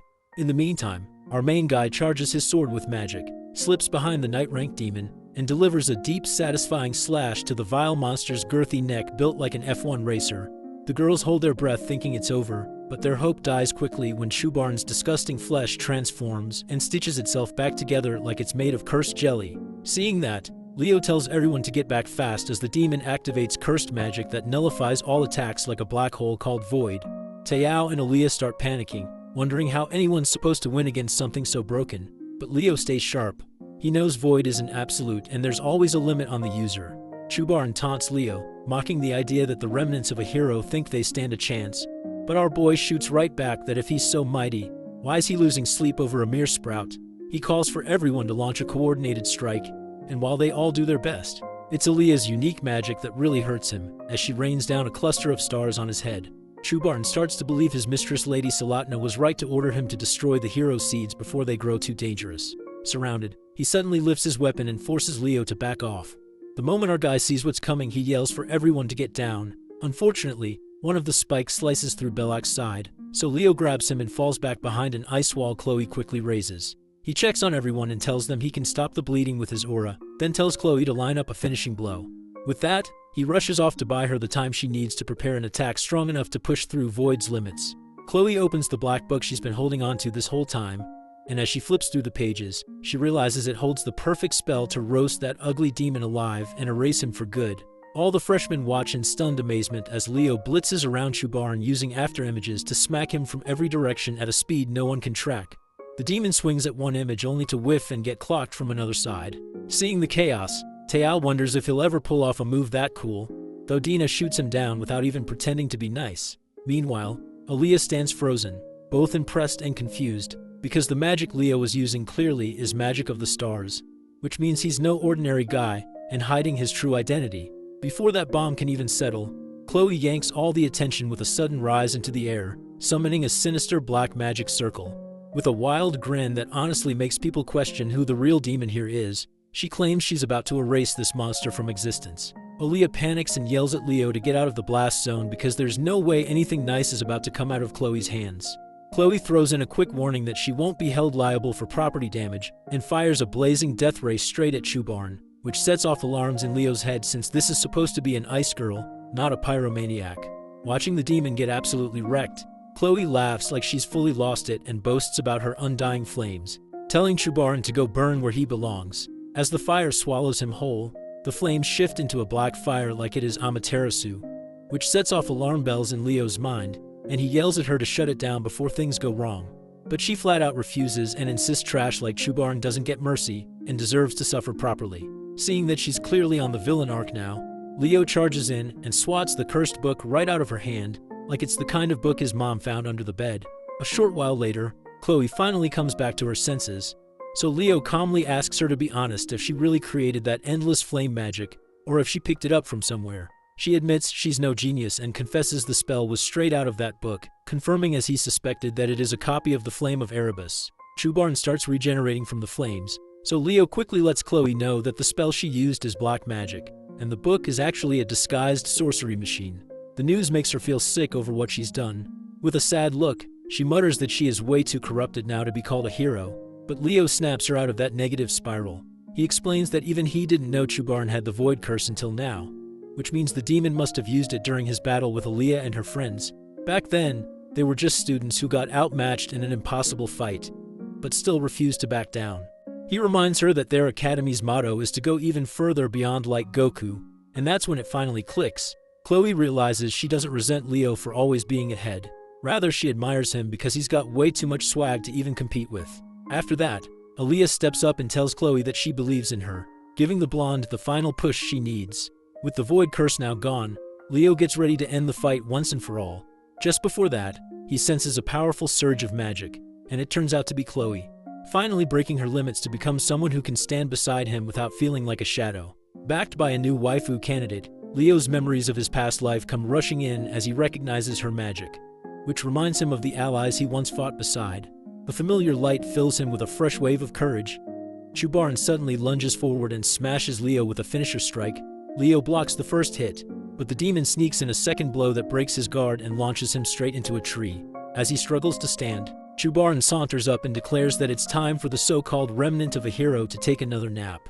But right then, a snowflake drifts down in front of Leo, and the whole forest begins to freeze. His fear melts away as he stands back up and fires back that demons like Chubarn never beat him before and they're not starting now. The demon stares at him confused what kind of high-quality copium he's smoking.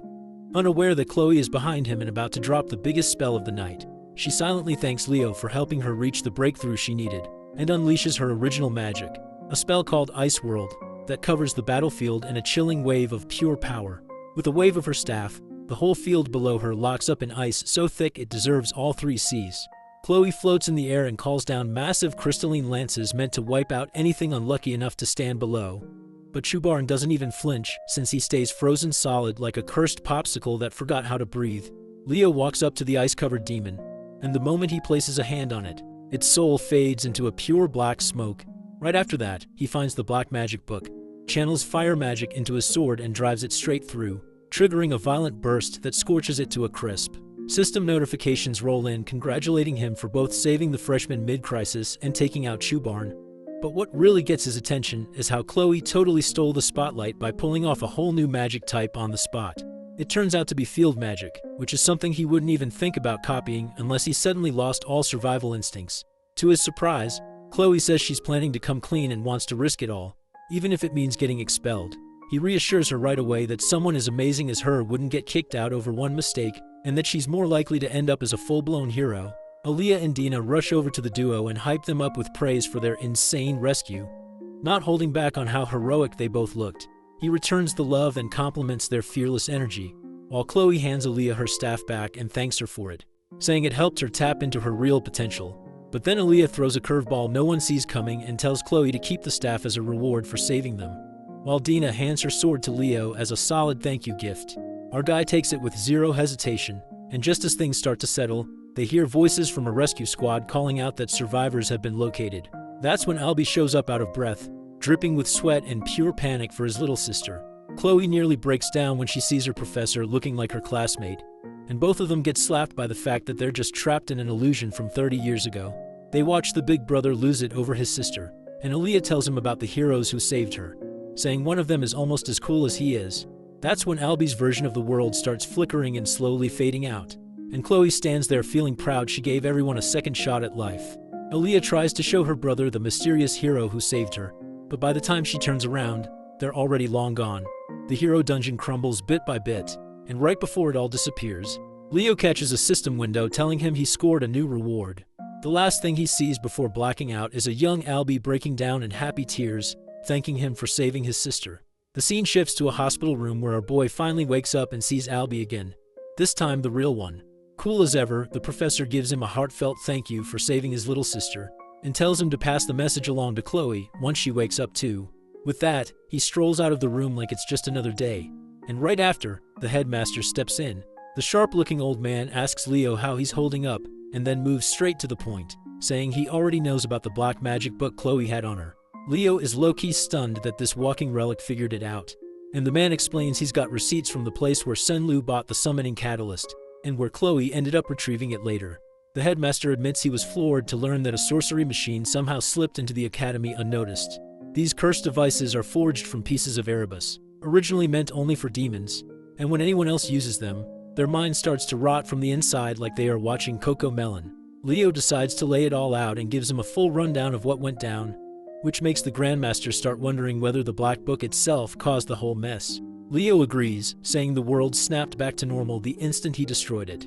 At that moment, Chloe suddenly bolts upright in bed, totally thrown off by the sight of the headmaster standing there. He tells her to stay calm and then calls for Elena. His ever-efficient secretary walks in carrying a big and long object wrapped in a cloth, which turns out to be the sword and crystal Dina had handed over earlier, as well as Aaliyah's staff. Chloe's eyes go wide as she watches Aaliyah's staff suddenly materialize in the real world, and the headmaster shoots Leo a suspicious look, asking how in the world he managed to receive a reward that shouldn't even be possible.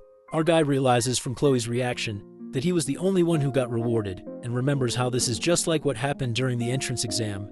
Normally it's supposed to be impossible to receive an attack reward from the world of a hero who's still alive, and that rule has never been broken since the beginning of forever. Leo wonders if this whole thing ties back to the Fairy King's pledge. He openly admits that it was, in fact, an attack reward, but the old fossil presses him again, asking if he's absolutely certain it came from Albie's world. So, our guy throws together an excuse that sounds just reasonable enough to pass, blaming the entire thing on how the black magic transformed the hero world into a dungeon. The excuse holds up for a second, until the headmaster hits him with a follow-up question why Leo got a reward while Chloe didn't. Thankfully, the new best girl candidate steps in and says maybe the system recognized Leo's role as the most critical in the mission, so he got all the loot. The headmaster accepts the logic for now and announces that he'll be starting a quiet investigation behind the scenes.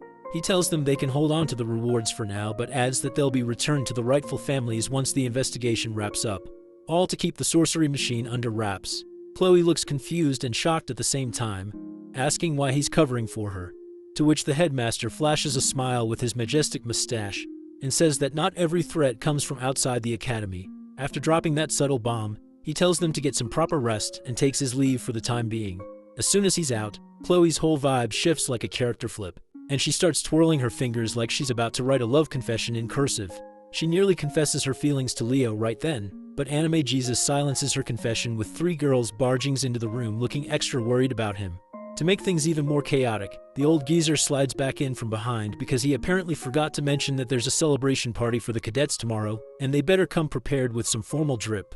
In celebration of everyone making it through the midterm exams alive, the academy decides to throw a party for the students. The announcer looks like he's living his best life as he hypes up the arrivals, and wonders whether it'll be more pretty girls or charming guys this time. What shows up instead are the NPCs from Class 5, who start acting like royalty the second they step in and act like the midterms were a breeze. As the crowd builds up, more people start pouring in to enjoy the food, and just as quickly, the gossip starts flying around from every corner. The duo attacks the food like starving orcs, but then Carr pauses between bites and wonders why their class hasn't arrived yet. Right then, the announcer's voice blasts out again, revealing the next pair of heroes making their grand entrance, which catches the two completely off guard. Nella and Eliana step in like they just walked off a runway, looking absolutely breathtaking in their dresses, which instantly turns the boys into drooling messes. Meanwhile, the girls waste no time roasting their suits, asking if they borrowed it from their dads. The announcer continues hyping it up and announces the Llewellyn siblings, who enter looking stupendously sharp in formal wear, while the crowd loses it completely. Carr points out how quickly they're surrounded, while Eliana shrugs that it's no surprise given their celebrity status. The announcer cuts in again to tease a couple making their entrance next, as Celia and Leo walk in side by side, giving off strong power couple vibes. Celia looks visibly stiff about walking in together, while the class rep flashes everyone a Playboy smile bright enough to cause blindness. Nella jumps up in surprise, and Carr and Eliana can't help but cheer for their dashing class rep.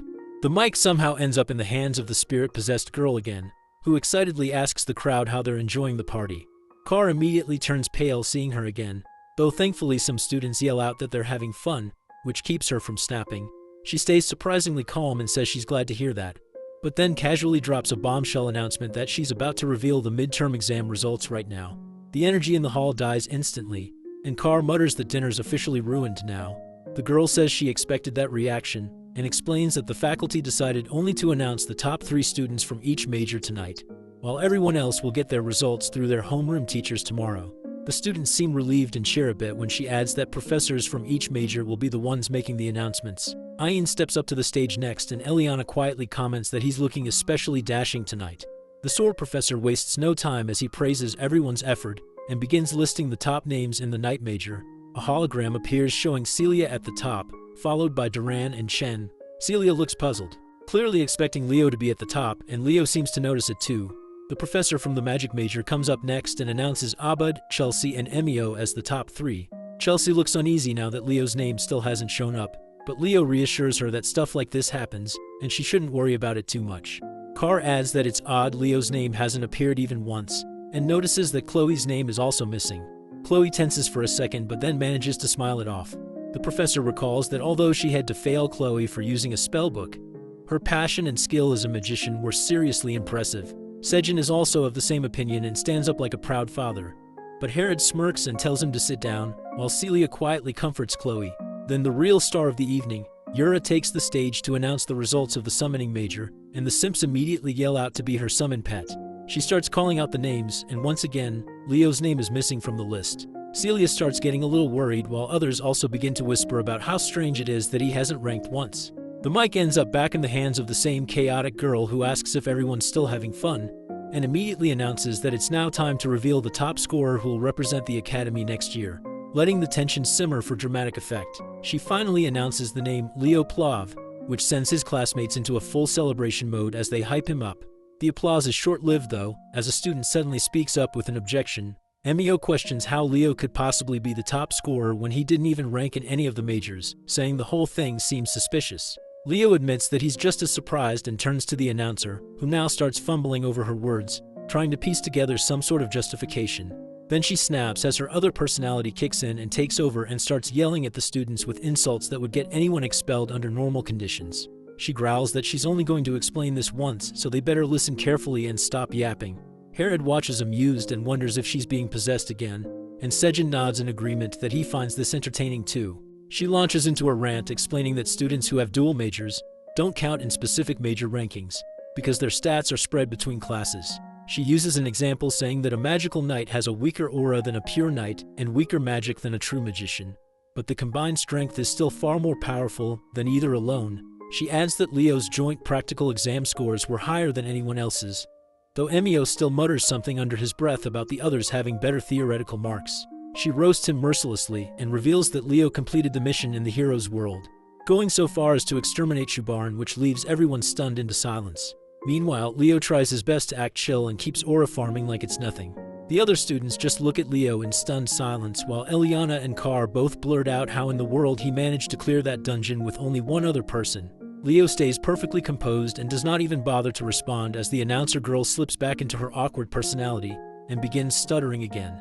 Though Sejin casually mentions that her part's done now anyway, she ends her speech by telling everyone to enjoy the party, which immediately shifts the mood as gossip fills the room.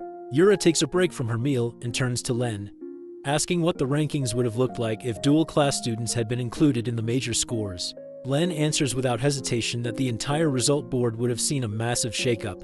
He calmly states that everyone's ranks would have dropped by one, and when Yura asks if that means Leo placed first, the magic professor confirms that it was indeed our boy. Yura is visibly surprised and states that it would have been the same for the summoning major, while Ain also confirms that it applies to his department as well.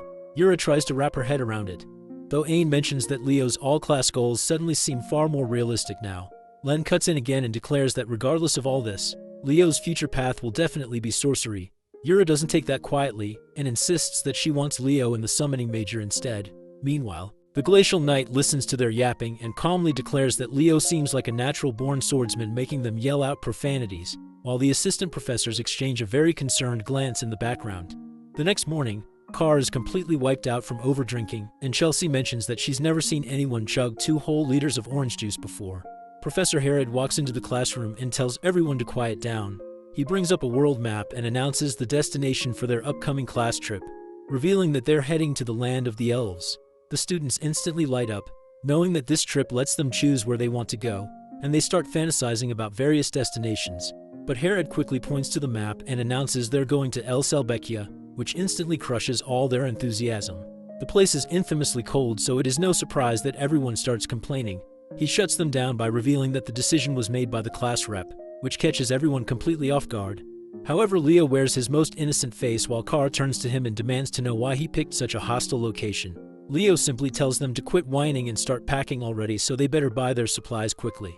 Eliana dramatically sobs and declares she's buying gloves, while Chelsea is just excited to try out all her winter coats. Meanwhile, Leo dives into deep thought and recalls that while people believe El Selbekia is nothing special, it's actually the hidden home of the fairies.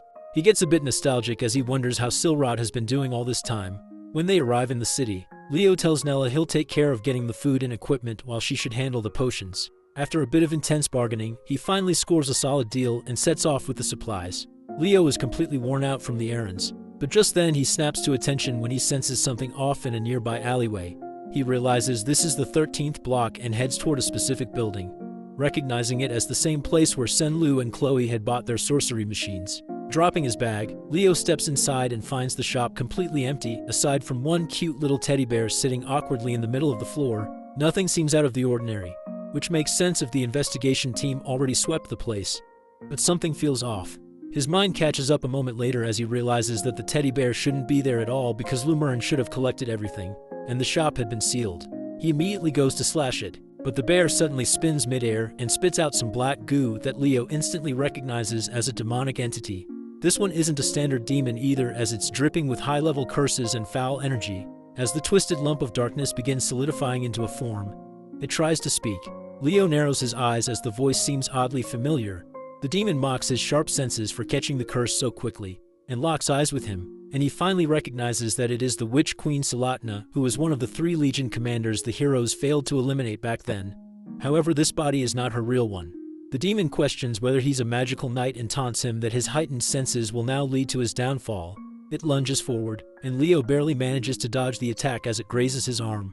Our hero realizes that he doesn't stand a chance against her like this, while she slowly slithers forward and thanks him for such a delicious offering.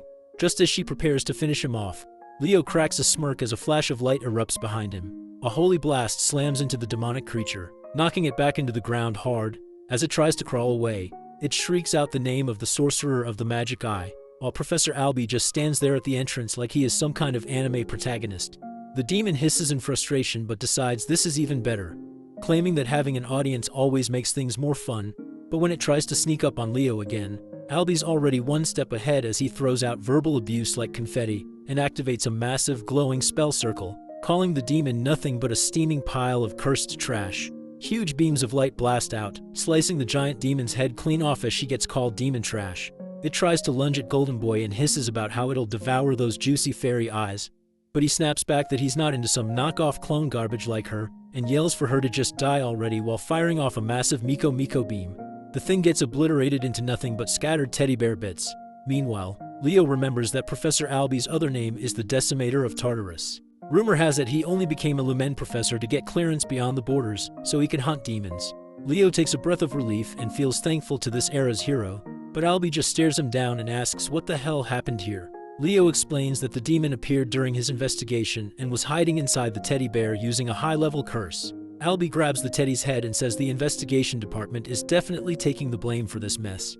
He turns back and says he'll let the solo investigation slide this time, but tells Leo to ask for backup next time if he needs it since he still owes him for what he did. That catches Leo off guard, and he picks up his supply bag as he quietly thinks that House Zeron is one of the 3 great families, so he might just lean on Albie to access the Forbidden Library.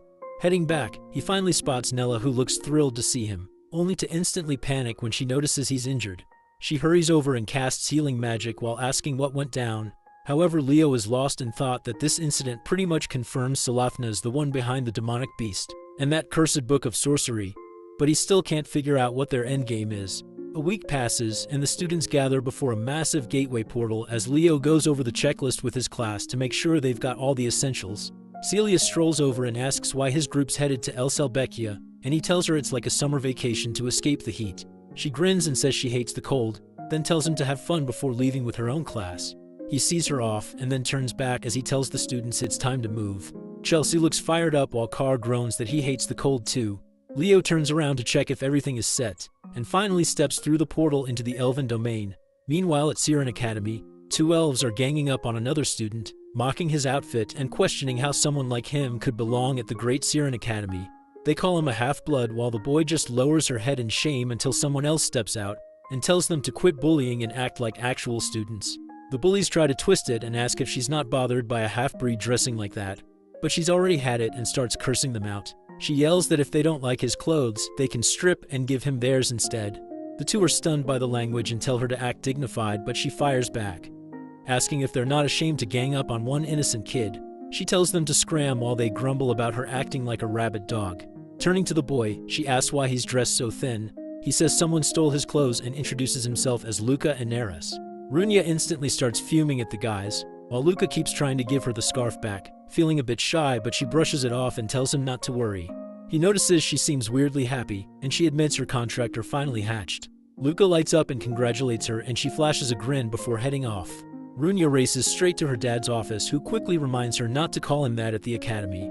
Her dad is sweating a bit as he confirms that Fernia's child has hatched, making her light up like a kid on their birthday. But he admits there's a problem, that a contract's already been made, which drains the energy straight out of her face. He says he's looking into it, but she slams her hand on the desk and demands to know who the hell stole her contractor. Meanwhile, Class 5 manages to reach the academy safely, and everyone immediately starts whining about freezing to death. But Leo tells them to suck it up. Herod cuts through the noise, tells them to line up, and asks if anyone knows this place's history, to which Chelsea raises her hand. She explains that the capital Velkia was named after a fairy knight who was one of the disciples of Luna, the poet of the stars. Leo remembers it a bit differently, that Velkia was more like the bratty disciple of both Luna and Aaron, and jokes that for all his attitude, the guy still managed to get the title of fairy knight. Professor Herod confirms she's right and adds that House Ezrar are the ones in charge here since they are the descendants of the fairy knights. Just then, someone begins to approach from the fog, which Herod notices as the group starts to come into view. Carr immediately panics and asks if they're thieves, and the professor says bad people can be anywhere. But even he's caught off guard when a familiar voice greets him and asks how he's doing. A squad of elves finally steps out of the fog, led by a sharp-looking one with white hair, and the girls start fangirling like they've just seen a celebrity. The white-haired elf steps forward and says he's been expecting them. He turns out to be none other than Lune Ezrar, chair-member of the council. Herod nods and remarks that he's just the same as ever, while the girls practically melt, claiming they've finally met their future soulmate as the thirst levels are hitting the roof. Leo interrupts their happy moment and asks if age really doesn't matter to them. Eliana starts nudging him and asks if he's jealous, but he stays cool, pointing out that elves live long and barely age. He then flips it on her and asks how old she thinks Lune actually is. The 2 adults catch the chatter and comment that this batch is a lively one, unlike the previous groups who were a lot more disciplined. Herod just excuses them as first years having some fun. Eliana steps up and boldly asks Lune his name and age, and he apologizes for the late intro and says his name while dropping the bomb that he's 97. Eliana's fantasy crumbles instantly, and Carr casually shoves the frozen girl aside and asks if he's maybe their trip guide. Lune extends a hand and states that he's the council's chair member. Carr awkwardly shakes it, while he is dying inside as Professor Herod mutters that they'll need to talk later. A while later, they find themselves in a dusty old place, and right on cue, a mouse scurries by. The students freak out and demand to know if they're seriously staying in this dump. Leo shrugs and offers them a backup spot to crash, and Eliana immediately starts buttering him up as their respected class leader. Leo offers them the tent he set up outside, but Carr suddenly changes his mind and announces they've got a lot of unpacking to do. After cleaning the place up a little, some boys sneak toward the stairs as Carr gets that mischievous grin and says the best part of school trips is sneaking peeks at the girls. But at the top, they freeze because Chelsea's already standing there, looking beyond pissed. She doesn't waste a second and launches a gust of wind magic that blows them off their feet as they scream for mercy. Leo watches in amusement and says it seems like everyone's enjoying the trip and figures he might look around too. Before he gets far, a voice refers to him as Lord Leo as he turns around to an elf in uniform who informs him that the head of the house wants to speak with him. Moments later, Leo steps into Loon's office, and the chair member barely glances up from the mountain of paperwork and tells him to come in. He apologizes for the wait and asks if he can hold on a bit longer. But instead, Leo asks if he can look around as the office seems to have some interesting stuff, which Loon is more than happy to let him. Leo walks over to the weapons mounted on the wall and notes they look pretty old. His eyes narrow when he spots one in particular, Urquhart, as that name instantly draws a reaction. Loon looks surprised and asks how Leo could possibly know about it, since its history is only passed down to the heads of House Ezrar. Leo starts sweating but plays it off by saying he read about it in the ancient library of Lumarin, which Loon eats up without question. As Leo touches the blade, he senses the infusion of stellar mana, but quickly realizes it's not the original and is just a copy.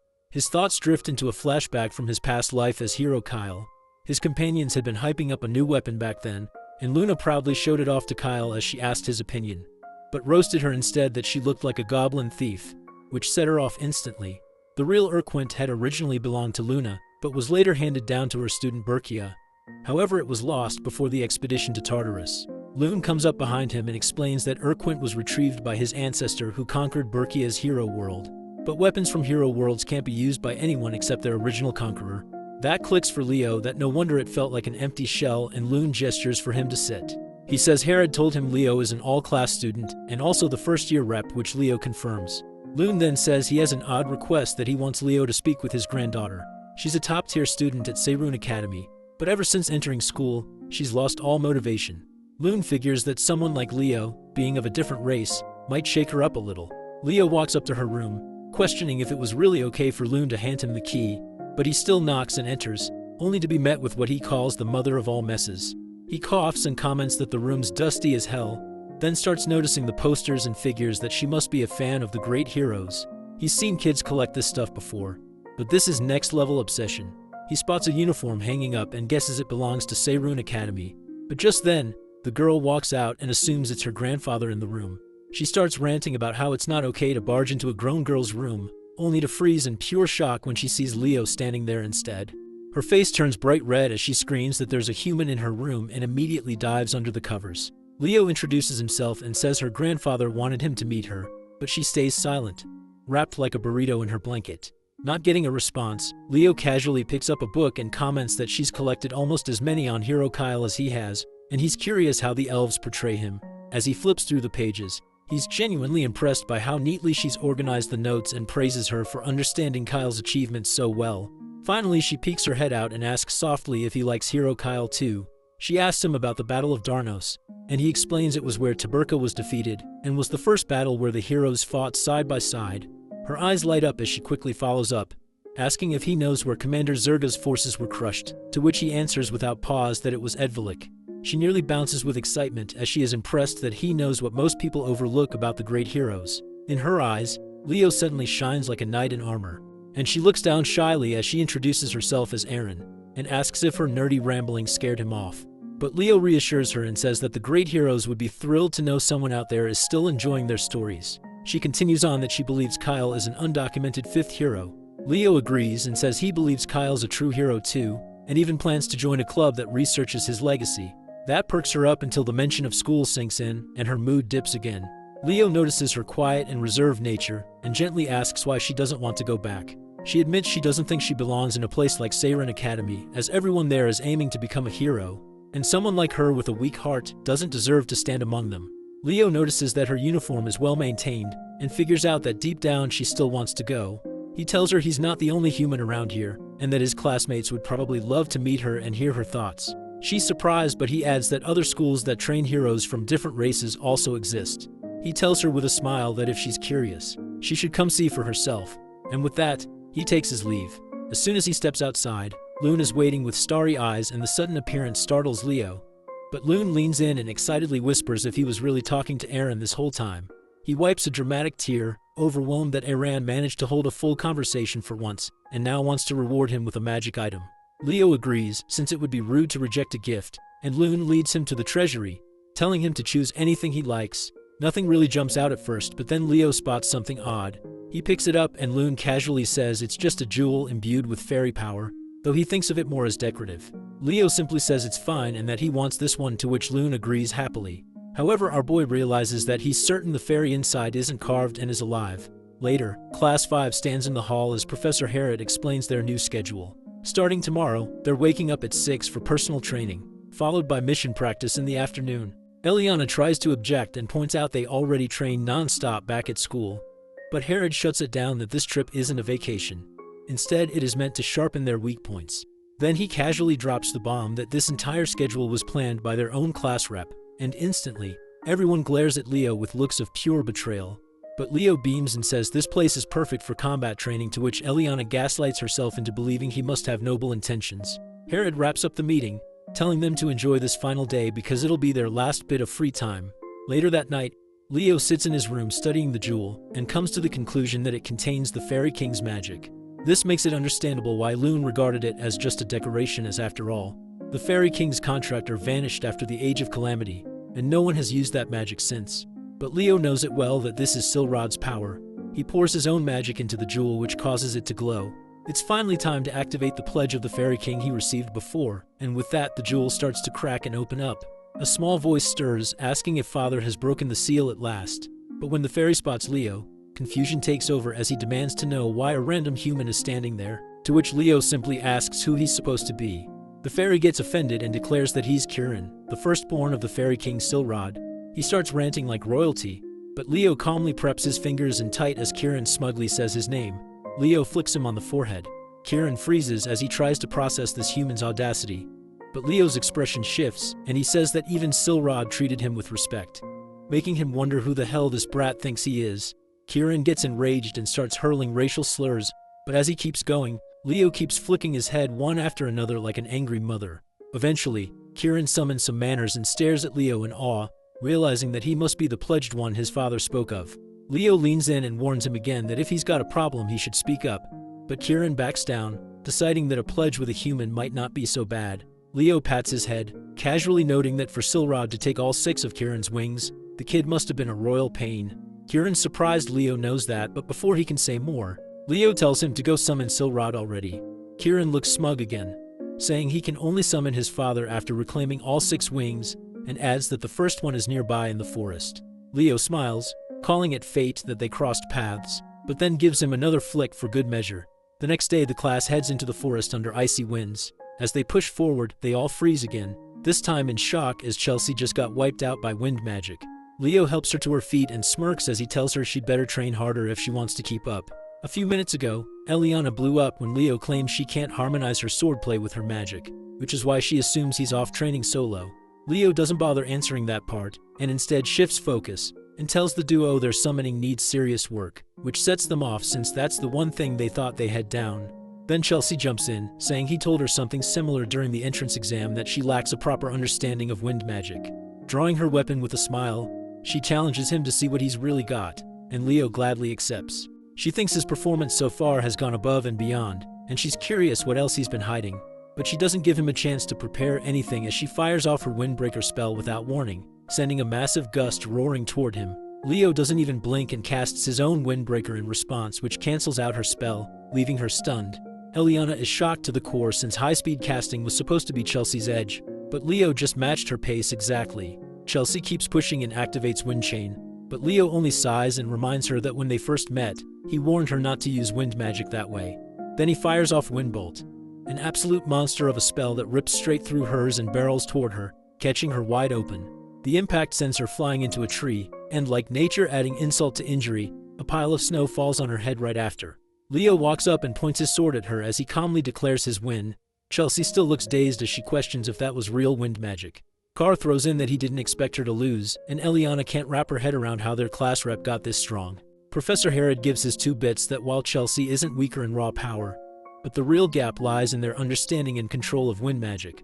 Leo pats the grumpy cat's head as the professor continues, explaining that even as they learn new skills in higher grades, they shouldn't neglect perfecting what they already know. He wraps up by telling everyone to sharpen their abilities under the class rep's lead, which immediately triggers a bunch of complaints about the freezing cold. Later on, Leo walks alone through the snowy forest gathering herbs for a mission. He remembers how the others completely tapped out and promised they'd do their missions later and smirks, thinking they're probably still passed out back at their inn. Out of nowhere, Kieran zips in and proudly announces he's collected a huge stash of herbs. Leo gives him a pat on the back for doing good work, which has the little guy all puffed up and glowing in his tiny fairy pride. With that, Leo decides the haul is enough and stashes the bag away. He starts wondering if it's time to get serious about investigating the forest, and states that the hunt for Kieran's wings officially begins now. As they move ahead, he suddenly stops and asks when Kieran was exiled, which the fairy answers it was around 100 years ago. Leo narrows his eyes, telling him to look closely because there's illusion magic at play here, which Kieran quickly picks up on and confirms it's the Fairy King's magic, but not his father's. Leo pieces it together and figures the spell belongs to Silrod's father, the Fairy King during the Calamity Era. It's been a century since the magic activated, so judging by the timing, the energy fueling the spell must be Kieran's wings, as he somehow repurposed into an ancient formula. Suddenly, a voice cuts through the air that he heard something valuable is hidden nearby. Both of them go on edge as a nasty aura floods the area. The stranger steps closer and asks why humans are wandering around elf territory, but Leo flips it back, saying it's weirder that the undead are hanging around here. The nasty-looking skeleton roars that this land has long been under Tartarus's influence, but Kieran shoots back and shouts that this place is a fairy sanctuary. The skeleton laughs and mocks him that how could a weakling like Kieran could even call himself a fairy. That gets under Kieran's skin as his magic flares and he charges the skeleton without hesitation. The thing barely reacts in time before Kieran blasts a hole clean through its chest and reduces it into a pile of bones. Kieran mutters that it crumbled too easily for something that loud and full of itself. Leo just raises a brow and asks why a fairy is fighting like a raging barbarian. Kieran stretches and says it worked out since fairy and undead powers naturally cancel each other out. But then he freezes as the skeleton starts speaking again, admitting that while Kieran may be low level but he's still a fairy, and begins reforming right in front of them. Kieran holds his nose at the rank stench and charges in again, vowing to crush the thing properly this time. But mid-attack, something feels off and Leo yells at him to get out of the way. The skeleton slams its sword into the ground, releasing waves of that foul aura. Kieran dodges at the last second and crashes straight into Leo. Our hero steadies the dazed fairy who asks what in the world that thing is. He answers that it's an ancient monster from Tartarus known as Death Knight. The skeleton stands tall and finally introduces itself as Kargor. It declares its loyalty to the Lich King, and just like that, it lunges toward them again. Leo steps up and tries to counter with his blade, but Kargor vanishes and reappears behind him like Houdini. The Death Knight lifts his sword and coldly announces that he's here to lead Leo straight to his end. Thinking quickly, Leo activates spectral form and forms a barrier just in time to block the Death Knight's strike, the clash echoing through the eerie silence of the forest. The monster steps forward and is surprised that a human could pull off an aura shield in such a short time, then gives a crooked smirk and swings again. However, this time Leo successfully blocks the attack. The Death Knight mocks his efforts and calls it futile as he begins to press Leo back with brute strength. Kieran panics and rushes in to help but gets blasted into the ground without effort, groaning as he rubs his forehead and mutters that he is already drained of power and bitterly wishes he had his wings back. Without wasting another second, Leo begins chanting and is soon engulfed in red flames, which catches the Death Knight off guard. Suddenly, Phoenix wings burst from his back and their brilliance lights up the dark woods. Kieran watches in awe as he realizes Leo must also be a contractor. Our hero then delivers a swift and precise strike that slices the Death Knight clean in two. The tiny phoenix lands proudly on Leo's shoulder, followed by Kieran, who immediately starts fussing over the fiery fluff ball.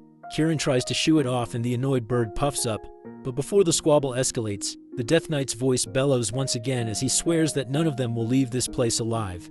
He drives his sword into the ground, unleashing a curse that opens a dark pit and summons an army of undead from beneath. One by one, skeletal warriors start to rise with weapons drawn, and Leo realizes it's a curse that endlessly revives the dead. He lowers his shield, which makes Kieran alert, who asks if he's giving up, but Leo only smirks his response as he strikes a confident pose and says that he finally got a hold of Kyle's mana. Without hesitating, he casts Earth Ripple, which sends shockwaves bursting outwards and causes the undead to lose their balance. Leo charges forward as he slices through them with ruthless efficiency, using his vortex slash, and ignores the Death Knight entirely. The monster roars in frustration and demands that Leo face him properly, but our hero simply calls him out for hiding behind his summoned horde. Using a jump boost, he propels himself high into the air while the Death Knight screams after him. Eventually, Leo stops running and figures he's gotten far enough, though he can't shake the feeling that something is off about a Death Knight showing up in a fairy forest. As he tries to make sense of it, a skeleton stumbles out of the trees. He readies his blade and assumes it's a straggler, but before he can act, the creature is shredded into pieces. An elf appears who raises his sword to Leo and demands to know if Leo was the one who summoned it. Leo calmly explains that he's just a Lumern student with no involvement. Leo identifies him as a Seiren student as he recalls Iran's uniform, but the elf doesn't buy it and lashes out. Leo sidesteps with ease and knocks him down using the base of his sword. A voice interrupts and asks him to stop as a red-haired elf steps in and apologizes for the other's rudeness. She introduces herself as Runia and assures Leo that not all Seiren students behave like that trash bag.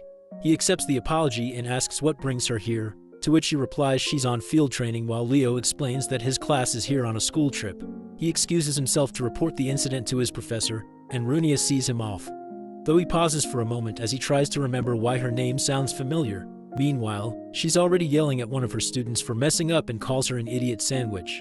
Back at the academy, Loon seems sus about the whole Death Knight situation and says while monsters have been appearing, things haven't gotten that extreme. Professor Herod backs Leo that he wouldn't lie about something like this. Just then, someone calls out to them and states that misunderstandings can be caused by ignorance. A dark-haired elf steps out and scoffs at the idea that a first-year candidate met a Death Knight. He introduces himself as Professor Herdium, and Loon motions for him to speak. Herdium goes on to suggest Leo likely mistook a skeleton knight for a Death Knight since the real thing would have killed him instantly. He questions if Herod genuinely believes such a story, but Herod firmly replies that he does because Leo is the all-class representative.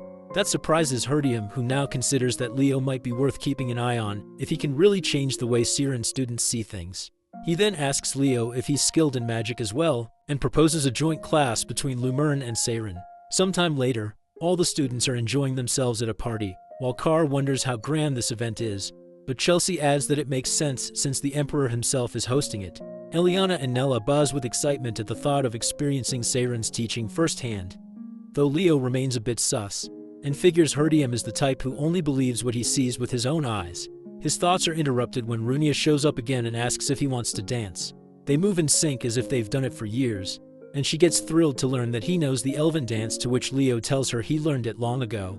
She realizes that she never asked his name, and asks what to call him. The moment he introduces himself, her mood completely shifts, and she grabs him by the collar and yells that he's the one who stole her contractor. Her grip tightens on his collar as she declares that she is going to end him on the spot, though Leo doesn't even flinch. Just then, our hero recalls what the Phoenix Lady said about someone else being chosen to become Fiora's pact bearer before him, and figures Runia is that person. Her body starts trembling with rage as she glares at him and calls him a shameless thief, but Leo only smiles and tells her that Fiora is doing well, which pushes her further over the edge. She screams at him to die and lunges forward without thinking. Sometime later, Runia lowers her head and apologizes for her outburst, while Leo doesn't make a big deal out of it, and forgives her on the spot before walking off with Professor Herod. Meanwhile, Herdium immediately begins scolding Runia and warns her never to make such a careless mistake again, especially since she is the first-year representative. Runia looks dejected and nods that she understands, but the professor continues that they now have to prove Seiren's superiority over Lumerna, and starts shaking her like a blender. He loudly declares that they must rise above all other hero academies, but then suddenly panics that maybe he overdid it. However, Runia starts yelling with renewed fire that she will absolutely crush that nasty thief for the sake of Seiren's pride. The next day, the joint class finally begins, and Professor Herod introduces himself to the students from Seiren while explaining that today, they will get a first-hand taste of how things work at Lumeran Academy, which instantly sparks their curiosity. He calls on Carr, Eliana, and Thad to step forward and instructs them to lead the class, which clearly surprises the trio. Herod calmly explains that they are among the top students who have survived so far at Lumeran, and that it is now their turn to show what they have learned, which practically melts their hearts. Chelsea quickly realizes that one student from each department has been selected to teach, while Leo just suspects the professor is trying to avoid work again.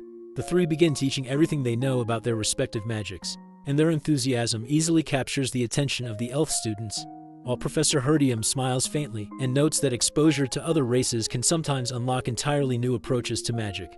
However, he wonders to himself why the class representative hasn't stepped forward yet. Chelsea cheers them on while they take a bow, and the elf professor compliments their efforts, saying he can sense how much devotion each of them has poured into their training.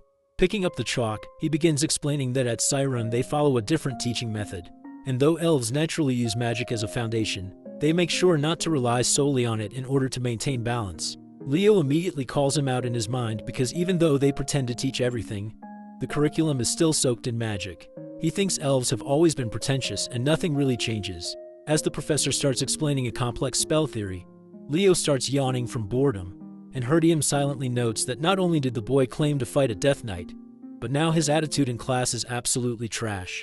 Deciding to switch gears, he abandons the theory and forms a glowing golden star in his palm, which he calls the essence of Siren, and even Leo starts to show interest. He continues explaining that elves are a race born from magic, and then sends the star into the air, where it explodes into countless smaller stars that scatter toward the students, who react with wonder. Chelsea's eyes sparkle as she yells out that this must be the star magic, which is an original spell system developed by elves. The professor nods and proudly says that this is the core of their magic and draws on the board a spell directly derived from the great Luna's legacy, and it forms the foundation of all star magic and includes countless variations. He smiles and asks the class if it is not beautiful, but then pauses as a hand goes up and he allows the class rep to speak. Leo thinks he doesn't really care about star magic, but calmly says that the interpretation of the spell is wrong, and that immediately turns the room ice cold. The professor nearly bursts a vein while Leo explains that the magic simply will not activate. Everyone stares like he just kicked a sacred relic, and the professor tries to recover by saying it's obvious that it won't, since the spell is incomplete. He explains that their ancestors deciphered the progenitor's records and managed to restore the spell to its current version over time. Leo quickly pieces it together that this is one of Luna's lost spells and figures that most people wouldn't know, because Luna originally created this magic just for Kyle when she developed the star magic system. The professor doesn't take the comment lightly and throws down a challenge, asking Leo to demonstrate where their interpretation went wrong. Professor Herod tries to step in and defuse the situation, but freezes when Leo actually walks forward. Meanwhile, Leo is already thinking that the magic elves are using now is just a watered-down replica, because he received the complete version directly from Luna, but died before he ever got to pass it on. He stares at the board and wonders if fate brought them back together like this. Herod starts sweating bullets since he knows how important star magic is to the elves, and tampering with the progenitor's legacy could be a disaster. However, Leo moves without hesitation and begins rewriting the formula using his own magic, while the elf students whisper in confusion since none of them have seen anything like this. After a few moments, Leo announces that it is ready, and the newly formed formula begins glowing intensely.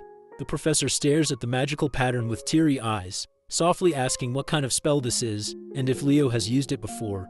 Leo is suddenly pulled into a flashback as he stands on the edge of a cliff, where Luna calls out to him and proudly says that she has completed the magic. She smiles warmly and tells Kyle that she will now teach him this spell, which can make flowers bloom as he stands there holding a golden glowing flower in his hands. Leo repeats the magic Luna once taught and releases a wave of glowing flowers across the lecture hall, instantly lighting up the room as the students grow even more excited. Eliana turns to Nella and wonders if the class rep just pulled off something wild again, and Nella nods without saying a word.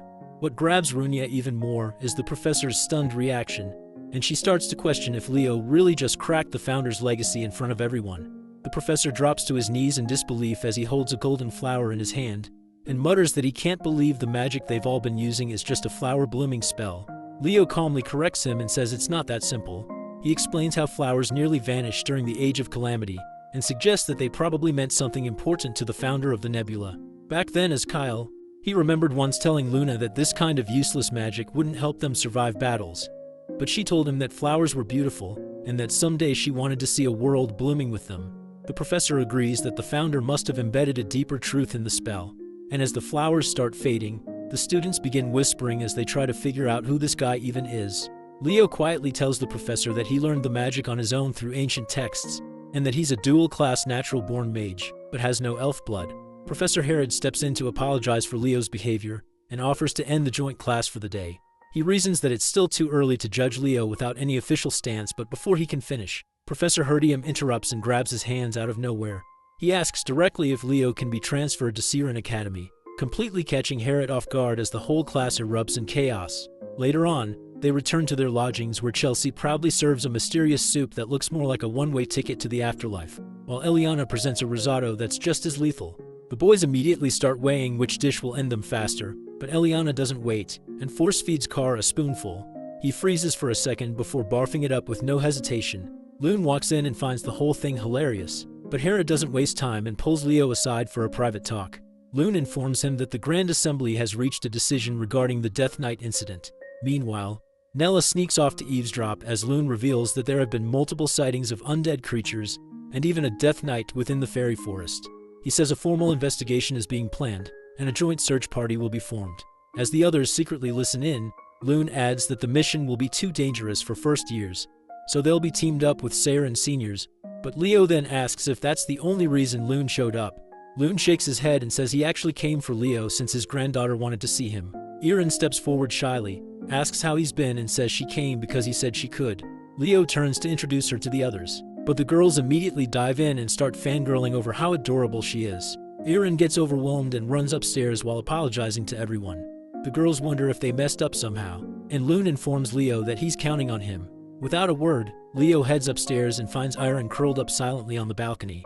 He puts his jacket around her, which surprises her, and she quickly tries to hand it back, but he tells her not to worry about it. He asks why she left Saren, and she answers that she did it because she thought she was not suited to become a hero, which Leo is already getting tired of hearing. She explains that when she was struggling, she met someone who shone like the sun, and then states with admiration that it was Runya, who seemed like a real hero in every sense. From then on, she began watching her from afar and realized that Runya was everything she wasn't, so she decided to follow in her footsteps. She even made it to the top of the class, but something must have gone wrong during the dual assessment because after that, Runya started to hate her. Leo finds it a bit strange since Runya doesn't come off like that, so he decides to ask her about it later. He thinks Irin reminds him of Verkia and asks if she knows her story. She perks up right away since it's her ancestor's tale, so Leo tells her that Verkia followed in the path of the great hero mentors, and that's how she became a hero. He reassures her not to worry about what others think, and that she should walk her own path, which instantly lifts her mood. With a smile, he invites her to come back down, and assures her that his class is filled with kind and fun people. Sometime later, as everyone gathers for the expedition, Runya storms up and demands to know how Leo won Aran over like that. Leo answers that he just told Aran there was no need to be afraid of Runya, which clearly throws her off. He adds that Aran told him Runya had given her a terrifying look which made her believe she was hated. Runya says she was just focused since Aran is genuinely talented, and Leo tells her to look out for the girl because she probably needs her. Just then, Professor Herdium calls out to someone who grabs their attention as a group of third years approaches. Lauder steps up to greet him, and the professor says he's impressed with the work Lauder submitted before. Leo glances at Runya and asks who that guy is, and she says he's her senior who suddenly jumped from zero to hero this year, which Leo finds a little suspicious. Professor Herod then gathers everyone and announces that it's time to assign teams. He says each team will have 3 members, and right after, Herdium reveals that the first team will be Leo, Runya, and Lauder, which doesn't feel like much of a coincidence at all. Runya starts complaining the moment they leave as she grumbles about the professor's suggestion to use this as a chance to grow closer.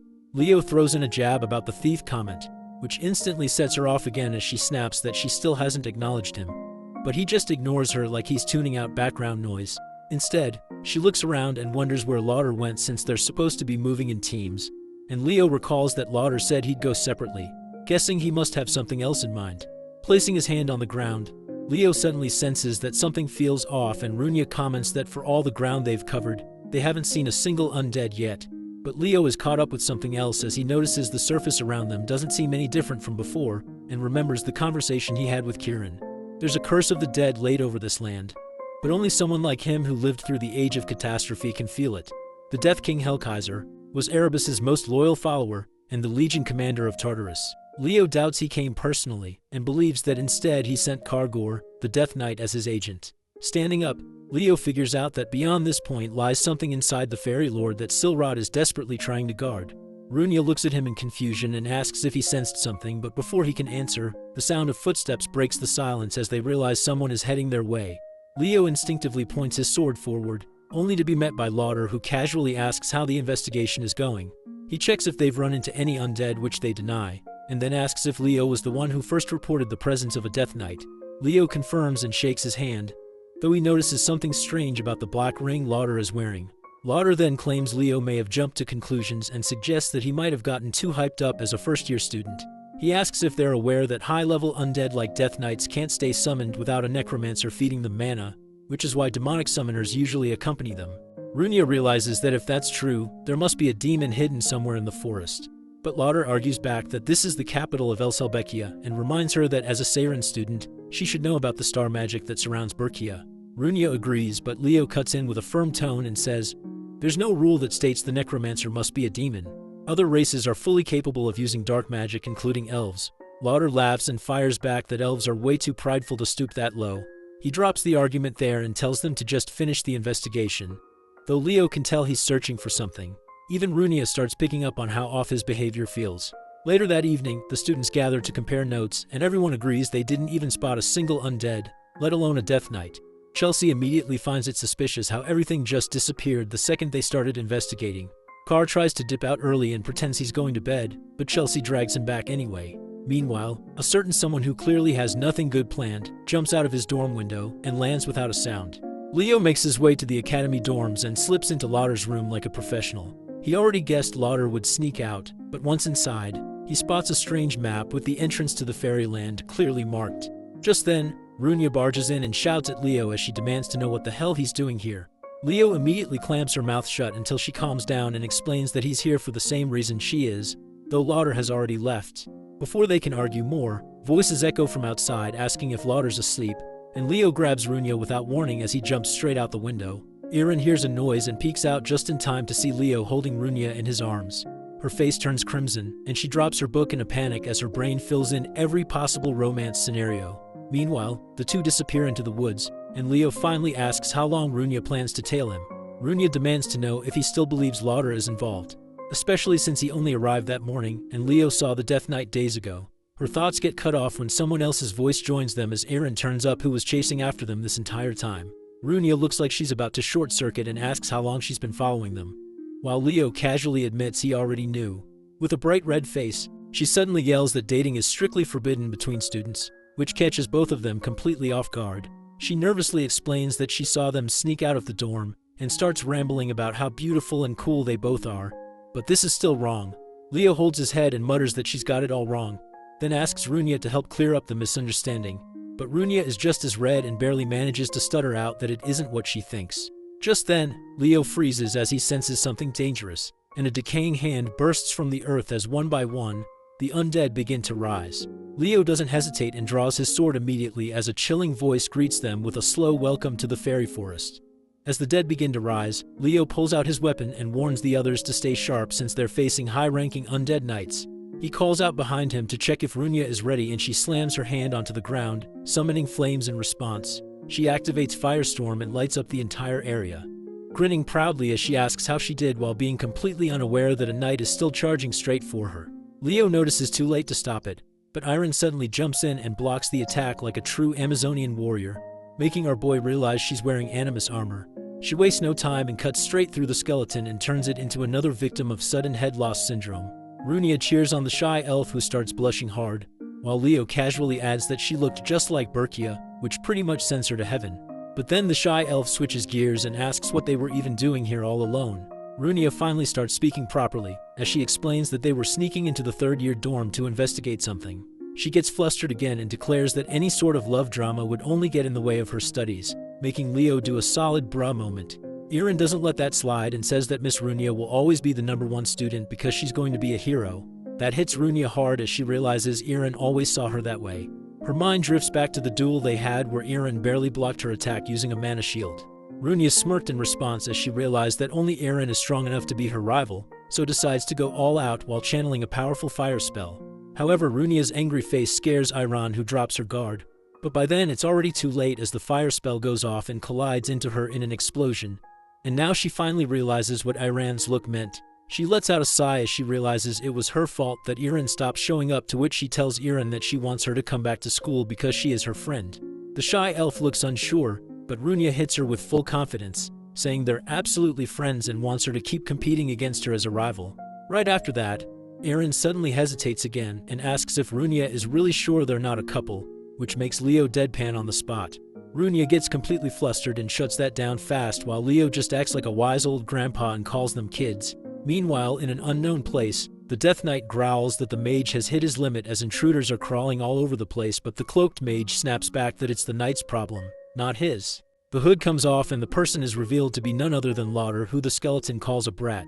Getting annoyed, the skeleton steps forward and demands to know why he's being treated like some low-tier servant, despite being a Death Knight of the Great Lich. Lauder doesn't flinch and just flashes his ring as he taunts that the Great Lich chose him instead. As he walks away, he casually adds that once the summoning circle is finished, there'll be no need for Tartarus anymore, and says he's counting on the knight till then. The skeleton just lets out a mocking laugh and agrees to do exactly as he says, and definitely is not planning to backstab him. Back with the hero squad, Erin says she still can't believe their senior Lauder would team up with demons, and Runia shares the same disbelief. But then Erin starts complaining that it suddenly feels colder, and even the red-haired elf begins to notice something's off while Leo stays quiet as he picks up on something. He whips out a few magic circles like he's flipping open a phone and says they should get ready before heading any deeper. He summons his 2 trusty spirit beasts, and Runia instantly loses her mind when she sees the red chunk of a bird. Immediately going in for the squish, while Erin asks who they are. Leo introduces Fiora and Kieran, which makes Erin even more impressed, but he quickly refocuses and says, "That's enough," and it's time to head into the forest's core. They step into the darkness as Leo states that things are about to get rough. As soon as they enter, the trio immediately starts running and fades with the monsters, and Runia finishes things off with a fireball. But right after that, the charred corpses begin leaking dark energy, and the undead rise again, making Runia realize that there's probably a necromancer nearby. Anyways, Leo starts swinging and decimates the skeletons completely and answers that there is no summoner nearby at all, but Runia doesn't buy that. He explains that what they're seeing is a curse of the undead, which catches both of them completely off guard. Runia admits she's never heard of anything like that. But then Erin steps in, explaining that it's a curse which constantly summons undead in a region, turning the land into a place of death. Leo finishes the thought as he adds that the spell can only be cast by Tartarus' general, Hellkaiser, the Lich King. Runia starts to panic hard after hearing that name and says they should report it to the professor right away, but just then, a sudden blast of cold smacks them like they opened a freezer door. A sinister voice welcomes the hero candidates to the land of the dead, and the Death Knight makes another appearance as he rushes in and clashes swords with Leo. It starts laughing like a lunatic while claiming there's no way out, but Leo doesn't even bother with a reply and blocks the attack with zero effort.